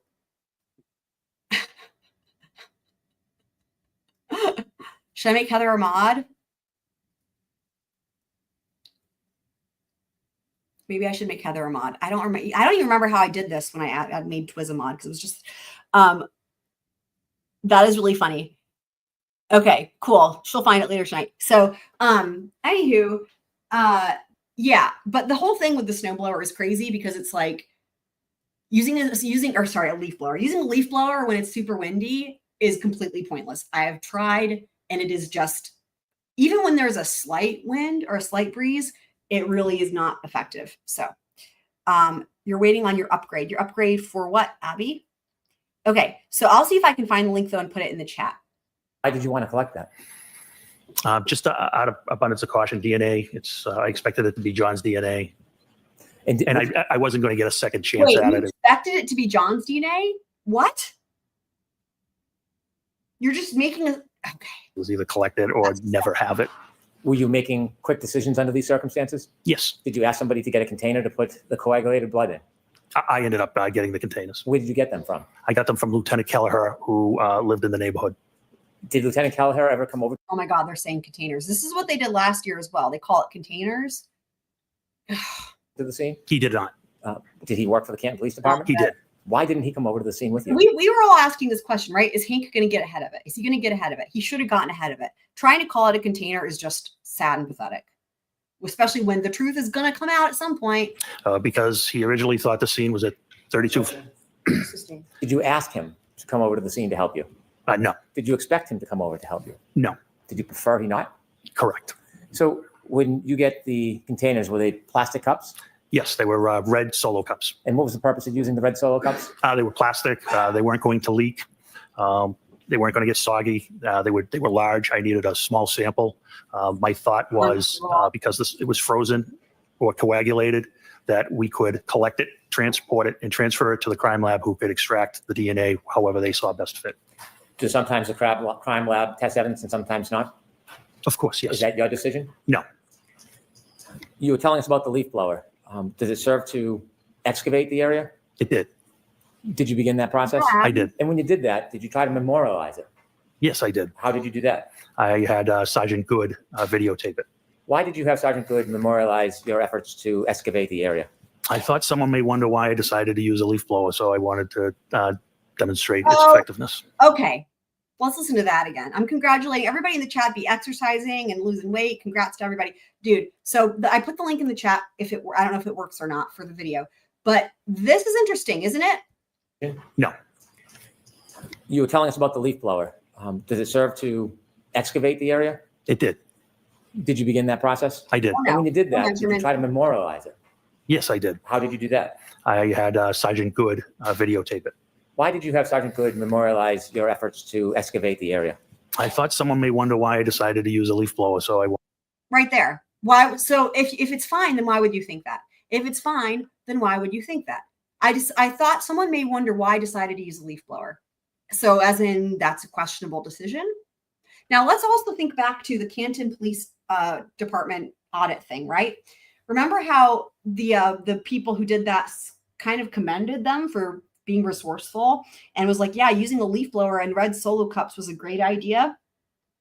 And remember too, the Commonwealth added that pretty late in the game, right? To their list, their evidence. That hasn't come in yet. If it were me, if I were the Commonwealth, now would be the time to get that in, because this is terrible. And I mean, wouldn't you want to go ahead and tell the jury, hey, look, these professionals thought it was fine, like before the jury uses their common sense and is like, this is a disaster? But I don't think he brings it in. Again, I haven't seen all of this, so I don't think he does bring it in at this juncture. I don't know why. Tell me why. Okay, it looks like the link worked. Awesome. Yeah. Share it with all your friends. I also think that some of the other like law tubers and stuff would love to see that and think it's hilarious.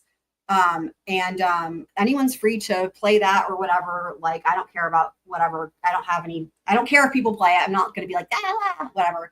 Like, I think people will laugh, and I am all for laughter. So share with everybody and everyone can laugh together. That's the point. wanted to demonstrate its effectiveness. I'm going to move to introduce two videos that council has.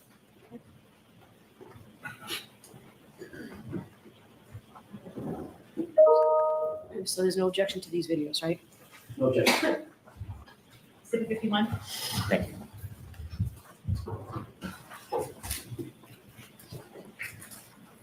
With the court's permission, can I show the jury the videos? Yes. Ms. Gilman, can we show number one, please? Hey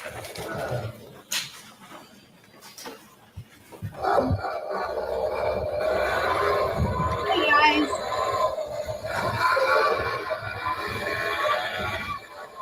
All right, we're gonna watch this at normal speed.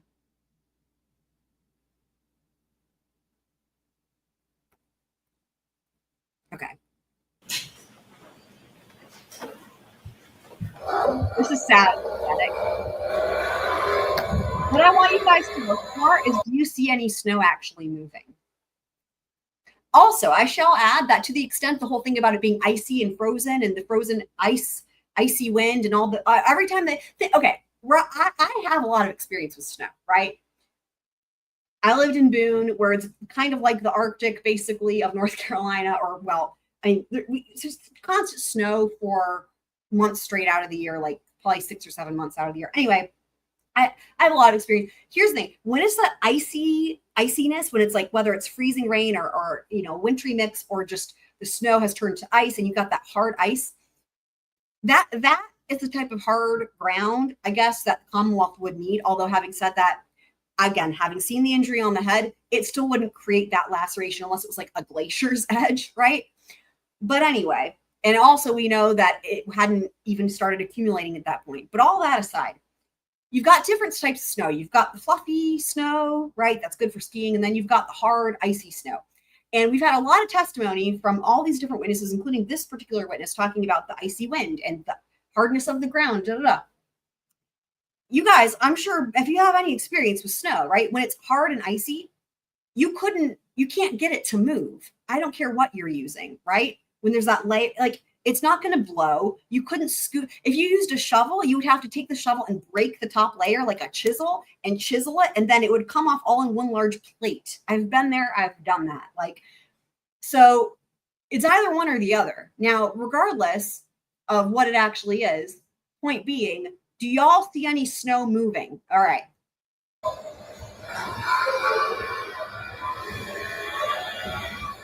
Well, I don't.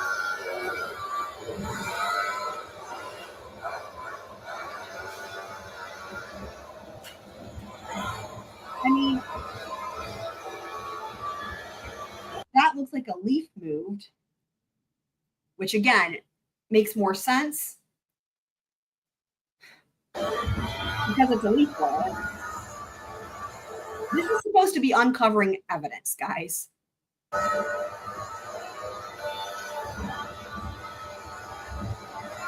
I mean, they were filming this to try to show how effective it is. Oh, God.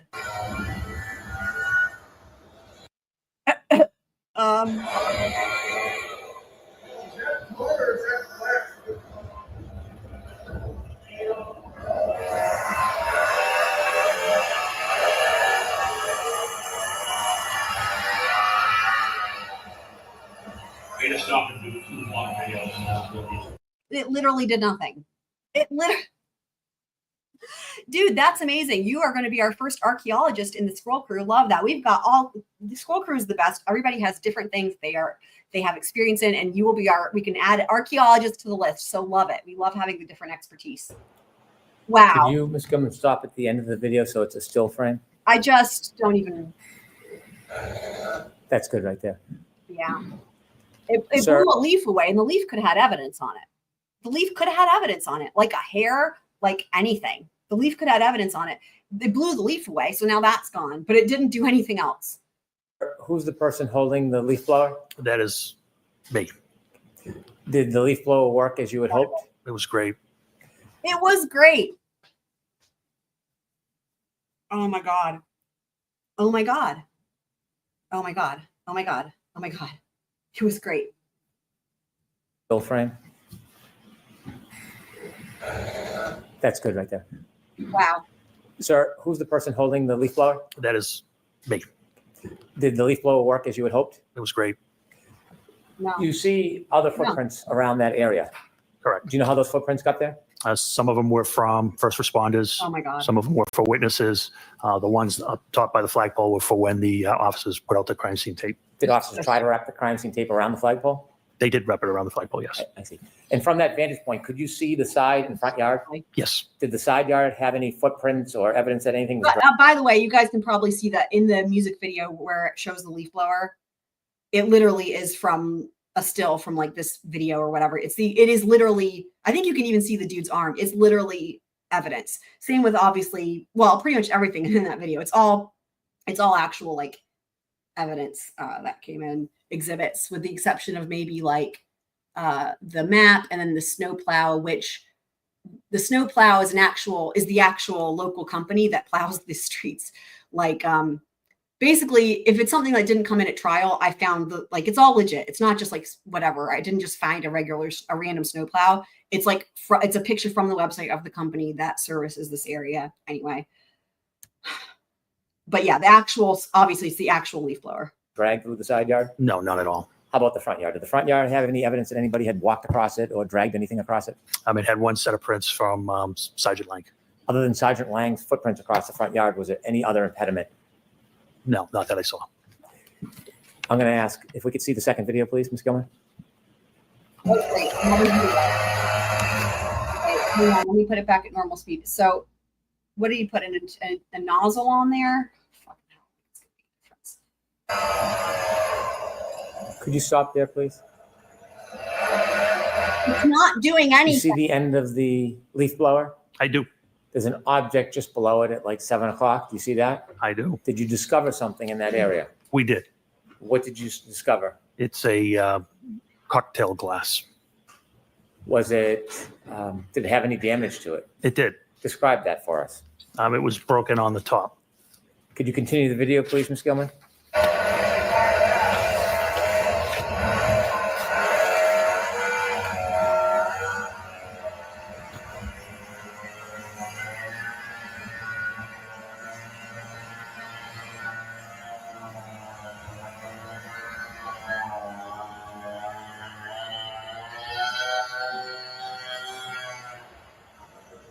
Stop, please.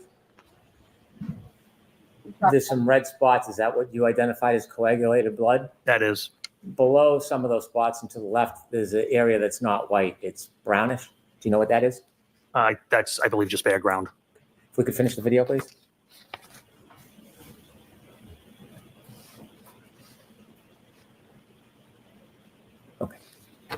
done? Could you have the lights on, please? Did he expect something else was going to happen? Like, ta-da, it worked. Nope, that was it.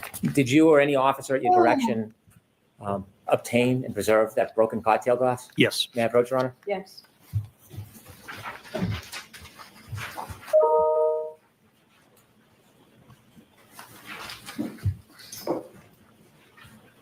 Sorry, I'm showing you two photographs. The first photograph, you recognize what's in that photograph? I do. What is it? It's after we exposed I exposed the broken glass. Is the broken glass depicted in that photograph? It is. Is that similar or substantially the same way it appeared to you that morning? That's exactly how it appeared, yes. Do you know if that photograph was taken as a still image of the video or not? I do not. Second photograph, can you take a look at that, That's a close-up of the cocktail glass. of the same photo? It is, yes. I'd move these two photographs into evidence, please. Okay, do you want to be 52 and 52A? Please, Your Honor. 52, 52A. Lieutenant, what was done with that cocktail glass? It was bagged and seized as evidence. Was it brought anywhere that morning? It was brought back to Canton Police Headquarters. What happens when it gets back to Canton Police Headquarters? It gets logged into evidence and it's assigned an evidence number. The officer types in a description of the item. In this case, it was a broken cocktail glass or broken glass. And once he hits the space bar, it automatically generates a property number for it. And I believe in this case, it was 22-18-PR, which means 22 is the year, 2022.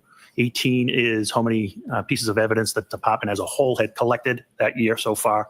And PR, I believe, means property room. Why is it assigned a particular number?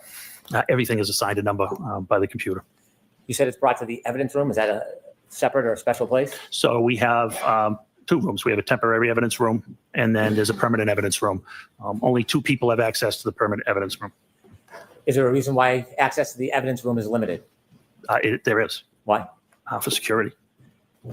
Even in a police department, the evidence room is limited as far as people who have access? That is correct. In the evidence room, is there an officer assigned as an evidence officer? Not full-time. There is an assigned admin sergeant who is assigned as the evidence officer.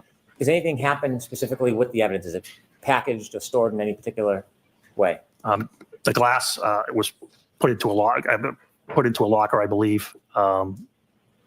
and temporary evidence. And then it's the evidence sergeant's job to retrieve it. But in this case, we were going to transfer it to the state police. Was it transferred to the state police at some point? It was. Were you part of the transition of that item to the state police? I was. And when was it transitioned and to who? It was on February 1st, 2022, and it was to a criminalist from the Massachusetts State Crime Line. Do you know who the criminalist was? I don't know the name, no. Did the criminalist come to your department or did you bring the item to them? They came to our department.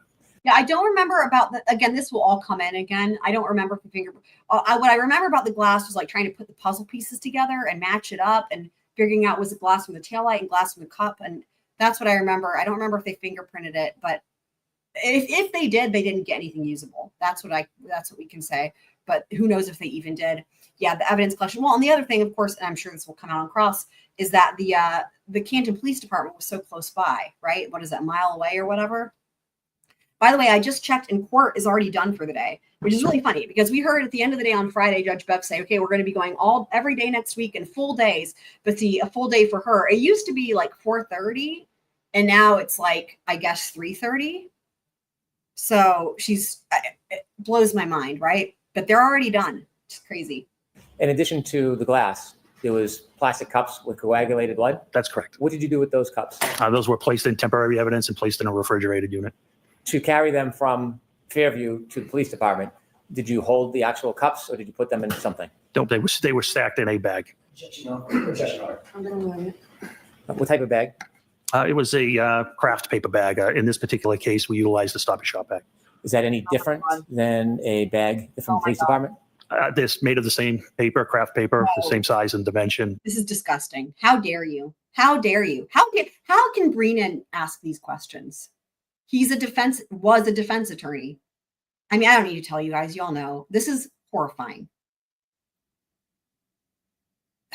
Other than Stop and Shop and evidence and probably price, they're basically the same bag. Why did you use one of those rather than a bag that said evidence on it? I don't know where that bag came from. I was in a personal car. You don't know Sergeant where Lank the was bag in a came Tundra. from? Then that's what. even if it was an evidence bag, let me just put it this way, even if it was an actual evidence bag, if you didn't know where it came from, you still shouldn't be using it. It's like a random evidence bag, you don't know where it came from, don't use it. No. This is just... They're basically the same bag. Why did you use one of those rather than a bag that said evidence on it? I don't know where that bag came from. Infuriating. I was in a personal car. Sergeant Lank was I in don't a know where it Tundra. came from. I don't know where it came from, as if that's supposed to make it better. And, well, we know it came from Stop and Shop, but prior to that, some sort of factory. At some point, a Stop and Shop. But after that, who knows? If that bag is upside down, you wouldn't know it didn't say evidence on it. I'm not sure where that bag came from. And the plastic cups, do you know what happened to those? Yes, they were turned over to the criminalist as well. Where did you store them before they were turned over to the criminals? Temporary evidence in a refrigerator. We're in the lollipop, you idiot. Temporary evidence in a refrigerator. Is the refrigerator part of the temporary evidence area? It is, yes. There's no... Did you bring that piece of evidence, the broken glass, with you today? Yes. With the court's permission, I'd like to approach the witness. Who gives a shit, dude?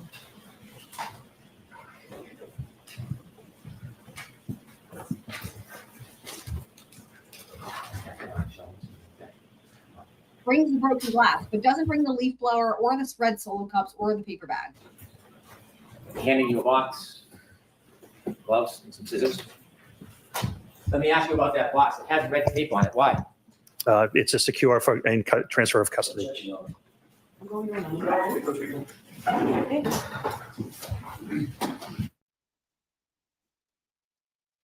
It has red tape on it. Oh my God, just infuriating, right? At least we all knew it was coming. I remember, I will never forget, I'm sure that you guys are the same, with when this happened in the first trial, when it first happened with the leaf blower and the red Solo cups and the Stop and Shop bag and the lollipop. And it was like, it was unbelievable. It was unbelievable. I actually made a little mashup of everybody reacting to it. Like, I think I did like EDB, Runkle, or, Rob, like with Runkle probably Kurt, and I think maybe even myself as well. It's still hard to believe, isn't it? Even when you know it's coming. Lieutenant, before you open the box, were you one of the officers that discovered that broken glass? Yes. Did you personally bring the glass from Fairview? Well, I think he's doing this to try to distract from the rest of it. Like this, why are we getting like the glass in the box coming in through this witness? That's not what happened last trial, which of course it can be different. But my point is this is strategic, I think, to be like, okay, jury, don't worry about all the terrible things you just heard. Look, here's evidence. It's in a box. Yay. You know what I mean? To try to like make it seem better. Canton? No. Do you know who did? Yes. Who? Detective Sergeant Lank. Sergeant Lang? Yes. When you went back to the station, you said that the evidence was then put into an evidence locker. Did you place it in the evidence locker? I don't recall. And then inevitably, it was transitioned to If there was a somebody from you the forensic wouldn't unit? have to call. That's correct. Were you personally there when it was taken from the evidence locker and given to the person from the forensic unit? Yes, that was me. Did you have a responsibility and role in that process, or were you a passive observer?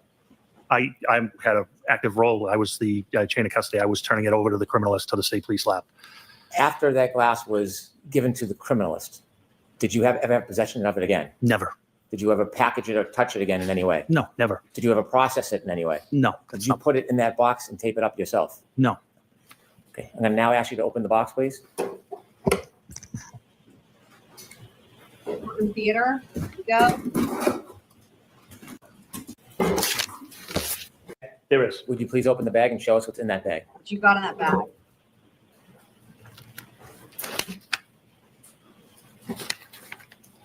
A couple of gas, a couple of knives, a couple of rats, a couple of wives. Did you do a job? Just fine. He's fine. Name that song.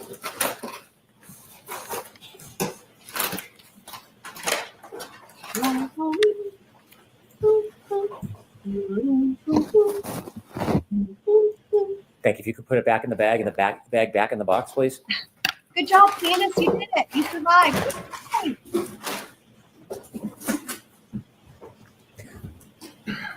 Oh, I know what you're saying here. Lieutenant Gallagher, does that appear to be the same item that you found in the area where John O'Keefe was at Fairview that morning? Yes, it does. I'd like to have the box and the item marked for identification, please. Okay.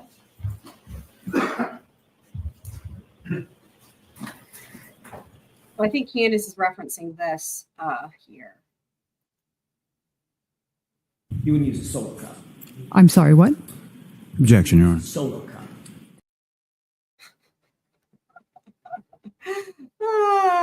Yeah, right there. Twiz with the support, love it. I bet she did. I bet she did.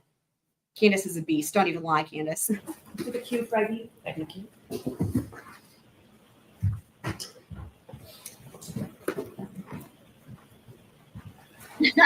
When you were looking around the area that was pointed out to you as where John O'Keefe was found, did you expand across the front lawn into the street during your search? No, we didn't, with the exception of uncovering the 6-foot asphalt berm. Did you say 6 foot or is it? Excuse me, 6 inch. What's a berm? It's it's basically a curbing, but it's made of asphalt. It's curved. You probably have seen it. It's asphalt. It's curved. It separates the street from property line. Why did you clear that piece? Wanted to see. We were trying to find out why John was having a medical issue, and we didn't know if he could have tripped over a curbing or what turned out to be an asphalt berm and possibly hit his head. After you made efforts. Okay. Is the Commonwealth going to go? Remember, they didn't actually offer anything in the opening statements about cause of and manner of death, right? And we know they're not going to call the ME. It was just hitting his head on the ground. And I said this at the beginning of this live stream, that Hank doesn't say grass, he says ground. Are they trying to leave their options open for somebody to testify that the head injury came from hitting his head on the curb? But because then they're going to have a whole other host of problems, which is how did he get from there to where he died? But also, there's a ton of conflicting testimony about this berm, so to speak. Literally, I've pointed it out this entire time so far, even just on this trial, that there's plenty of people who've said there is not anything there. And Dr. Bob, who is our local expert, weighed in on what the deal was with it. And I can't remember. I think he said something like there's a berm, some part, and then not another part. I can't recall exactly, but that was from a number of live streams ago. Anyway, there's been a lot of conflicting testimony about this berm. But even if that's what they're going to go with, that's problematic still. Okay. To look in that area, did you return to the Canton Police Department? Well, I did. About what time? I mean, It was shortly after 8 a.m. After you returned to the Canton Police Department, did you receive any information or have a reason to return back to Fairview? Yes, About what time? a little after 9 o'clock. Why did you go back to Fairview after 9 o'clock?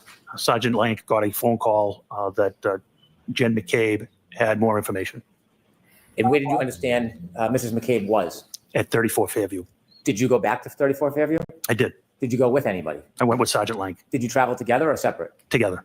When you got back to 34 Fairview outside, what did you do? We parked in the driveway. We walked up, and next to the garage, there's a side door. I don't know if we rang the bell or not, but Brian Albert, the homeowner, answered the door. As you walked up to the door, did you have a chance to look around at the doors in the area in front of that side door? Yes. Did you see anything out of place? No. You've been a police officer at that point for a long time. Yes. Do you receive any training in observing areas or people? Always. What type of training? What are you told to look for when you're speaking to people? I've been BOSAR trained, which is behavioral observations, suspicious activity training. oh dear. Hang on. yeah. Wait. I had not heard this part. What now? Hold on. Or did you have a chance to look around at the doors in the area in front of that side door? Yes. Did you see anything out of place? No. You've been a police officer at that point for a long time. Yes. Do you receive any training in observing areas or people? Always. What type of training? What are you told to look for when you're speaking to people? I've been BOSAR trained, which is behavioral observations, suspicious activity training. And you look for clues when you're speaking to people, whether they cross their legs, cross their arms, there's certain behavioral characteristics. At this point, did you have any understanding that this would later be a crime scene? I did, yes. What happened? How did you come to that conclusion? Not at that time. Oh, not at that time. No, Oh my not God. at that time. What a mess. What a mess. When you went into the house, what part of the house did you go into? I went into the room. It's adjacent to the kitchen, and I stood there with Brian Albert. Can you describe what kind of room that would be? Yeah, it was just a typical family room type room. It was not large. It was between the garage and the kitchen. You met with Brian Albert? Brian Albert answered the door and let us into the house. Did you understand what his relationship was to that house? He was the homeowner. Did Sergeant Lank walk in with you? He did. Did he stay in that living area? No, he Infuriating. I'm just having to spew out random rap lyrics. went to the kitchen area and sat down with Jen McCabe. Could you see the kitchen area from where you were? I could see a portion of the kitchen area. Did you see anybody else in the kitchen area with Mrs. McCabe and Sergeant Lank? There were people in the kitchen area. There was nobody with Sergeant Lank or Miss McCabe. Could you hear their conversation? No. Were you trying to listen? No. Were you speaking to Mr. Albert? I was. Did you take the time to make observations of him? Objection, Your Honor. So this did not, I'm backing it up. This did not come in the first trial. Let me back this up again. Yeah, I think Candace, I think they're expecting us to take his word for it because clearly he's a competent, trustworthy, intelligent law enforcement officer. Yeah. How did you come to that conclusion? Oh, no, not at that time. Oh, not at that time? No, Okay. not at that time. When you went into the house, what part of the house did you go into? I went into the room. It's adjacent to the kitchen, and I stood there with Brian Albert. Can you describe what kind of room that would be? Yeah, it was a just a typical family room type room. It was not large. It was between the garage and the kitchen. You met with Brian Albert? Brian Albert answered the door and let us into the house. Did you understand what his relationship was to that house? He was the homeowner. Did Sergeant Lank walk in with you? He did. Did he stay in that living area? No, he went to the kitchen area and sat down with Jen McCabe. Could you see the kitchen area from where you were? I could see a portion of the kitchen area. Did you see anybody else in the kitchen area with Mrs. McCabe and Sergeant Lank? There were people in the kitchen area. There was nobody with Sergeant Lank or Miss McCabe. Could you hear their conversation? No. Were you trying to listen? No. Were you speaking to Mr. Albert? I was. Did you take the time to make observations of him? Objection, Your Honor. I'll allow it. Did you take the time to make observations of him? Yes. Did you speak to him? Yes. Did he speak to you? Yes. Was there anything about his mannerisms or affect that caused you any concern? No, it was just a social conversation. There was nothing of concern at all. Was there anything about it that caused you to hone in or be concerned? Objection, Your Honor. I'll allow that. No. Did you get a chance to look around that living area at the Sure. items? I didn't look around, just with my eyes. Did you get to see that area? I did. Did you see anything broken or looked out of place? Wait, No. what? Anything? Hold on. What? No, it was just a social conversation. There was nothing of concern at all. Was there anything about it that caused you to hone in or be concerned? Objection, Your Honor. I'll allow that. No. Did you get a chance to look around that living area at the Sure. items? I didn't look around, just with my eyes. I didn't look around just with my eyes. What? I didn't look around just with my eyes.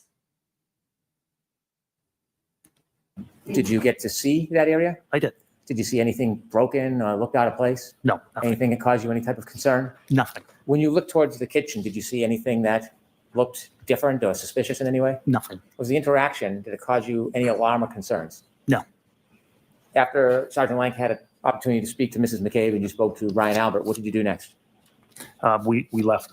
Where did you go? We went back to the police department and were informed that the state police were going to respond to the hospital and that we didn't need to respond to the hospital.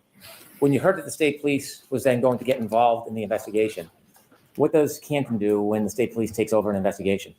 Well, it was based off of a conversation I had with my chief in the detective sergeant's office. Was there a decision about Canton's involvement in the ongoing investigation? There was. What was that decision? That we should recuse ourselves from any further investigative interviews. And why was that? Because our best detective, his name was Kevin Albert, and he was the brother of the homeowner. And I didn't want any potential bias, whether unconscious or subjective, to be perceived by the O'Keefe's, by the O'Keefe family. So when the state police got involved and you had the conversation with the chief, was that the end of your efforts towards this? It was the end of our efforts until, I helped facilitate during the search warrant on February 1st. And so at some point, was the defendant's Lexus brought to the Canton Police Department? It was. Was it put in a particular area at the Canton Police Department? It was. What area? The Sally Port. What's a Sally Port? Sally Port is where, when we have an arrest, we bring our prisoners in. It's basically a extra large garage. It has 4 doors, they're numbered 1, 2, 3, and 4. We typically Our go in prisoners? door 4 and pull towards door 3. Door 4 is lowered, and then prisoners are walked into the booking area, which is also secure.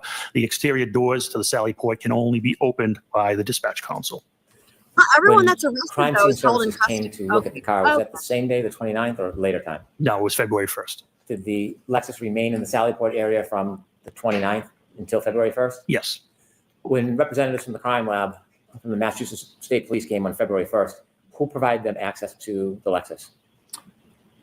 I was one of the people there that was there. I don't know if I provided them direct access, but I certainly would have. And I assisted them if they needed things. That's when the chain of custody, the exchange of custody for the blood samples and the glass occurred as well. And during their processing of the Lexus, were you there for parts of it? I was in and out, yes, but I did not partake. Thank you very much. All right, cross time. Cross.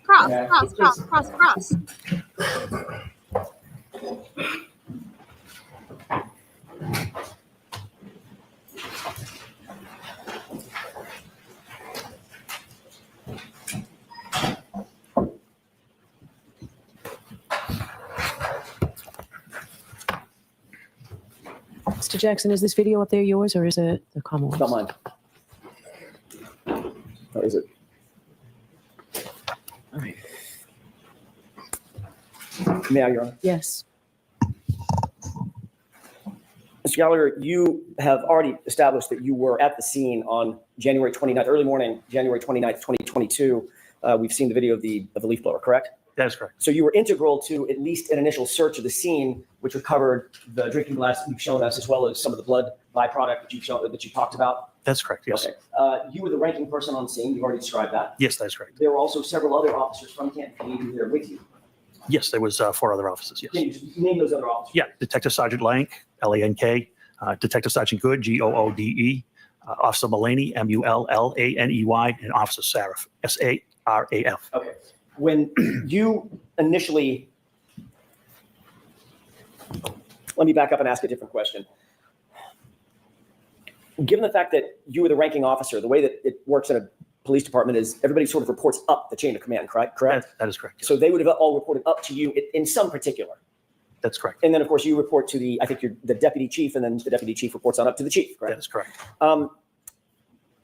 You were involved in not only the exposing of some of that blood byproduct, but also exposing the glass with the leaf blower, correct? That is correct. You were responsible for utilizing certain equipment. You chose a leaf blower at the time, correct? I did, yes. There was also, I'm guessing, there was also some use of your hands and or the gloved hands with some others to recover some of the items. Yeah, I didn't use my hands. How did you get the glass into a bag? That was Detective Sergeant Lank. Somebody had to pick it up, right? Correct. That's what I mean. The use of hands to manipulate some of the evidence, correct? Yeah, I apologize. I didn't understand that question. That's okay. I thought you were speaking about me. It's probably my fault, not yours. No, that's okay. There was also some plastic cups that we've talked about. We'll talk more about those in a second. Those were utilized as well, correct? They were, yes. And you were responsible for the use of those as well. Yes, it was So, my decision, yes. In terms of the search of the scene, the recovery of evidence, the recovery of biological material, the use of tools to recover those biological materials, all of that rested at least ultimately at the scene on your shoulders, correct? Yes, it did. Isn't it true that you weren't interviewed in this case with regard to anything having to do with this case until April 3rd, 2024, correct? Yes, we can call it an interview. It's when I met with the prosecutor, yes. And that was about 2.5 years, nearly 2.5 years after this incident, correct? Yes, that's correct. Michael Proctor, you know that name? I do. Who's Michael Proctor? He was one of the troopers assigned to investigate the case. As a matter of fact, he was the lead investigator for the case, correct? I don't know if he was lead or trooper mechanic. I don't know. As you sit here, you don't know that Michael Proctor was the lead case agent for... I know he was one of them, yes. Okay. Do you know that he was the lead investigator assigned to the case? I don't. I had nothing to do with the DA's office. Right. I know you didn't have... I don't know how they assign their cases, counsel. I don't know what you want me to say. I can't say what I don't know. Mr. Gallagher, I'm not asking you to. I'm just asking if... I did not know he was lead. I know he was one of the leads. Okay. I believe they do it in a tandem, but I'm not sure. Okay. Wow. He may have had a partner, correct? That is correct, yes. But it's not unusual to have a lead case agent, the person who's responsible for most of the search warrant writing and the memorialization of and documentation of evidence collection and the movement of evidence and booking into evidence, things like that. That is correct, but I don't know anything about who wrote their affidavits or who logged their evidence in. I wouldn't know that. You're also familiar with Yuri Buchanan, correct? I know who he is. You're also familiar with Lieutenant Tully? I know, yes. They're all Massachusetts State Police officers, correct? Yes, they all are. Did Michael Proctor interview you before April of 2024? He did not. Did Yuri Buchanan interview you before April of 2024? No, he did not. Did Lieutenant Tully interview you before April of 2024? No, he did not. Did anybody else from the Canton Police Department, your deputy chief or the chief, interview you formally about your conduct and responsibilities before April of 2024? I don't understand that question. Did anybody at Canton PD, separating out Massachusetts State Police, Correct. did you sit down at Canton PD and provide an interview with anybody at Canton PD about your conduct at the scene? What do you mean by conduct? going to the scene, collecting evidence, securing evidence, transporting evidence, booking evidence, those kinds of things. Your conduct at the scene, sir. Yeah, I briefed my superiors, yes. Okay, other than briefing, was there a formal report written? No. Or a formal interview conducted of you? No, absolutely not. Okay. Tell us when you wrote your report about what happened at the scene, memorializing what you did at the scene. I didn't. You didn't write a report? About the scene that day at the scene? Correct, about this investigation. I only did the metadata, report. I did not write a report at the scene. You never, in fact, the fact is you never wrote any report about what happened at the scene, correct? Correct. You didn't memorialize that in any formal way on Canton PD letterhead to describe what you did and how you did it at the scene. No. Normally, when you report to a scene as a first responder, you would be expected to write a report about that, whatever that conduct is. I'm not the supervisor, no. What if you're the ranking person at a scene that ultimately turns into a homicide scene? Well, we don't know it's a homicide scene at this time. We don't even know there's a crime committed at this time. My Understood. responsibilities are to make sure reports are written, not to necessarily write the reports myself. I'm the supervisor. It's my job to make sure reports are written, evidence is logged, those types of things. Under ordinary circumstances, you would respond to a scene as a supervisor, and you would oversee what other people. It wasn't are doing. logged. That's correct. Can I finish? Sure. I don't want to talk over each other. I apologize. You would want a supervisor oversee what your subordinate officers, whatever he or she might be doing or they might be doing. You're going to oversee that. But they're the ones actually conducting the investigation or picking up evidence or doing the interviews, writing those things back. Correct. Detective Sergeant Lake's investigation, yes. So in that circumstance, you wouldn't be expected to write a report because all of that conduct is memorialized by others subordinate to the supervisor, correct? Correct. But in this case, quite the opposite happened. You were the one that was in the video utilizing the leaf blower, correct? That's correct.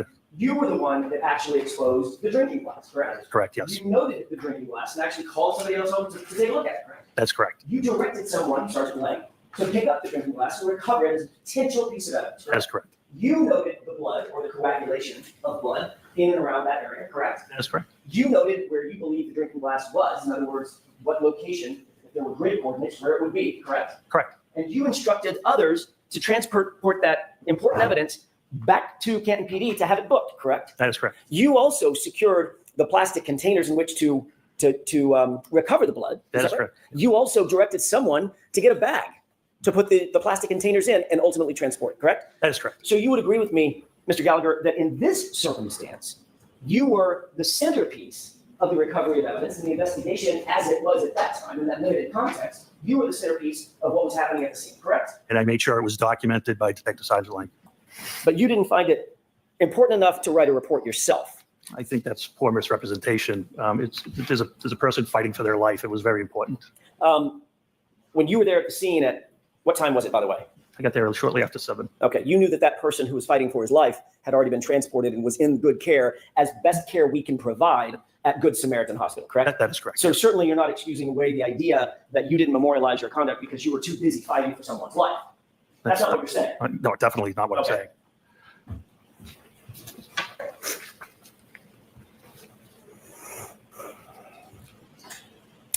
Obviously, reporting to a scene and supervising a scene is one thing, but actually gathering evidence is a whole next level. You would agree with that? Sure. Because just to put a fine point on it, responding to a scene as a supervisor, you want to make sure everybody's doing their duty, but the officer or officers who, for instance, uncover, let's say it's a knife or a gun or some weapon or something like that, actually documenting and picking up that evidence and handling it up in an appropriate way, that is all highly, highly technical. It's very important to get it right and memorialize it all, correct? That's correct. That's why you're highly trained to memorialize and report everything that you do in that regard in a report that can later be used forensically, in other words, in a courtroom setting, to recreate as best you can with as much detail as you can exactly what you did and how you did it and where it was done, correct? Sure. Yes.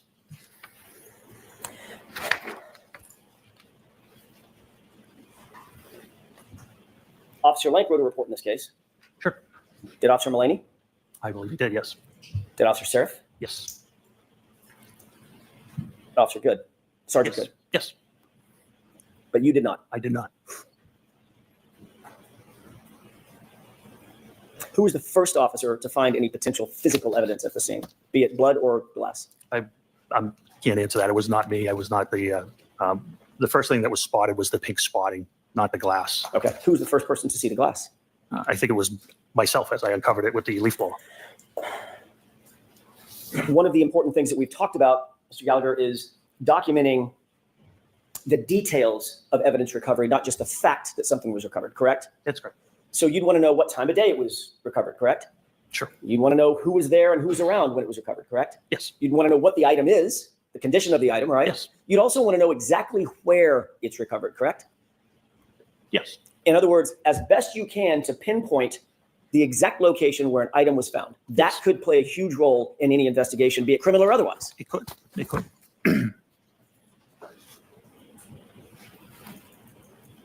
Did you diagram or draw a diagram back at Canton PD or I did out not. at the scene? No. About where that glass was found? No, I did no reports or diagrams. Did you diagram exactly where you recovered the blood spots that you did recover? No. Did you at least, if you did write a report, did you at least take notes on a pad about what you were doing? The conditions weren't, it was pretty hard to take notes at that time, but I did not take notes, no.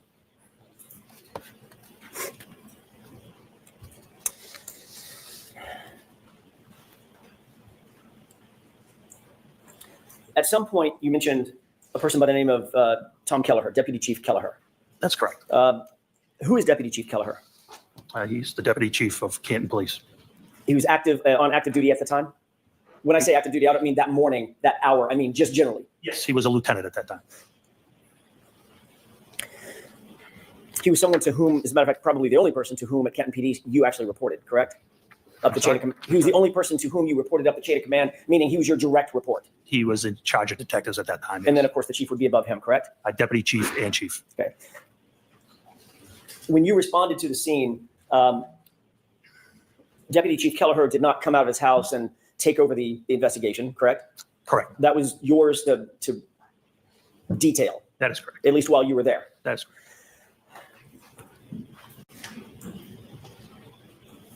So can you describe what you did to preserve the crime scene? I'm sorry, to preserve the scene, because at that time you said you did not know if it was a crime scene. Is that right? That's correct. What did you do in terms of actually preserving the scene for later investigation?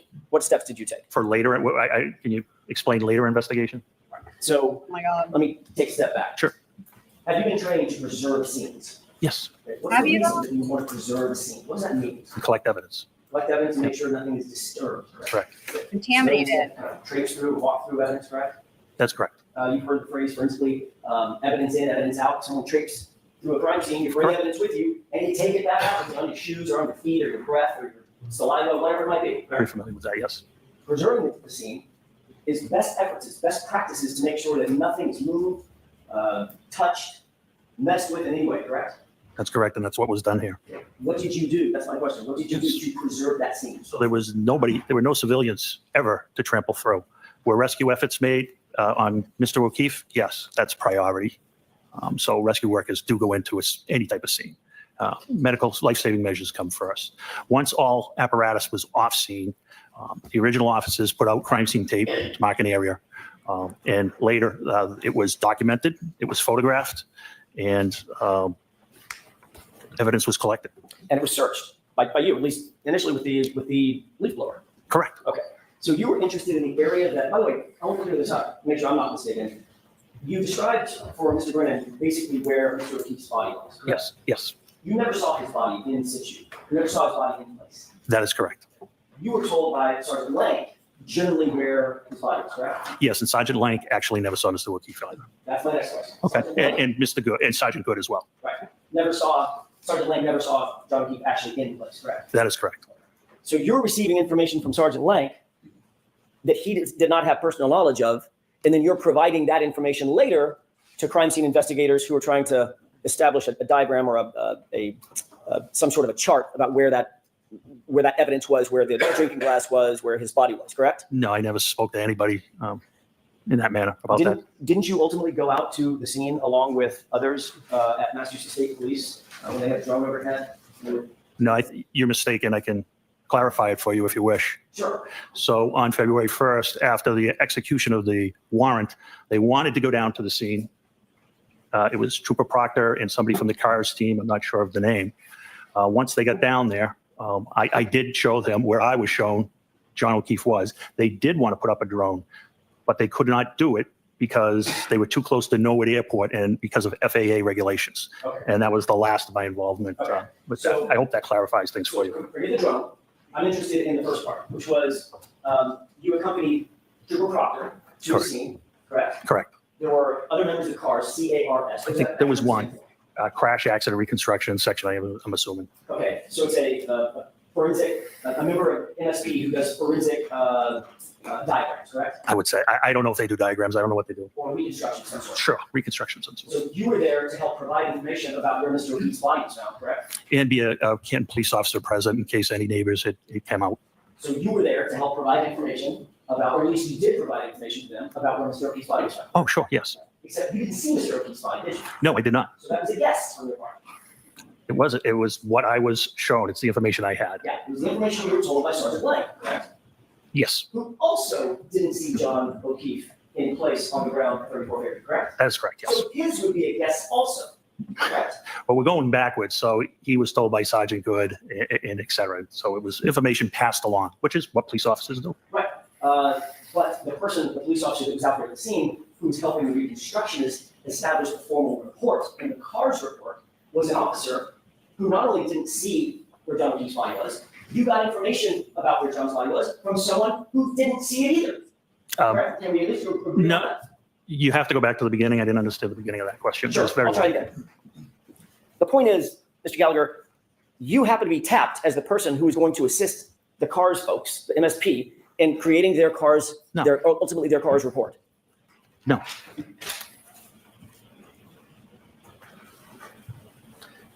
Isn't it true that you accompanied Trooper Proctor and members of the CARS unit to document Fairview Road and the scene of the incident? Yeah, I thought I explained it could not be done. Okay. So I'm not I wasn't. I only went God, this is insane. to show them where Mr. O'Keefe was and in case any neighbors came out. I wasn't there to assist in any documentation at all. You were there. You knew Brian Tully is. I do. Have you reviewed Brian Tully's report? I have not. You showed me one section of it. Is it true that what you actually told Brian Tully is that you went with Trooper Proctor and you're already shaking your head now? I didn't finish the question. No. I got that part wrong. You accompanied Trooper Proctor? No, what's wrong is I was interviewed by Lieutenant Tully. That was a meeting I had with Prosecutor Lally. Okay. Trooper Tully was present. Trooper Tully never asked me any question. I don't recall Trooper Tully ever asking me a question, sir. So let me be a little bit more defined. So in Trooper Tully's report, where he reports what you said, you were actually talking to Adam Lally, my colleague sitting up in front. Correct. Okay. So now we got that cleared up. Let me ask you again. Did you say in front of Trooper Tully that you accompanied Trooper Proctor and members of the CARS unit to document Fairview Road? Meaning they were documenting Fairview Road. It's not clear. The report's not clear. They were going to document Fairview Road, not me. So you just said something that I want to follow up on. Okay. The report's not clear, correct? That's correct. So that's an inaccurate report. I wouldn't call it inaccurate at all. I'm just saying you're misinterpreting the wording. I see. And I'm misinterpreting it even though I just read it directly from the report. Yeah, sometimes sentences have different meanings. Okay. Yes, you are. Okay. The reality is you did end up going to the scene, correct? I did. And you accompanied, I don't want to use a word that you'll challenge, you went with Trooper Proctor, correct? I took my cruiser to 34 Okay. Fairview, yes. You were there at the same time Trooper Proctor was? Yes. And you were aware that the CARS team was there so that they could document the scene, correct? I don't know what the purpose of the drone was. I'm not familiar with that section. I thought I answered that question. I'm not familiar with what they do. But you do believe that as you sit here, you were there, we weren't. You do Right. believe that that's the reason that they were there was to document the scene. Put up a drone. Okay. I don't know what you mean by document. I don't know if it was to photograph, I guess, which if you mean by document photograph, I guess it could, I would agree. If it means take measurements, I wouldn't know. Okay. Did you tell any of the members of the CARS team where you believed John's body was? I believe it was Trooper Proctor, but I believe he was there, yes. Trooper Proctor obviously was not there when John's body was there either, correct? That is correct, So yes. he would have gotten that information. From you. That is correct. Now that's 3 people. It's probably more, quite honestly, yeah. Well, I'm just talking about this report. Correct. CARS report. That's 3 people in line. None of them saw John's body, John O'Keefe's body, as it lay in the lawn when he was recovered. That is correct, yes. And there's no photographs Of of Mr. O'Keefe oh, no, at the location. no, we wouldn't, nobody would photograph somebody undergoing life-saving measures. Wouldn't be appropriate. There's no video specifically. They wouldn't take video of somebody undergoing there's life-saving measurements. There's no body cam. We don't have body cameras. There's no dash cam that shows it. Well, dash cameras would be on the road. Mr. O'Keefe was approximately 8 to 10 feet off the road. Well, hang on a second. You're not sure where Mr. O'Keefe was because you never saw him. That's why I used a range, yes. Right. So you don't I know where the blood was. I know where the glass was. Right. You don't know if he was 7 to 9 feet off. That's correct. Or 12 feet off. You can't say. I could, only approximately. You are correct, yes. You did meet with Officer Seraph. You met with all the officers when you arrived at the scene, correct? Yes, And Officer Seraph had been there from the beginning of the morning. yes. Officer Seraph didn't report to you at that time any statements attributable to my client. Did He did not know. You later went back to 34 Fairview with Sergeant Lank, That's correct. and you rode back. Did you ride back to Canton PD with Sergeant Lank or separate cruisers? Which time? I I'm apologize. sorry. That's a vague question on my part. You went back to 34 Fairview with just Officer Lank, and you described the circumstance in which you went in, you were let in by Brian Albert. He went to the kitchen. You were in the family room or some other place. Right by the kitchen, yeah. Right by The the room kitchen. off the kitchen, yes. Okay, so right next to where he was interviewing That's correct. Jennifer McCabe. Yes. Did you ride back from that meeting that event to Canton PD with Sergeant Lank? Yes. And Sergeant Lank didn't say anything to you about his interview with Jennifer McCabe at that time. I don't recall our conversation on the way back. And you didn't write a report about any conversation that you had with Officer Seraph. You didn't write a report about any conversation you had with Sergeant Lank. No, they're responsible for writing their own reports. Got it. You did say that. Let me back up and ask a different question. You testified about a year ago in another proceeding. You talked a little bit about the evidence collection of the biological material, the blood, or I'm guessing at that time, presumed blood. You haven't done any testing. That's correct, yes, sir. But you assumed it was blood just because of your experience and it looked like it could be blood. That's correct. How far were you from Canton PD, approximately? Mile and a half. Mile and a half. You had your Here we go. I had my personal vehicle with me. Your personal vehicle. In other words, you were ambulatory. You could get from point A to point B if you wanted to. Yeah, I was the scene supervisor. I wasn't leaving the scene. Okay. But you also had subordinate folks at the scene that you could have dispatched had you wanted to. Correct. They all had cruisers Yes, they did. or personal vehicles. I'm not sure which. I'm sorry. Yeah, right. Or personal vehicles. I'm not sure which. I was the only one with a personal vehicle. Detective Sergeant Lank had a Toyota Tundra pickup truck that is not marked in it, but it's assigned to our detective unit. So if you wish to, as the ranking officer at the scene, you could have dispatched one or more of those officers to run an errand to go do something in furtherance of the investigation had you wanted to. Yeah, I actually did that. Okay, you did. What did Yes. you do in that regard? Remember, I sent Sergeant Good to get the leaf blower. Got it. Right. So You then also know that all Canton on PD has evidence collection bags Indeed. at Canton PD. Yes, You also know that they have materials and tools to gather biological material, correct? we do have swabs, yes. And those swabs go in little containers to maintain their sanitary nature, correct? That is correct. In other words, if you see a blood stain, you don't just walk up with a Kleenex that you find on the ground and wipe it up. There's a blood stain. There's a process for gathering that type of evidence, correct? Sure, if you're looking for DNA, you can use a bloody Kleenex, to your point. It'd be kind of an emergency. Yeah, absolutely. My point exactly. But if you're a mile from the Canton PD, Yeah, you could have gone back and done a swab. could have. But you didn't. Didn't want to because of the weather, because you just said because it's an emergency, and we thought it was an emergency there. I mean, the storm was coming down terribly, and I believe if we didn't collect that biological matter, we weren't going to get that biological matter. But Canton PD was a mile and a half away, 4 or 5 minutes. In a blizzard, Still, in a blizzard, it's 3 minutes in good weather, probably 4, 5, 6 minutes in a blizzard, correct? I'm not sure. So let's call it 12, 15 minutes. You certainly could have gone, but if you wanted to, you could have dispatched one of your officers to go back and get swabs and properly collect the blood material. Sure. And I believed 15 minutes would have made a difference. And what you did instead is, well, 15 minutes would have made a difference, but you asked Sergeant Good to drive to his house and get a leaf blower. Yes, and while he was doing that, we were documenting the scene with photographs You could have documented the scene with photographs even if you went back and get a swab. What's the difference? because we were ongoing. It was ongoing. I wasn't leaving the scene. I didn't ask you to leave the scene. I didn't ask you if you were I leaving the scene. needed the other officers. We talked about scene security.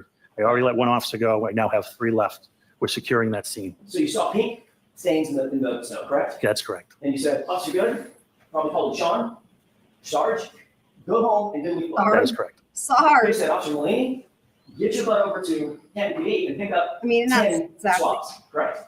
He wouldn't have had access to the swabs. Oh, so now one of your officers could have gotten swabs, even if the lieutenant or ranking lieutenant had dispatched him to go get a swab. Because he doesn't have access to the BCI, the Office of BCI, where our stuff is kept. Could you have made a phone call? No, nobody there would have had access at that time. It was only Officer Dever on the desk. So you're the only person that could have gotten those swabs? Sergeant Lane could have gotten him as well. So Sergeant Lane could have too? Sure. But you didn't say that? No, definitely didn't. Okay. What you did do, however, is you went to the neighbor's house. That would be Tom Keller, right? The Lieutenant of Detectives, yes. Right. And Lieutenant You Keller know gave he you lived there? I red was solo cups. Yes. I asked for plastic or glass containers. He had solo cups, Great. and I utilized them. The same kind of solo cups that we all see at backyard barbecues. Yep, they hold liquid terrifically. Remember, guys, we have red solo cup. Okay, hold on. They're I'm all- talking over. We have red solo cups. Custom emoji for y'all that are members. Gave you red solo cups. Yes. I asked for plastic or glass containers. He had solo cups, Oh. and I utilized them. The same kind of solo cups that we all see at backyard barbecues. Yep, they hold liquid terrifically. The fact that he says They're that also is not. disturbing. It's disturbing. It's disturbing. As if that's the only criteria for it to be proper to use. I can't. Sealed. Yeah. Correct? They are not. They're also not Nor- used normally. Nor are They were here. They're not normally used for evidence Nor are collection. they sterile. Oh, absolutely not. Dude, wow, even says so absolutely not. I can't. They are not. They're also not used normally. I mean, they were here. They're not normally used for evidence collection. Correct? Oh, absolutely not. And then you decided you needed to transport that very important biological material back to Canton PD for storage and safety. Right? That's correct. And why was it important to transport that blood material so quickly? What are the factors that you considered, weighed and balanced, in terms of getting that material back to Canton PD in good condition, sanitary condition? So a criminalist could extract a proper DNA sample. What would happen, for instance, if that blood material, I don't know, were contaminated? Contaminated how? You tell me, you're the professional. So DNA is pretty hardy, pretty forensically stable. The only things that are going to harm it are radiation, ultraviolet light, harsh chemicals such. What? What? What would happen, for instance, if that blood material, I don't know, were contaminated? Contaminated how? You tell me, you're the Oh professional. my God. So DNA is pretty hardy, pretty forensically stable. The only things that are going to harm it are radiation, ultraviolet light, harsh chemicals such as bleach. That's not present here. That wasn't. DNA. Then you would have two sets of DNA when it's tested, which would benefit you. Well, depends on whose DNA it is. That's correct. That's correct. I will just say that the jury, I don't care who's on that jury, they're not going to buy that. Everybody knows that's not true. Crazy. Yeah, well, you're on. Yes. Crazy. It's crazy.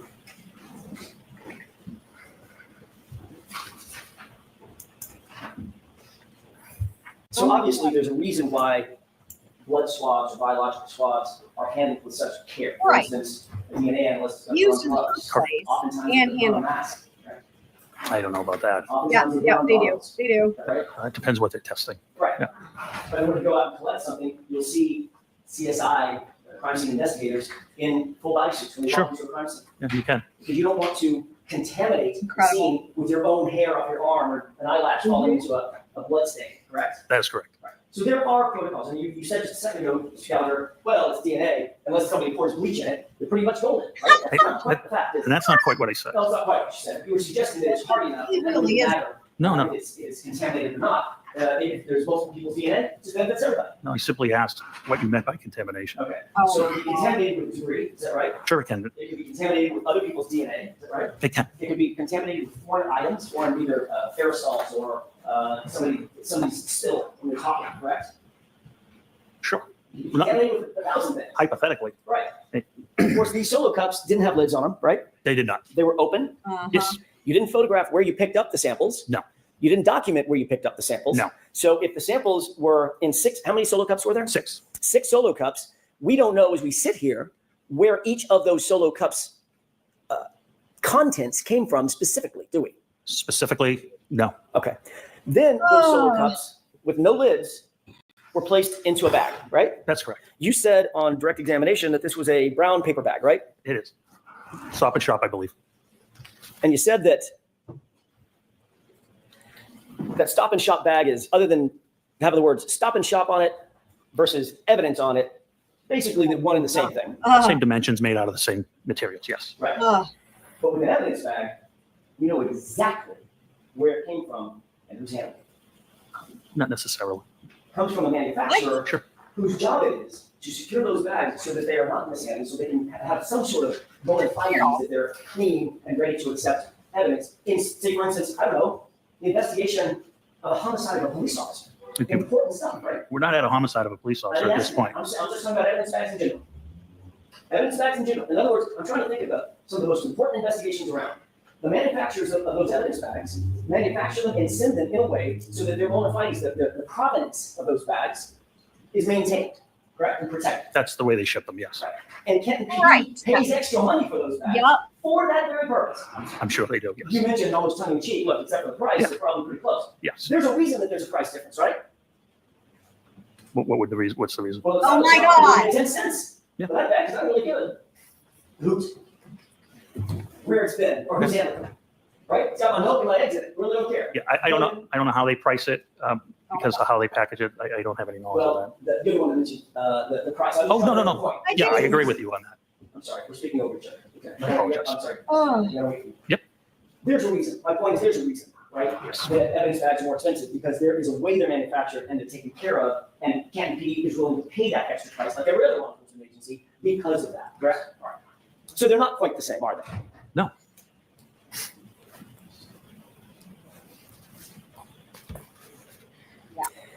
Those solo cups were placed in the evidence bag uncovered. Yes, The evidence bag was then placed in Sergeant Lank's vehicle. it was closed and Sergeant Lang transported it to his vehicle, yes. Okay. When you say closed, you mean the top of it was rolled up? Correct. Or folded over? Correct. Incredible. It's just It wasn't forensically sealed. Not at that time, no. There was no evidence taped not that at went on that it. time. Not at that time, no. Matter of fact, the cups were still open and could slosh around. Uh, Assume they melted. Yes, There's liquid blood and liquid water, like that's correct. snow. That's correct. And you indicated that those were, at least you believe, those were placed in an evidence locker, temporary evidence locker, correct? No, the blood samples were put in a refrigerated unit. My mistake. I thought the refrigerator was the temporary storage locker. It's different? Yes, lockers are not refrigerated. That's where the glass would go into a locker. Okay. This was placed into an evidence refrigerator. That's correct. That was to maintain the integrity of the sample, the biological sample inside the cups, correct? That's correct. You have an evidence log of that. I don't know. You've never seen an evidence log Unbelievable. indicating that those were actually put into the refrigerated evidence locker. I removed them myself, so I know they were in the refrigerated unit When did you remove them? on February 1st. Right. We're talking about January 29th. They were in the The law thing report. again, Officer Lang, Sergeant Lang, on January 29th. I'm just asking, well, let me ask a foundational question. Does Canton PD maintain something called evidence logs? I don't know the answer to that. I'm not the evidence officer. Oh my God. There is, Oh my God. it's all computerized. Right. So like I explained earlier, when they do get logged in, the officer puts the description of the property, hits the space bar, and the computer generates an evidence number. Right.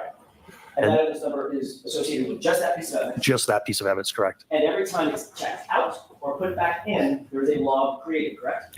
Yeah, they do it by computer, yes. It's a digital fingerprint. Correct. All right. I mean, you're a former narco specialist, right? Mhm. You did narcotics for years, right? I did. Drugs, about the most sensitive thing out there, right? I mean, you get a bottle of fentanyl. You're not just going to set it on Of course. the evidence sergeant's desk. You're going to make sure that damn thing gets logged exactly how it's supposed to, correct? Of course. Because it needs to have trace of where it goes and who touches it and who has access to it, correct? That is correct. You've never seen an evidence log for these items that were taken from 34 Fairview and supposedly put into, well, not supposedly, It's just and disgusting. ultimately went into a refrigerated evidence log.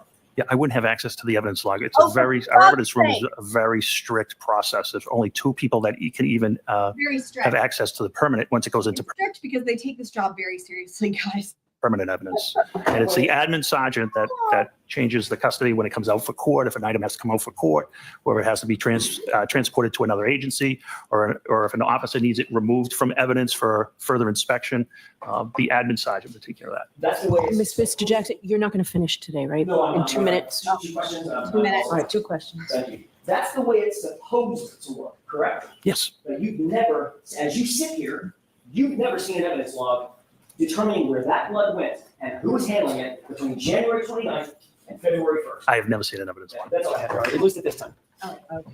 All right, Lieutenant, I have you come back tomorrow morning. Thank you, Your Honor. Jury files that you can file. Thank you. So jurors, that's it for today. The same. We'll see if they put anything else on the record. Okay, they do. You don't need me for anything, right? No, you're on. There's one very, very short. Once you get out of there, as always. Yes, I know, for permission.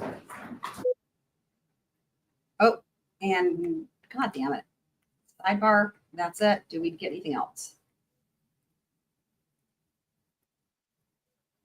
So Mary has joined the Discord. That was you. Welcome, welcome. Welcome on in.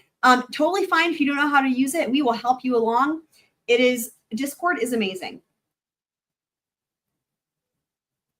And she ended early today too. So Discord is amazing. And, most of us, if not all of us here, are technology adverse. I'm like, I can speak for myself anyway.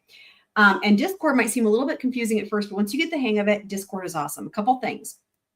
You can tag people just like you can in the chat. You can use the commands just like you do in the chat. So Nightbot is present.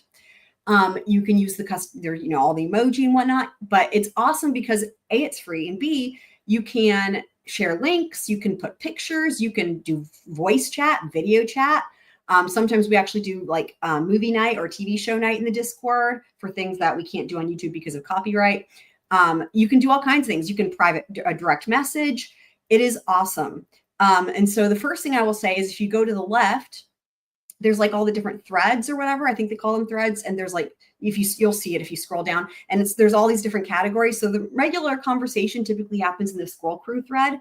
But there's also specific threads for different cases and other things. We've got orchids, we've got, pets, we've got food, we've got all kinds of stuff. So anybody, there's always things going on. And again, you can tag specific people. It's just a lot of fun. You can, I share documents as well in there. If you go to the Kieran Read thread, you'll see certain documents. There's also a documents thread.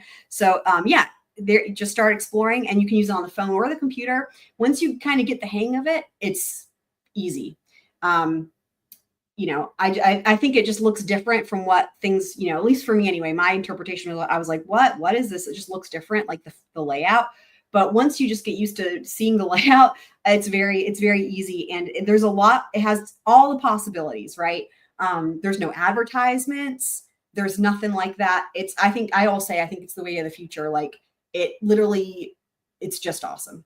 So I'm sure other people here in the chat will second that. So I think this is it though. Let's see if they do anything else.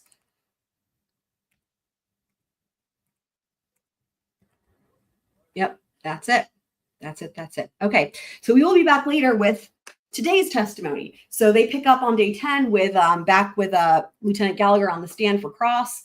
And then, I tried to take a look every now and again. They have a couple more witnesses. Let's see. They have, they bring in Trooper Garino for some more foundational stuff, it looked like. And then it looked like the majority of the day was spent with Lieutenant O'Hara from the Massachusetts State Police.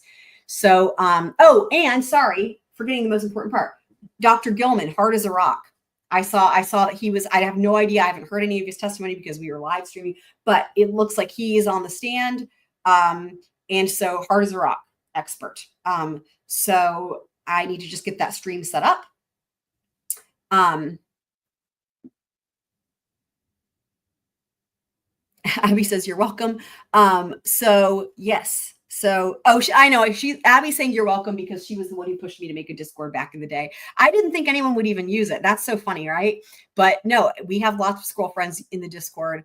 And I appreciate for anyone who's just been joining recently. A lot of people are like, I don't know. Discord is awesome. And you have the other thing that's awesome about it is you have a lot of customization. Like you can totally set it up to get notifications for some things or all things or nothing. You have a lot of control over the customization and the settings and stuff. And again, no ads, no fees. It's awesome. When says Twiz. So I'm thinking probably, welcome, Scott, who's just now getting here. Welcome. And we do have scroll friends from all over the world, which we love. Probably 11. I think later works out. Hopefully Fender will be able to join us from India. I think she's sleeping right now because it's in the middle of the night for her. Probably 11 o'clock, I'm thinking. So And maybe we'll even have some more documents come out before then. For anyone else who's new on my channel, you'll see there's different playlists for all the different cases that I have covered, am covering. You'll also see some music playlists as well. And I think I already shared the link for the waterfall video. So I should make that as a command where it shares the link. Anyway, I'll have to figure out how to set that up. But I did share the link earlier. So, but it is, you can find it under videos. I don't really sleep very much. No, I don't really sleep very much. Just little scroll naps here and there. You know, I've been like this my whole life. So, so yeah, we have nice weather here today, although it is much cooler. Actually, I had to put the heat on this morning, which is pretty crazy. So anyway, but thanks everybody for joining us on this crazy adventure. We will pick up with this later on tonight. But until then, have fun with the Discord, those of you guys who are exploring it. And yeah, but until then, I'll see y'all next time. Love y'all. Thanks for being a squirrel, and squirrel out.